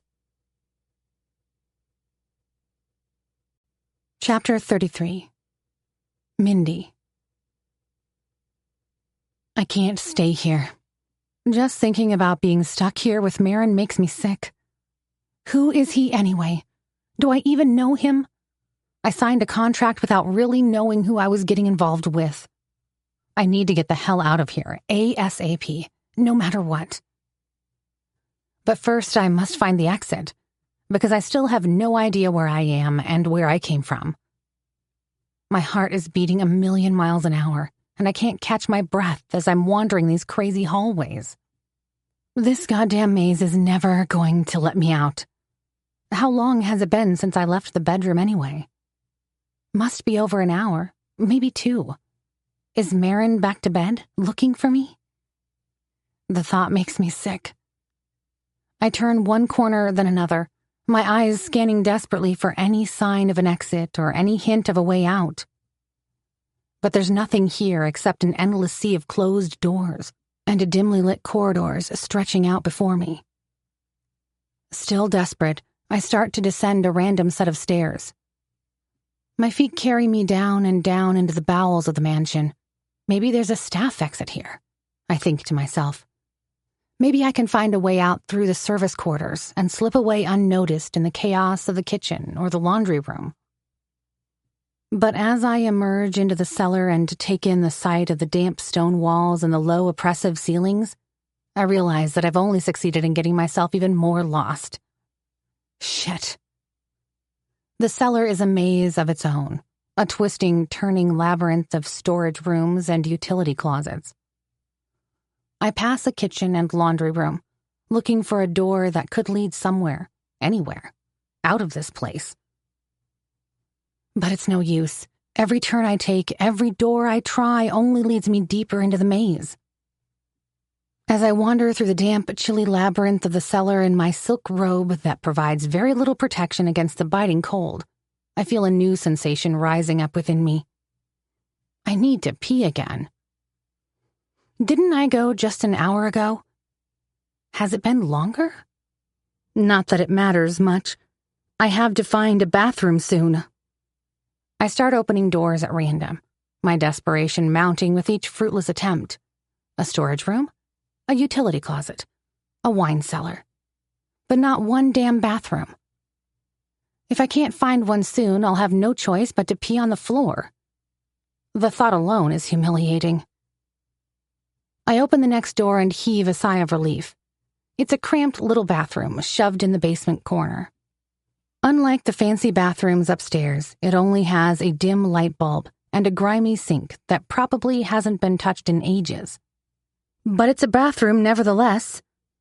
At this point, I'll take what I can get. I rush inside, slam the door behind me, and fumble with my robe to get it open. I then sit on the toilet and let out a shuddering sigh as I empty my bladder. I even close my eyes for a moment to savor the sensation of release. But my relief is short-lived. As I straighten up and move to the sink to wash my hands, I feel a new sensation rising up within me. Nausea. But not just any nausea. This is an overwhelming, all-consuming nausea. I barely have time to lean back over the toilet. Before I know it, I'm retching wildly as my stomach brings up the contents of my gut. A minute later, it happens again. More vomiting. All while gasping, choking, my eyes streaming with tears. It must be the stress. The terror, the adrenaline, and the horror of what I've just witnessed. I cling to the toilet like a lifeline, my knuckles white and my breath coming in ragged gasps. It takes about 10 minutes for my nausea to subside.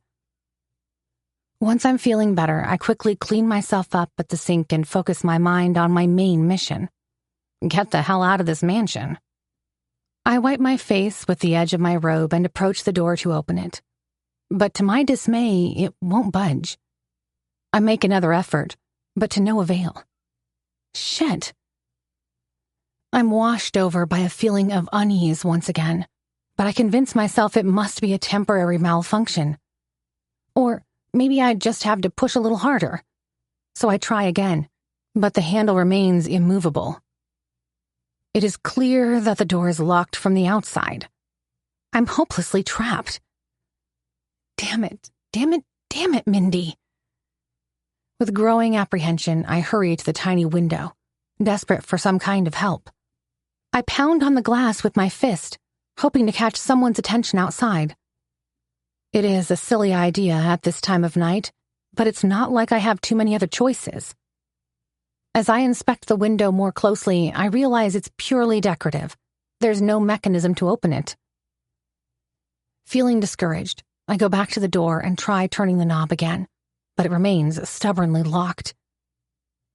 I lean against the door and give the knob a final, forceful twist. Nothing. No. I slump back onto the toilet, cradling my head in my hands. I inhale deeply, trying to regain composure, but my heart races and my hands tremble uncontrollably. This is a disaster, just like my whole life. Time just stretches endlessly as I sit there motionless, trying to figure out my next move. What the hell do I do now? Having no other option, I spend the rest of the night perched on the toilet. Sleep is out of the question. My mind continues to race, replaying the horrors I've witnessed over and over again. Countless scenarios of what would happen if Maron discovers I'm missing flash through my mind. The cold, hard porcelain under my butt becomes my unwelcome companion as hours crawl by at an agonizing pace. Every creak and groan of the old house makes me jump, my heart leaping into my throat. Is it Maron coming to find me? Or worse, has he sent one of his henchmen to take care of the problem? The darkness and the uncertainty feel oppressive, closing in around me like a shroud. As the first weak rays of dawn begin to filter through the tiny frame, I feel a glimmer of hope. Surely someone will come to clean or use this bathroom soon, right? I stand on shaky legs, my muscles protesting after hours of inactivity as I peer out the window. The world outside seems surreal in its normalcy. Dew glistens on manicured lawns. Birds chirp their morning songs, completely oblivious to the nightmare unfolding within these walls.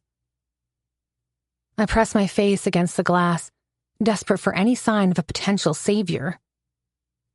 As I gaze outside, looking for anyone who might be able to help, I notice the gardener trimming the lawn. At last, a human being! It is a man in his 50s with a full bushy mustache and skin weathered by the sun. Clad in a green polo shirt and khaki shorts, his muscular arms guide the lawnmower back and forth across the grass. His movements are precise and systematic. I can hear the hum of the motor through the glass, which means he should also be able to hear me if I scream loud enough. "Hey!" I yell, pounding on the window to gain his attention. But the deafening sound of the lawnmower drowns out my cries. The man appears unaware of my presence, focused solely on his task. I keep yelling and knocking on the window as loud as I can, but to no avail. The man gradually moves to another area and soon he vanishes from sight. This is it, the end of the line for me. I'm going to rot here, trapped in this invisible cell reeking of urine. What an absurd way to go. Absurd, just like my entire life. My self-deprecating thoughts are interrupted by the distant sound of a vehicle, so I glance out the window once more. There's the guy again.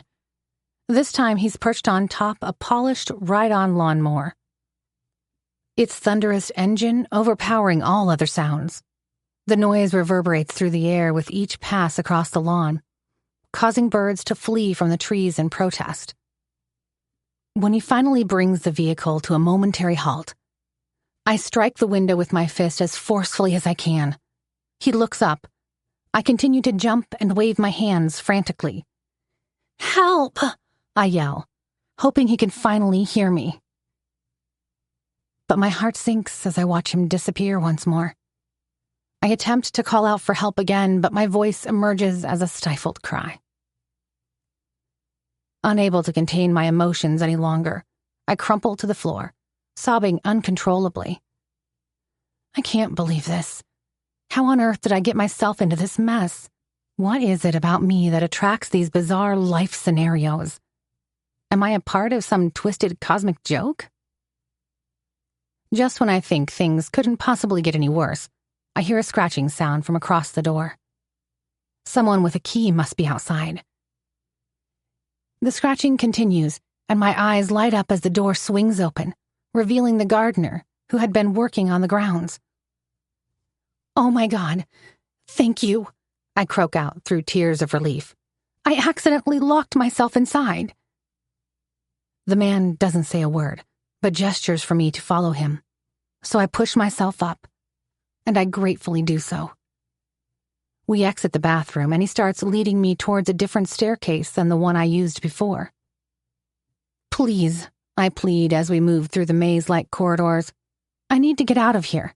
Can you show me the exit?" The man glances at me and points toward the gate without uttering a word. Then he gestures to me to follow him. When we get to the gate, he takes a huge keychain out of his pocket and opens the massive metal door with a creak. He then turns to me and speaks only 3 words. Go. Dangerous here. Yeah, right. You can say that again. Please, I beg him, my voice still trembling. Please do not tell anyone about this. He gives me a slight nod, then urges me to leave. Once I'm outside, he closes the gate and walks back to resume his duties. Holy shit. I'm out. I made it. I take a quick look around and move across the street, away from the mansion, before anyone else sees me. As soon as there's a safe distance between me and Maron's property, I call an Uber. I silently congratulate myself for bringing my phone with me before sneaking out of the bedroom. The pink gown I'm wearing is crumpled from the night at the toilet, but I don't care. All I want is to go home and get some rest. I glance at my phone and see multiple missed calls from Maron. He's clearly looking for me already, but after spending the entire night huddled on the cold bathroom floor, too exhausted to move, I can't deal with it right now. I'm relieved to see my Uber pull up to the curb. It's a small victory, but a victory nonetheless. I managed to find my way out of that maze of horrors and lies and escaped successfully. As I slide into the back seat of the car, I feel a flicker of hope that maybe, just maybe, I can put this nightmare behind me, at least for now. I don't care about the curious glance the driver gives me as he takes in my disheveled appearance and my silk robe. I don't even care about the fact that I must look like a madwoman or a witch that just emerged from her underground cave. All I care about is getting to the safety of my cozy home, and as far away from Maron and his world as I possibly can. As the car pulls away from the curb and the mansion recedes in the rearview mirror, I allow myself to close my eyes and just breathe. I allow the exhaustion, the terror, and the feeling of relief wash over me like tidal waves. I'm tired, drained, dehydrated, and utterly spent from the long night I spent alternating between being huddled on the bathroom floor and sitting on the toilet seat. All I can think of is going home, crawling into my bed and sleeping until the world makes sense again. Miss, we've arrived. The driver's voice jolts me awake. I must have drifted off on the way here. I stumble out of the car and through the doorway of my apartment, feeling the weight of the night fall off my shoulders. Betty has already left for work. The silence and the emptiness that would usually make me feel lonely now feels like a sanctuary.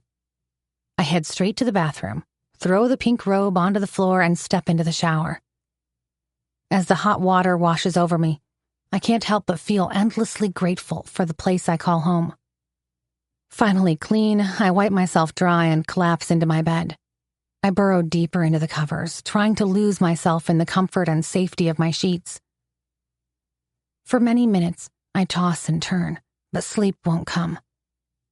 It must be one of those moments when I'm simply too stressed and exhausted to fall asleep.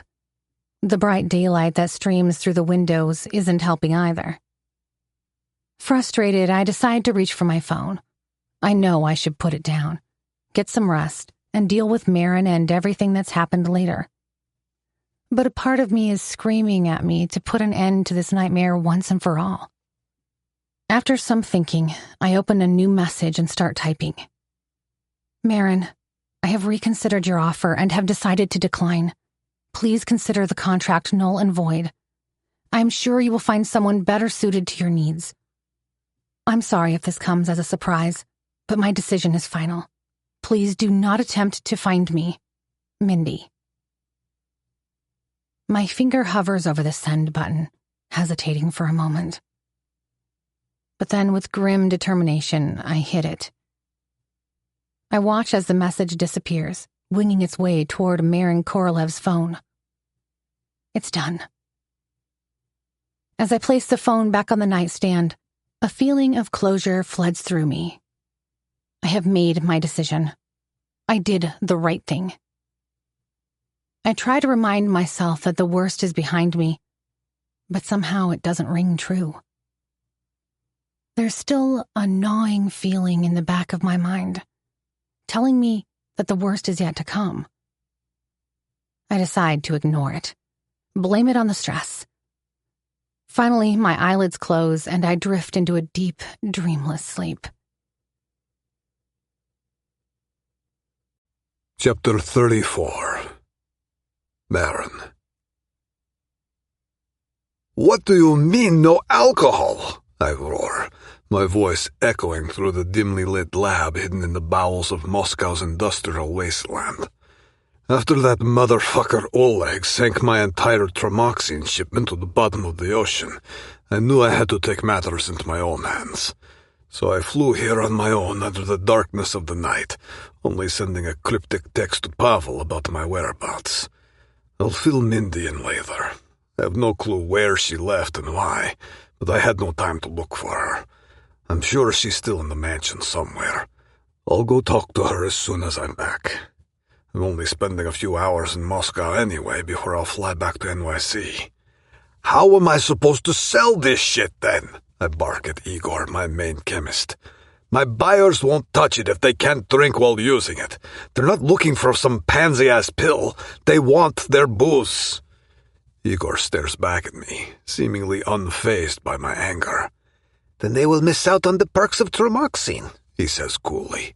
"Sacrifices must be made for success, even if it means giving up alcohol during the treatment." He pauses. Igor knows better than to bullshit me. "Look, boss, I'm only sharing the results of our tests with you," he explains. "Alcohol interacts with the active ingredients of Tramoxine. It throws everything off balance, no matter how much we tweak the formula." "Bullshit, Igor. You know the rules. I pay you handsomely for a reason." "And I am grateful for the opportunity you gave me every day, Pakan. But I can't mess with biology, no matter how much you pay me. It's the two main components and their chemical reactions to alcohol. The only solution would be to change the main components, but that would also mean we are taking away everything that makes the medicine effective. The patients simply cannot drink alcohol while they're taking Tramoxine. We can't risk any accidents because that would immediately ruin the reputation of the drug. You know that, boss." Blad. I suppress my anger and rub my eyes as I take in Igor's words. He makes a good point, but this is still a problem. A big one. If my clients can't drink their booze while undergoing Tramoxine treatment, it means they simply won't buy the medicine. They will choose their vodka instead of healing their fucking PTSD, their trauma, or whatever the fuck is plaguing their mind. And what happens if some dumbass decides to take a pill with a shot of vodka? I ask Igor, my eyes narrowing. "They'll be dead before they hit the ground," Igor replies bluntly. "That's it, boss. Even a small amount of alcohol mixed with Tramoxine can be lethal. Saw it myself during the trials. Every mouse we tested with booze died." "Servos me, Igor," I curse. "That's bad fucking news." I sigh and stop in an attempt to regain my composure. "What if you take it without booze? Does it work as promised?" I ask. An enthusiastic smile spreads across Igor's face, pride glinting in his eyes. "Better than we ever dreamed, Pakan," he says, gesturing to the data on the screen behind him. "The latest trials blew our minds, boss." "Give me the details, then." "Lots of improvements since our last conversation," Igor says, plunging into a long rant about various forms of data, numbers, and scientific jargon I don't fully understand. I'm no scientist, but lucky for me I don't need to be. That's why I pay Igor and his team as well as I do. By the time he gets to the end of his rant, my head is reeling from the information he dumped on me. All right. I gesture for him to stop his never-ending lecture. "Can you give me a summary of your findings in a few simple sentences?" Sure. "Sorry, boss. I'll keep it short," he says, holding up his hand defensively. "So we ran a series of tests on people who have been suffering from severe insomnia for years. And believe it or not, they slept like babies after just a week's treatment. What's even better is that their symptoms have not come back since. This was 2 weeks ago." "Perfect," I sneer. "I know a horde of desperate bastards would sell their soul for a good night of sleep." You haven't even heard the best part, boss, Igor continues. We also tested Tramoxine on a group of war veterans struggling with PTSD and alcoholism for years. After 10 days on Tramoxine, they were completely sober and their PTSD symptoms started to fade away. That's something. I pat him on the shoulder. My previous frustration about the alcohol issue is finally starting to dissipate. The results are better than I expected. Not just better, they're great. Have you tried Tramoxine on yourself, Igor? I ask. Not yet. He answers, then pauses. But I did on my son, Misha. He's autistic. It's been a struggle since he was 2 years old, and now he's 13. I look at Igor expectantly. And? The results are remarkable, boss. After taking the first pill, Misha slept through the night. No more shouting and jumping on the couch or waking up his siblings. Just peaceful sleep. My eyes widen in amazement as I listen to my chief scientist talk. This is indeed truly remarkable. After less than a week, Misha made eye contact with us, he continues. It's something he hadn't done since birth. He's been on the pill for less than 2 months. He stops, and I see something glistening in the corner of his eyes. And since then, his social skills have improved drastically. He plays with his siblings and is learning to be cooperative. It's safe to say that Tramoxine has rewired his brain. Igor sniffs and pauses, as if he's contemplating his next words. Sorry, boss, he says. I don't mean to make this personal, but ever since Misha was born, my entire life has been about finding a treatment for autism, he says, his voice cracking. And I want to thank you for giving me an opportunity to do so. I nod, and his face quickly returns to its emotionless state.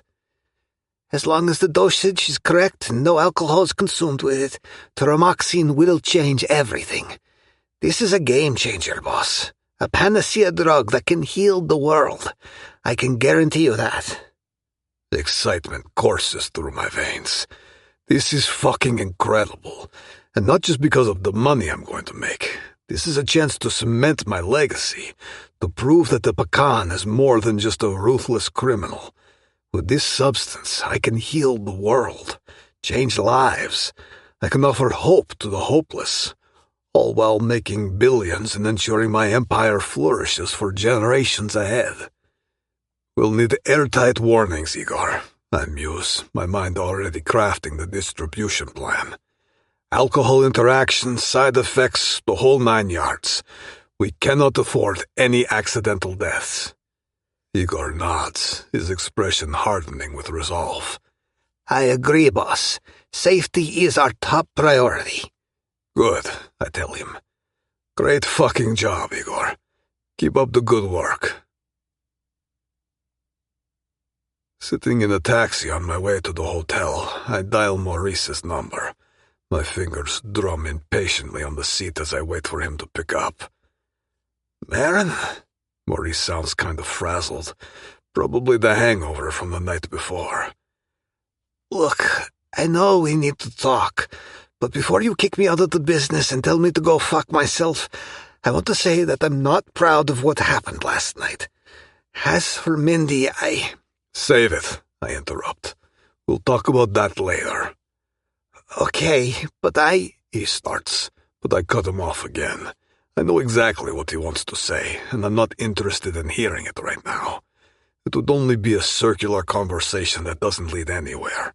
As for Mindy, it wouldn't be any different. The whole discussion would be completely pointless and would only add fuel to the fire. Besides, I have much more pressing matters on my mind right now. Stop, Maurice. This is not the time. I have something more urgent to talk to you about. I growl, my tone brooking no argument. More urgent? What is it? He sounds surprised. I need your help with the Tramoxine launch. We're going live in 3 months, and I need everything to be perfect. You do this well, and there will be a hefty salary for you at the end of it. There's a pause on the other end of the line. I can practically hear the gears turning in Maurice's head. How much? He finally asks. I was expecting the question. Maurice was always easy to manipulate with money. His addicted brain is probably already thinking about stuffing it into a slot machine in Marble Monkey. 300,000? Do I look like a guy who plays small? I ask. $300,000 should be more than enough to take his mind off Mindy for now and get him to focus on the job. I know he's going to bite. And just as I expected, he does. All right, Maron, he says. I'm in. Is 3 months going to be enough to set this up? No, it won't, which is why I need you to help me get things going, I counter, my voice firm. First things first, book a luxury hotel in New York, something with plenty of space for press conferences and interviews. We need to make a statement and show the world that Tremoxine is the next generation of medicine. Right. Remind me what it's good for again? Maurice asks. It's a fucking miracle drug, Maurice, I tell him, my voice full of pride. Mental health conditions, trauma, PTSD, insomnia, all the shit people suffer from. He could even heal your addiction, dear brother. You think? He seems to hesitate. Are you sure? 100%, Bratva. Well, about that. Maurice sighs and goes silent for a few seconds. You think you can save me some? You know, for my troubles? My brother's unexpected comment throws me slightly off balance. I furrow my brow. He wants to take Tremoxine? All this time he refused to admit that he's got issues. Can it be possible that he's finally starting to take responsibility for his shit? I know he said we're not going to talk about this, but... He continues. I can hear him fidgeting with something, probably a pen. Maurice does that when he's nervous. Listen, Maron, I know I've not been easy to deal with, especially last night. So if this medicine can help me, I'm all in. I can barely believe what I'm hearing. I was only calling him to give him a task, hoping we could avoid talking about last night. But this is completely unlike him. Hey, am I talking to Maurice here? I ask, feigning curiosity. Because if not, I'll happily trade you for him, whoever you are. Very funny, Maron, Maurice says. Listen, after I screwed up your birthday party yesterday, I stayed up all night thinking. He sighs. I know I can't keep doing this to you and my family. I can't keep doing this to myself, because if I do, I'm just going to end up on the street, or even worse, dead in a ditch. I want to change, Maron. And as for Mindy, I know I can only blame myself for losing her. She deserves to be with someone who treats her well. What the fuck? I'm still struggling to comprehend that I'm talking to Maurice. He sounds like a completely different person. Has he really come to his senses? Is it possible that the scene he caused sobered him out? Or is he simply using a different tactic to manipulate me? I guess I'll find out soon enough. I'm glad you see it that way, I tell him, my voice a lot less strained than before. You'll be the first in my circles to try Tremoxine, brother. But you absolutely cannot drink alcohol while you're on the pill. You understand? It's a lethal combo. Don't worry about it, Maron, he says. I'm dead set on kicking this drinking habit anyway. I know I acted like a major asshole at your party. All right, let's just move past it, Bratva, I say. Let's focus on the job instead. Speaking of which, have you got an update on Shirkov's kidney?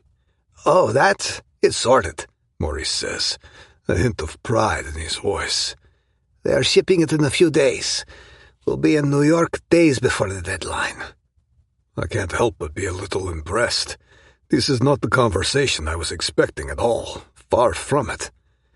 Good job, Maurice. I give a nod of recognition. Who is the donor? 20-year-old woman in Bangladesh who recently passed away from a terminal illness. She agreed for her organs to be used after her death. For money, of course. It will go towards caring for her nieces. Food, school fees, bus fares, that kind of stuff. Jesus Christ. I can't stop myself from thinking about the desperation poverty can drive people to. I should be used to it by now, but whenever I encounter it, it never truly leaves me unfazed. For a brief moment, I'm grateful for being born into a privileged part of the world. Fine, I say, my tone softening just a fraction. Good job, Maurice. Proud of you, brother. Keep this up and we can talk about the pay raise. The kidney will be the first milestone of your progress. Thanks, Maron, he says. I can almost see his smug smile through the telephone line. I nod, even though he can't see me. Keep me posted on the kidney, and in the meantime, let's focus on making this launch party as big as we can. I want the press to talk about it for months. You got it, Maurice replies. I won't let you down again, brother. Just wait and see. I put the phone down and allow myself a smile, feeling a rush of anticipation. I know I mustn't judge too quickly. Maurice still needs to prove himself, but this is a good start. And perhaps with the help of Tromoxine, I'll be able to put him on the road to recovery.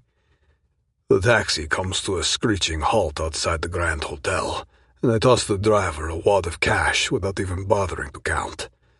I shut the car door behind me and stride into the hotel lobby to take the lift to my penthouse suite.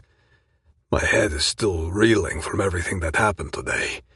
The success of the Tromoxine trials and the promising conversation with Maurice are making me feel positive about the future. I enter the suite and throw my jacket on the kitchen counter. Sinking into the plush couch in the living room, I feel a surge of satisfaction wash over me. For years we've poured blood, sweat, and billions of dollars into Tromoxine, and now it's finally on the brink of its launch. Sure, there's the alcohol issue, but we'll deal with that. Nothing is ever perfect. All we need to do is put a giant fucking disclaimer on the label and we have our asses saved. As for Maurice, I don't know what to think. His attitude seems better than ever. A few weeks ago, he couldn't even take responsibility for his fuck-ups. Now he sounds like an adult who owns his shit. He even agreed to take Tromoxine to treat his addiction. But I guess we'll have to see. Either way, he'll be in my ass in the next 3 months, working alongside me on the launch.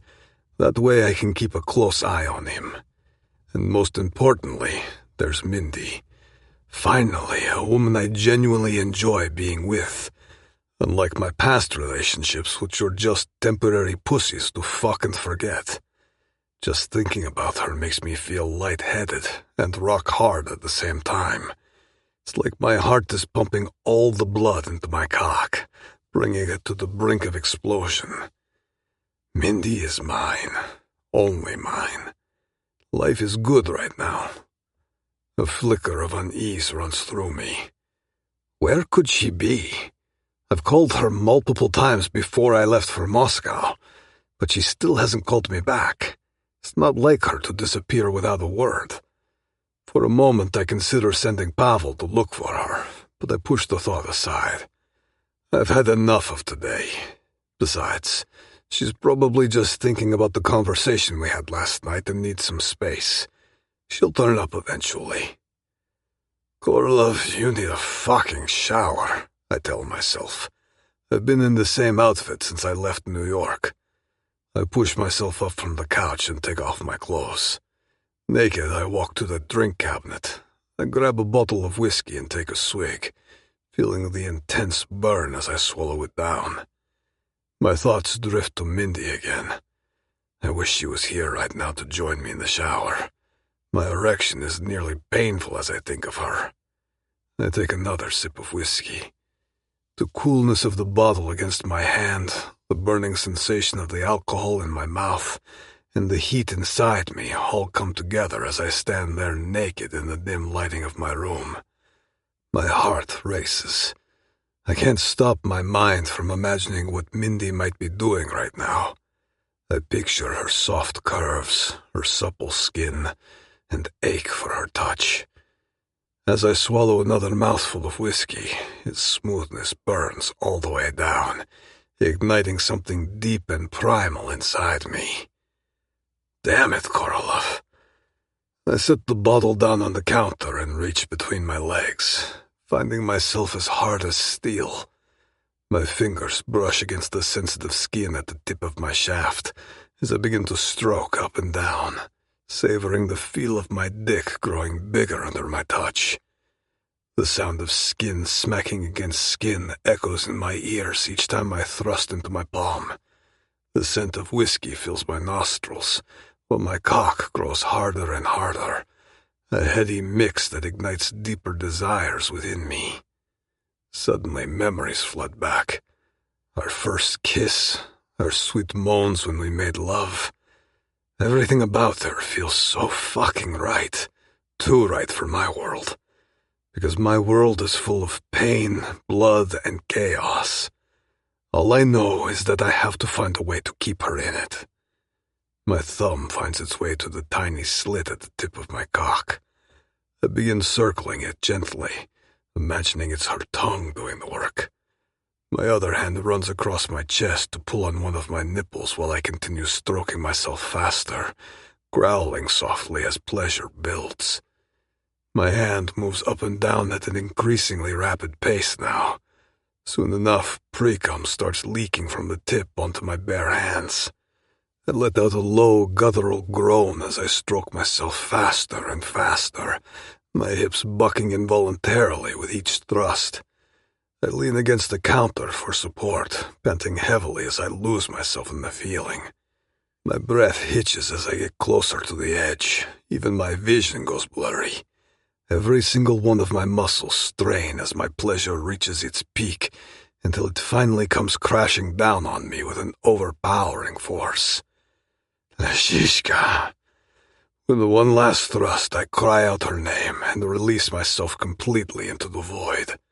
Hot liquid spurts between my fingers, mixing with the smell of sweat and whiskey. It takes me longer than usual to come down from my high and regain my composure. Even minutes after my solitary release, my breathing is still heavy. It's still hard to believe how much Mindy has gotten under my skin. There are thousands of miles between us, and she still has a hold over me. I finally walk into the bathroom and take a refreshing shower before heading back to the comfort of the main suite. The combination of jet lag, whiskey, and post-orgasmic haze leaves me feeling pleasantly drowsy. I collapse onto the bed, eagerly anticipating a good rest. Just 3 more hours and I will be back on the jet, flying back to New York City. But first I'm going to get some sleep. However, old habits die hard.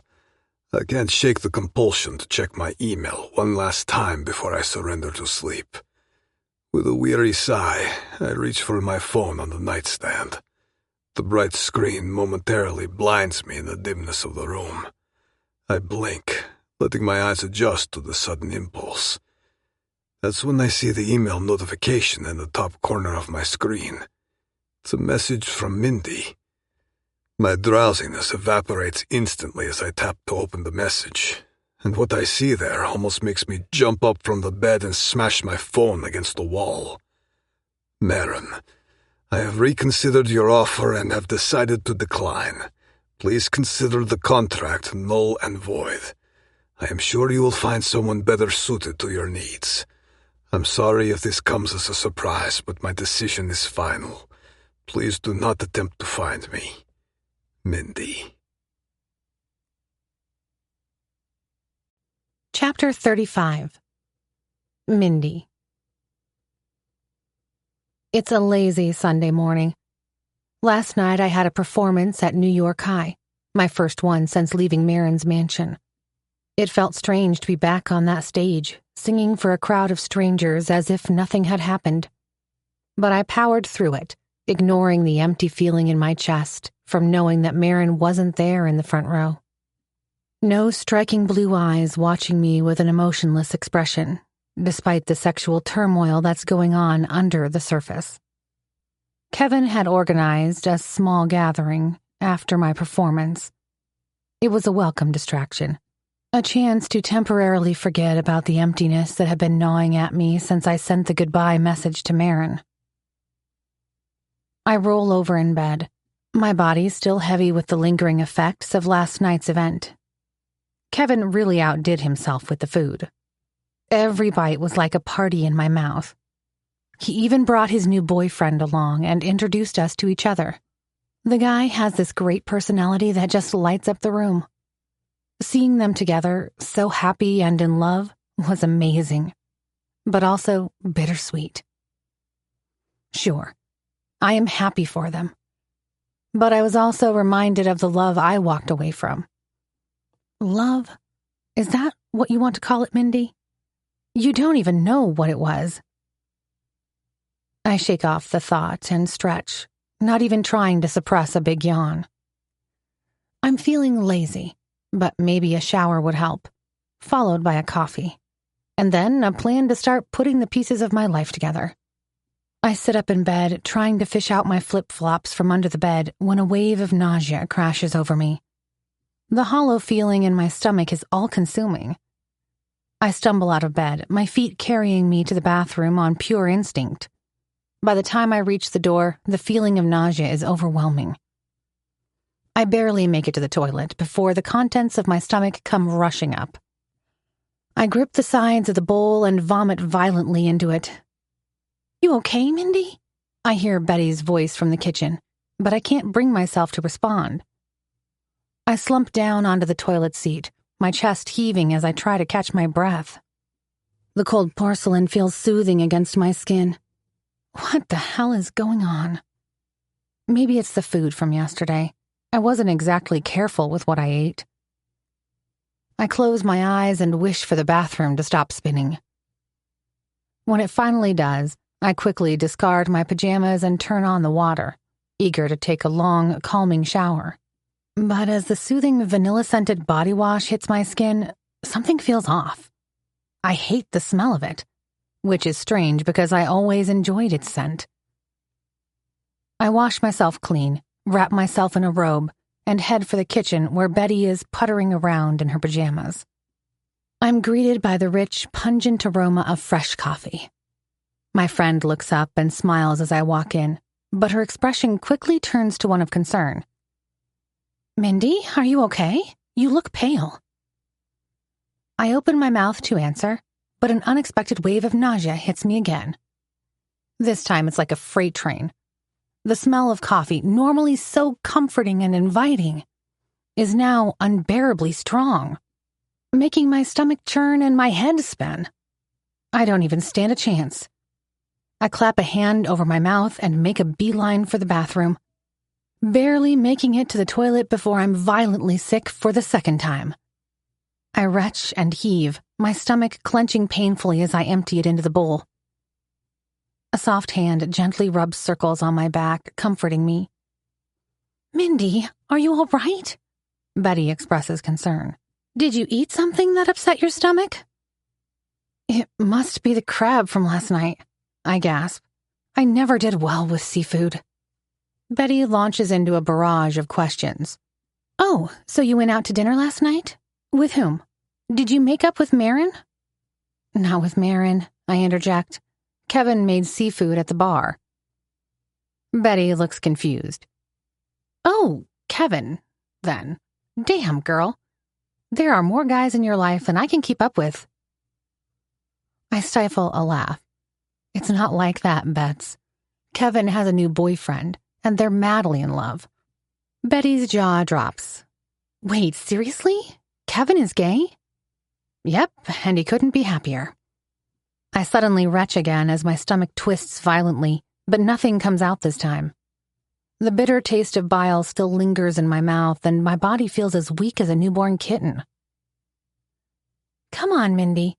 Are you sure this is the seafood? We've had crabs many times, and you never had this reaction. Allergies can develop at any time, Bets. Maybe mine did last night." Betty's expression shifts from worried to stunned, like she's suddenly come to an important realization. "Mindy, do you know what I'm thinking?" she asks with a frown. Sure, Bets, I can read your mind, no problem. She shakes her head, her face serious. Stop it, girl. What I think is that you're pregnant. With Maron's baby. I flinch at the mention of Maron's name, and my heart clenches in my chest. The memories of our time together suddenly flood me. The passion, the intensity, the way he made me feel alive in ways I'd never known. All at the same time. I want to push it all down and forget the whole thing, but I just can't bring myself to it. Maybe I did fall for him during our short time together, but a pregnancy? That's impossible. I weakly shake my head, wiping my mouth with the back of my hand. You know well I can't get pregnant, Bets. But even as I say the words, a niggling doubt takes root in the back of my mind. My periods have always been irregular because of my hormonal issues. And with everything that's happened lately, the stress, the chaos, the earth-shattering revelations about Maron, I can't even remember when I had my last one. Betty frowns, her eyes searching mine. Are you sure?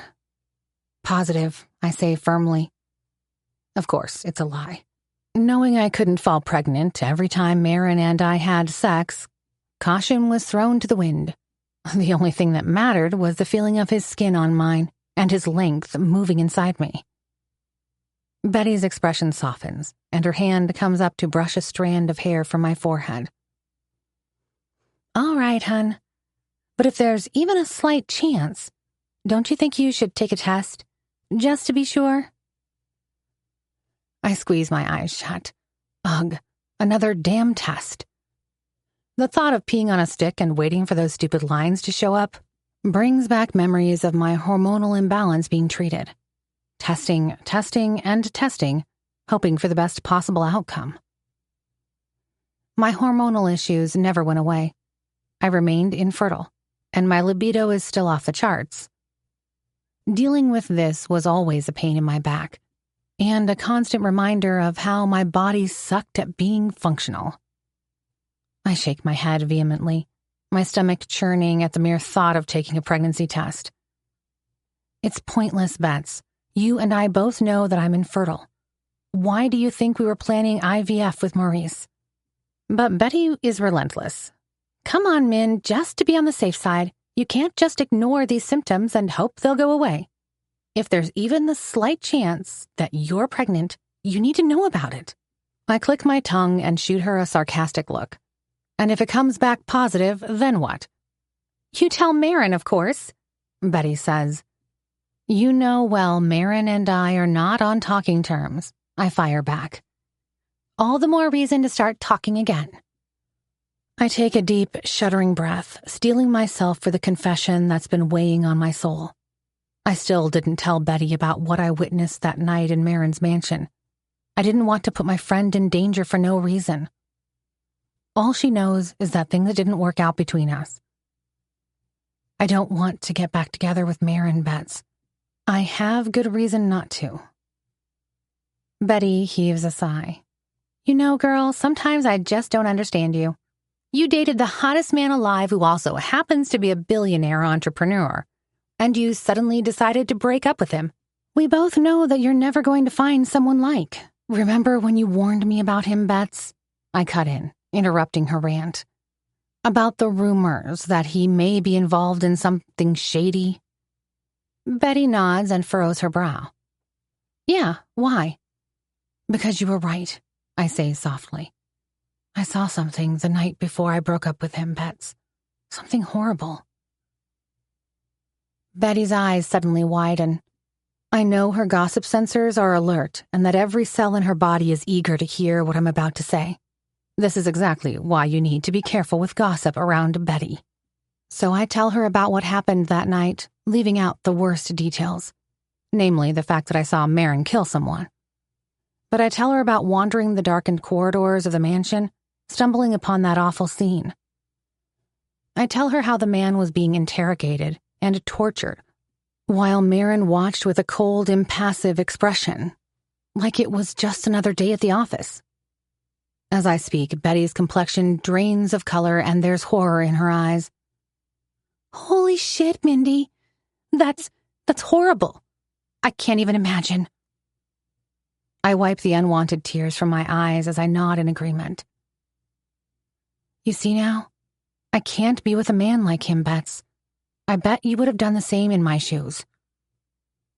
Betty reaches out and squeezes my hand tightly. Oh, babe, I'm so sorry. I know this must be a lot to deal with. I just wish you'd told me earlier. It's just... I sniff. It hurts like a bitch, Bets. I have fresh tears welling up in my eyes again. My friend comes in to embrace me with a comforting hug. Of course it does, babe, she says. Still, you did the right thing by leaving him. That was the only sensible thing to do after this. I really want to cry now. I try convincing myself that Betty is right, but the tears flowing down my face suggest otherwise. Shh, I'm here for you, girl. Betty continues to comfort me. I'll help you get through this, I promise. She lets go of our embrace and looks at me with concern. What's your plan now? She asks. Take one step at a time, I answer with an exasperated sigh. Even if by some miracle I'm pregnant, there's no chance I'll be able to carry the baby to term. According to the doctors I've seen, my body wouldn't be able to handle it. Betty lets out a sigh. Too bad, babe. You would make a wonderful mother. She gently pats my cheek. But now, let's go buy you a pregnancy test. Chapter 36. Mindy. The next morning, I wake up feeling like death warmed over. Just like yesterday, my stomach churns and I barely make it to the bathroom before I'm hunched over the toilet, retching and heaving until there's nothing left to bring up. Rise and shine, Mindy. I'm starting to think that Betty is right about the pregnancy, but I still can't wrap my head around it. I didn't want to buy the test yesterday, but she practically forced me to go to the drugstore with her. Later on, she had to go out and I ended up sleeping through the afternoon, leaving the test in my bag. I didn't even take it. But today, I can no longer delay the inevitable. I promised Betty to get it done by the time she's back. But first things first, I'm going to procrastinate a little more by treating myself with breakfast at my local coffee shop. Eating out is highly unusual for me, especially for breakfast. My usual morning meal is just a sad piece of toast with jam. But today, I feel like I could kill for a delicious plate of eggs with bacon. I quickly wash my face, throw on some clothes, and head down to the small joint nearby. As soon as I step inside, the smell of fresh coffee beans hits me, and it's like heaven in my nostrils. Which is strange, because yesterday the mere thought of coffee made me want to puke. Now it's like a warm hug. I'm so hungry I could eat a horse. So I order a cappuccino and a hearty breakfast omelet with bacon, 2 slices of toast, a side salad, and settle into a booth by the window. As I dig into my food and savor the flavors, I feel a sense of calm wash over me. For a moment, I almost forget about the test waiting for me at home. Can I sit here? A familiar voice cuts through my reverie, making me look up. My heart skips a beat in my chest. It's Maurice. To my surprise, Maurice looks better than I've ever seen him. His hair is neatly trimmed and styled. His clothes are clean and pressed. There's a clarity in his eyes that I haven't seen in a long time. If I didn't know better, I would mistake it for a sense of purpose or determination. He stands beside my table with a tray of food in his hands and a vibrant smile on his face. Maurice, I say with a half grin, my mind still reeling from the surprise. The last time I saw him was at Maron's birthday party, causing a huge scene and being completely drunk. Sure, take a seat. What is he doing here? And why now of all times? Thanks, Mindy, he says, sliding into the seat across from me. I hope I'm not interrupting anything. I just saw you sitting here and, well, I thought I'd come say hi. I shake my head, gesturing for him to sit down. No, it's fine. I'm just grabbing a bite before, peeing on a test to see if I'm pregnant from your brother. Before heading home, I add. Maurice nods, digging into his own breakfast with gusto. Well, I'm glad I bumped into you. Breakfast tastes better with good company. I nod, giving him a smile. Yeah, I know what you mean. We sit in silence as we eat, and I'm starting to feel a little awkward. Sure, it's nice to see Maurice, especially in such good shape. But at the same time, I'm increasingly anxious about the task that awaits me. What if it comes back positive? Cut it out, Mindy. You can't get pregnant.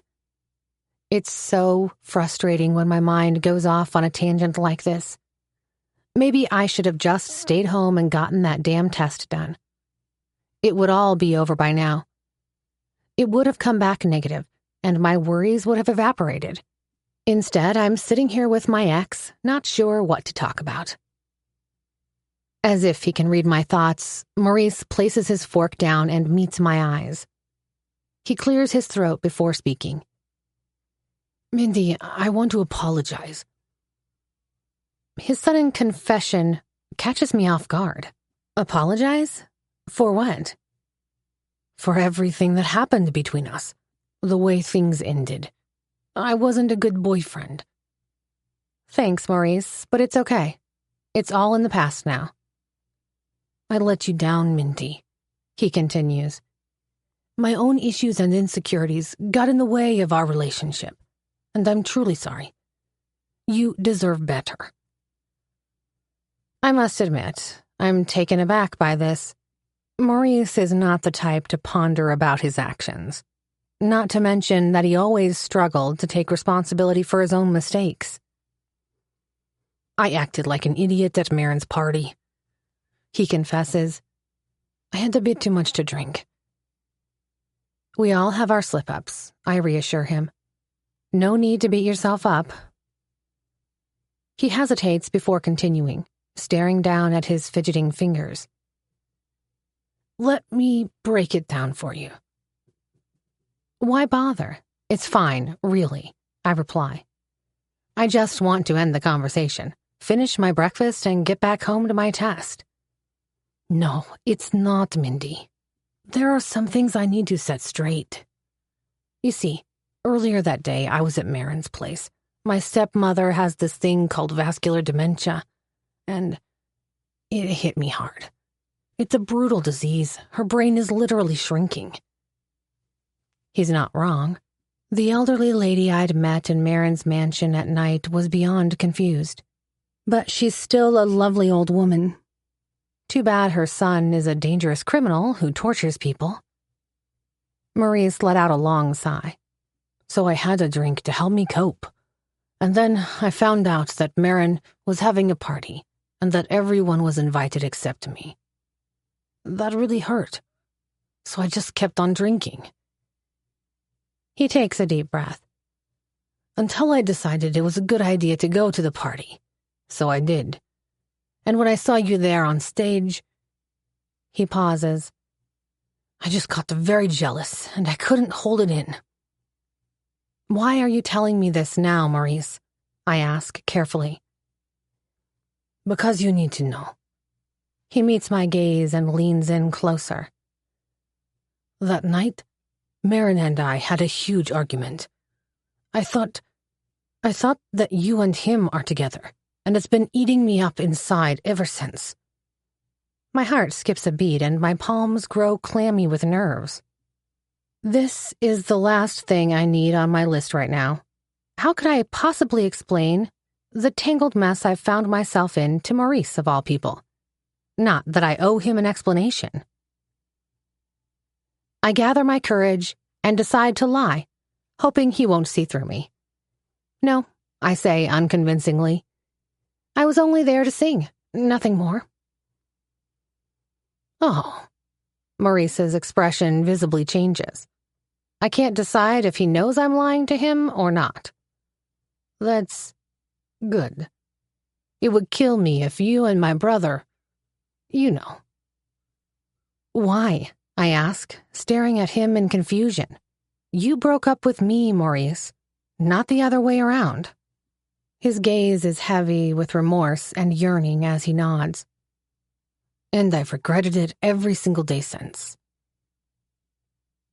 He falls silent, then reaches across the table to take my hand in his. "I've changed, Mindy. I'm working on myself every day, trying to become a better person. I haven't touched booze since that disastrous party. I attend AA meetings regularly, and I have a stable job now." "I'm happy to hear that, Maurice, truly," I tell him, attempting to pull my hand away from his. But it only makes him tighten his grip. "Do you think we could start again? Give our relationship another chance?" I'm at a loss for words. Out of all the things I imagined Maurice telling me, this was the last one on my mind. It's also the last thing I want to be dealing with right now. I glance at my watch out of the corner of my eye, thinking about the test waiting for me at home. Maurice, I trail off, my mind spinning with conflicting emotions. A part of me remembers the good times we shared, but I know that chapter of my life is over. I could never go back to Maurice after how things ended between us. And especially after what happened between Maron and me. It would be a disaster. My stomach lurches forward without warning, and I find myself thinking about that damn test again.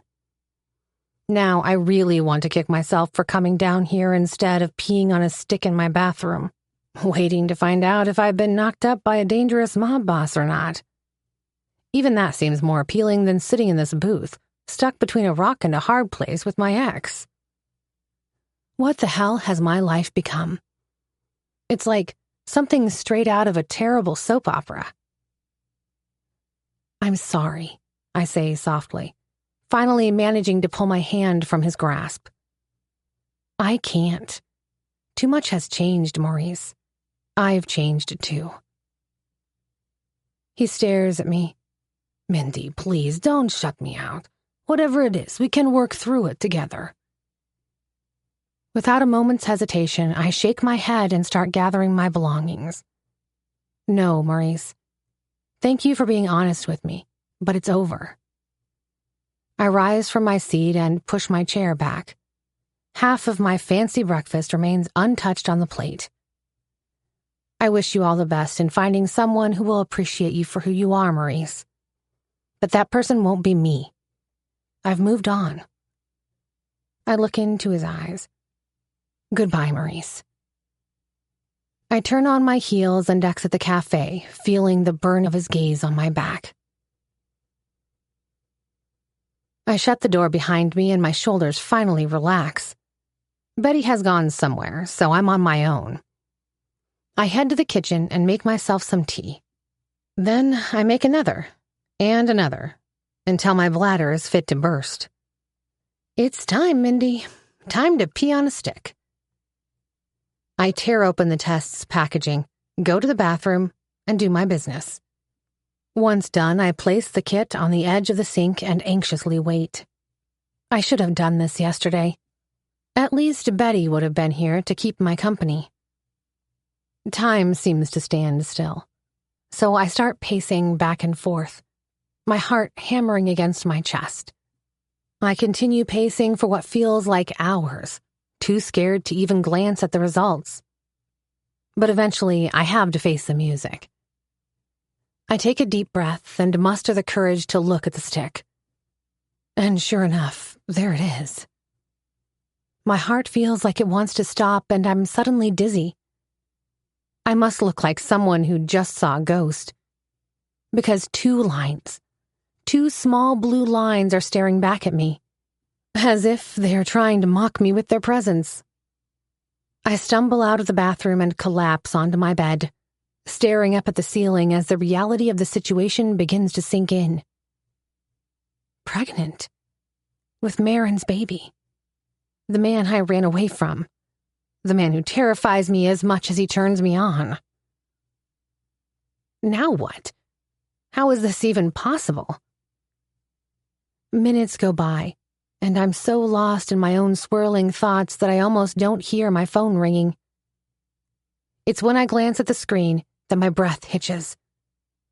It's a number from St. Mary's Hospital. Hello?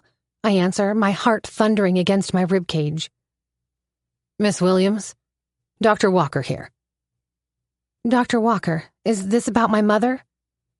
Yes, he says and clears his throat. I swallow hard, my throat suddenly running dry. Calls like this out of nowhere are usually not a good sign. Is she okay?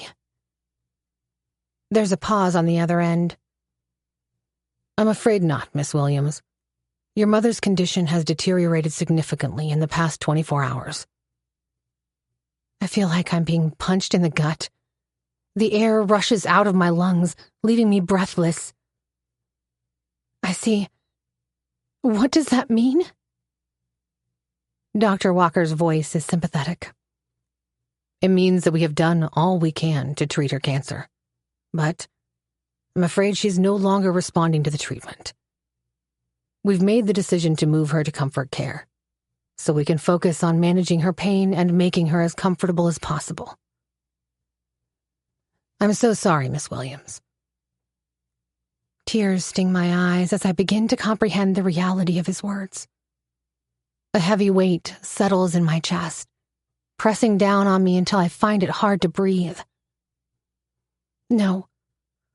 How can this be? What about those memories we were going to make? I blink rapidly, trying to hold back the flood of emotions threatening to overwhelm me. It's as if the world has tilted off its axis, leaving me grasping for something to hold on to. But there's nothing. Just the crushing inevitability of what's to come. Mom? My hands tremble, and a deep aching sorrow wells up inside me, stealing away any semblance of strength I thought I had left. I just stand here, paralyzed by the devastating truth that my mother, my rock, the person I love most, is slipping away from me, and there's nothing I can do to stop it. How long does she have left? I ask, no longer trying to control my tears. It's hard to say for sure, Dr. Walker replies gently. Based on her current condition, we estimate that she has a few days at most. Oh, dear God. A sob rises in my throat, my chest aching with the pain that feels like it will swallow me. Can I see her? Of course, Dr. Walker says. We're administering morphine to help ease her pain, but she's still lucid. I nod, even though he can't see me.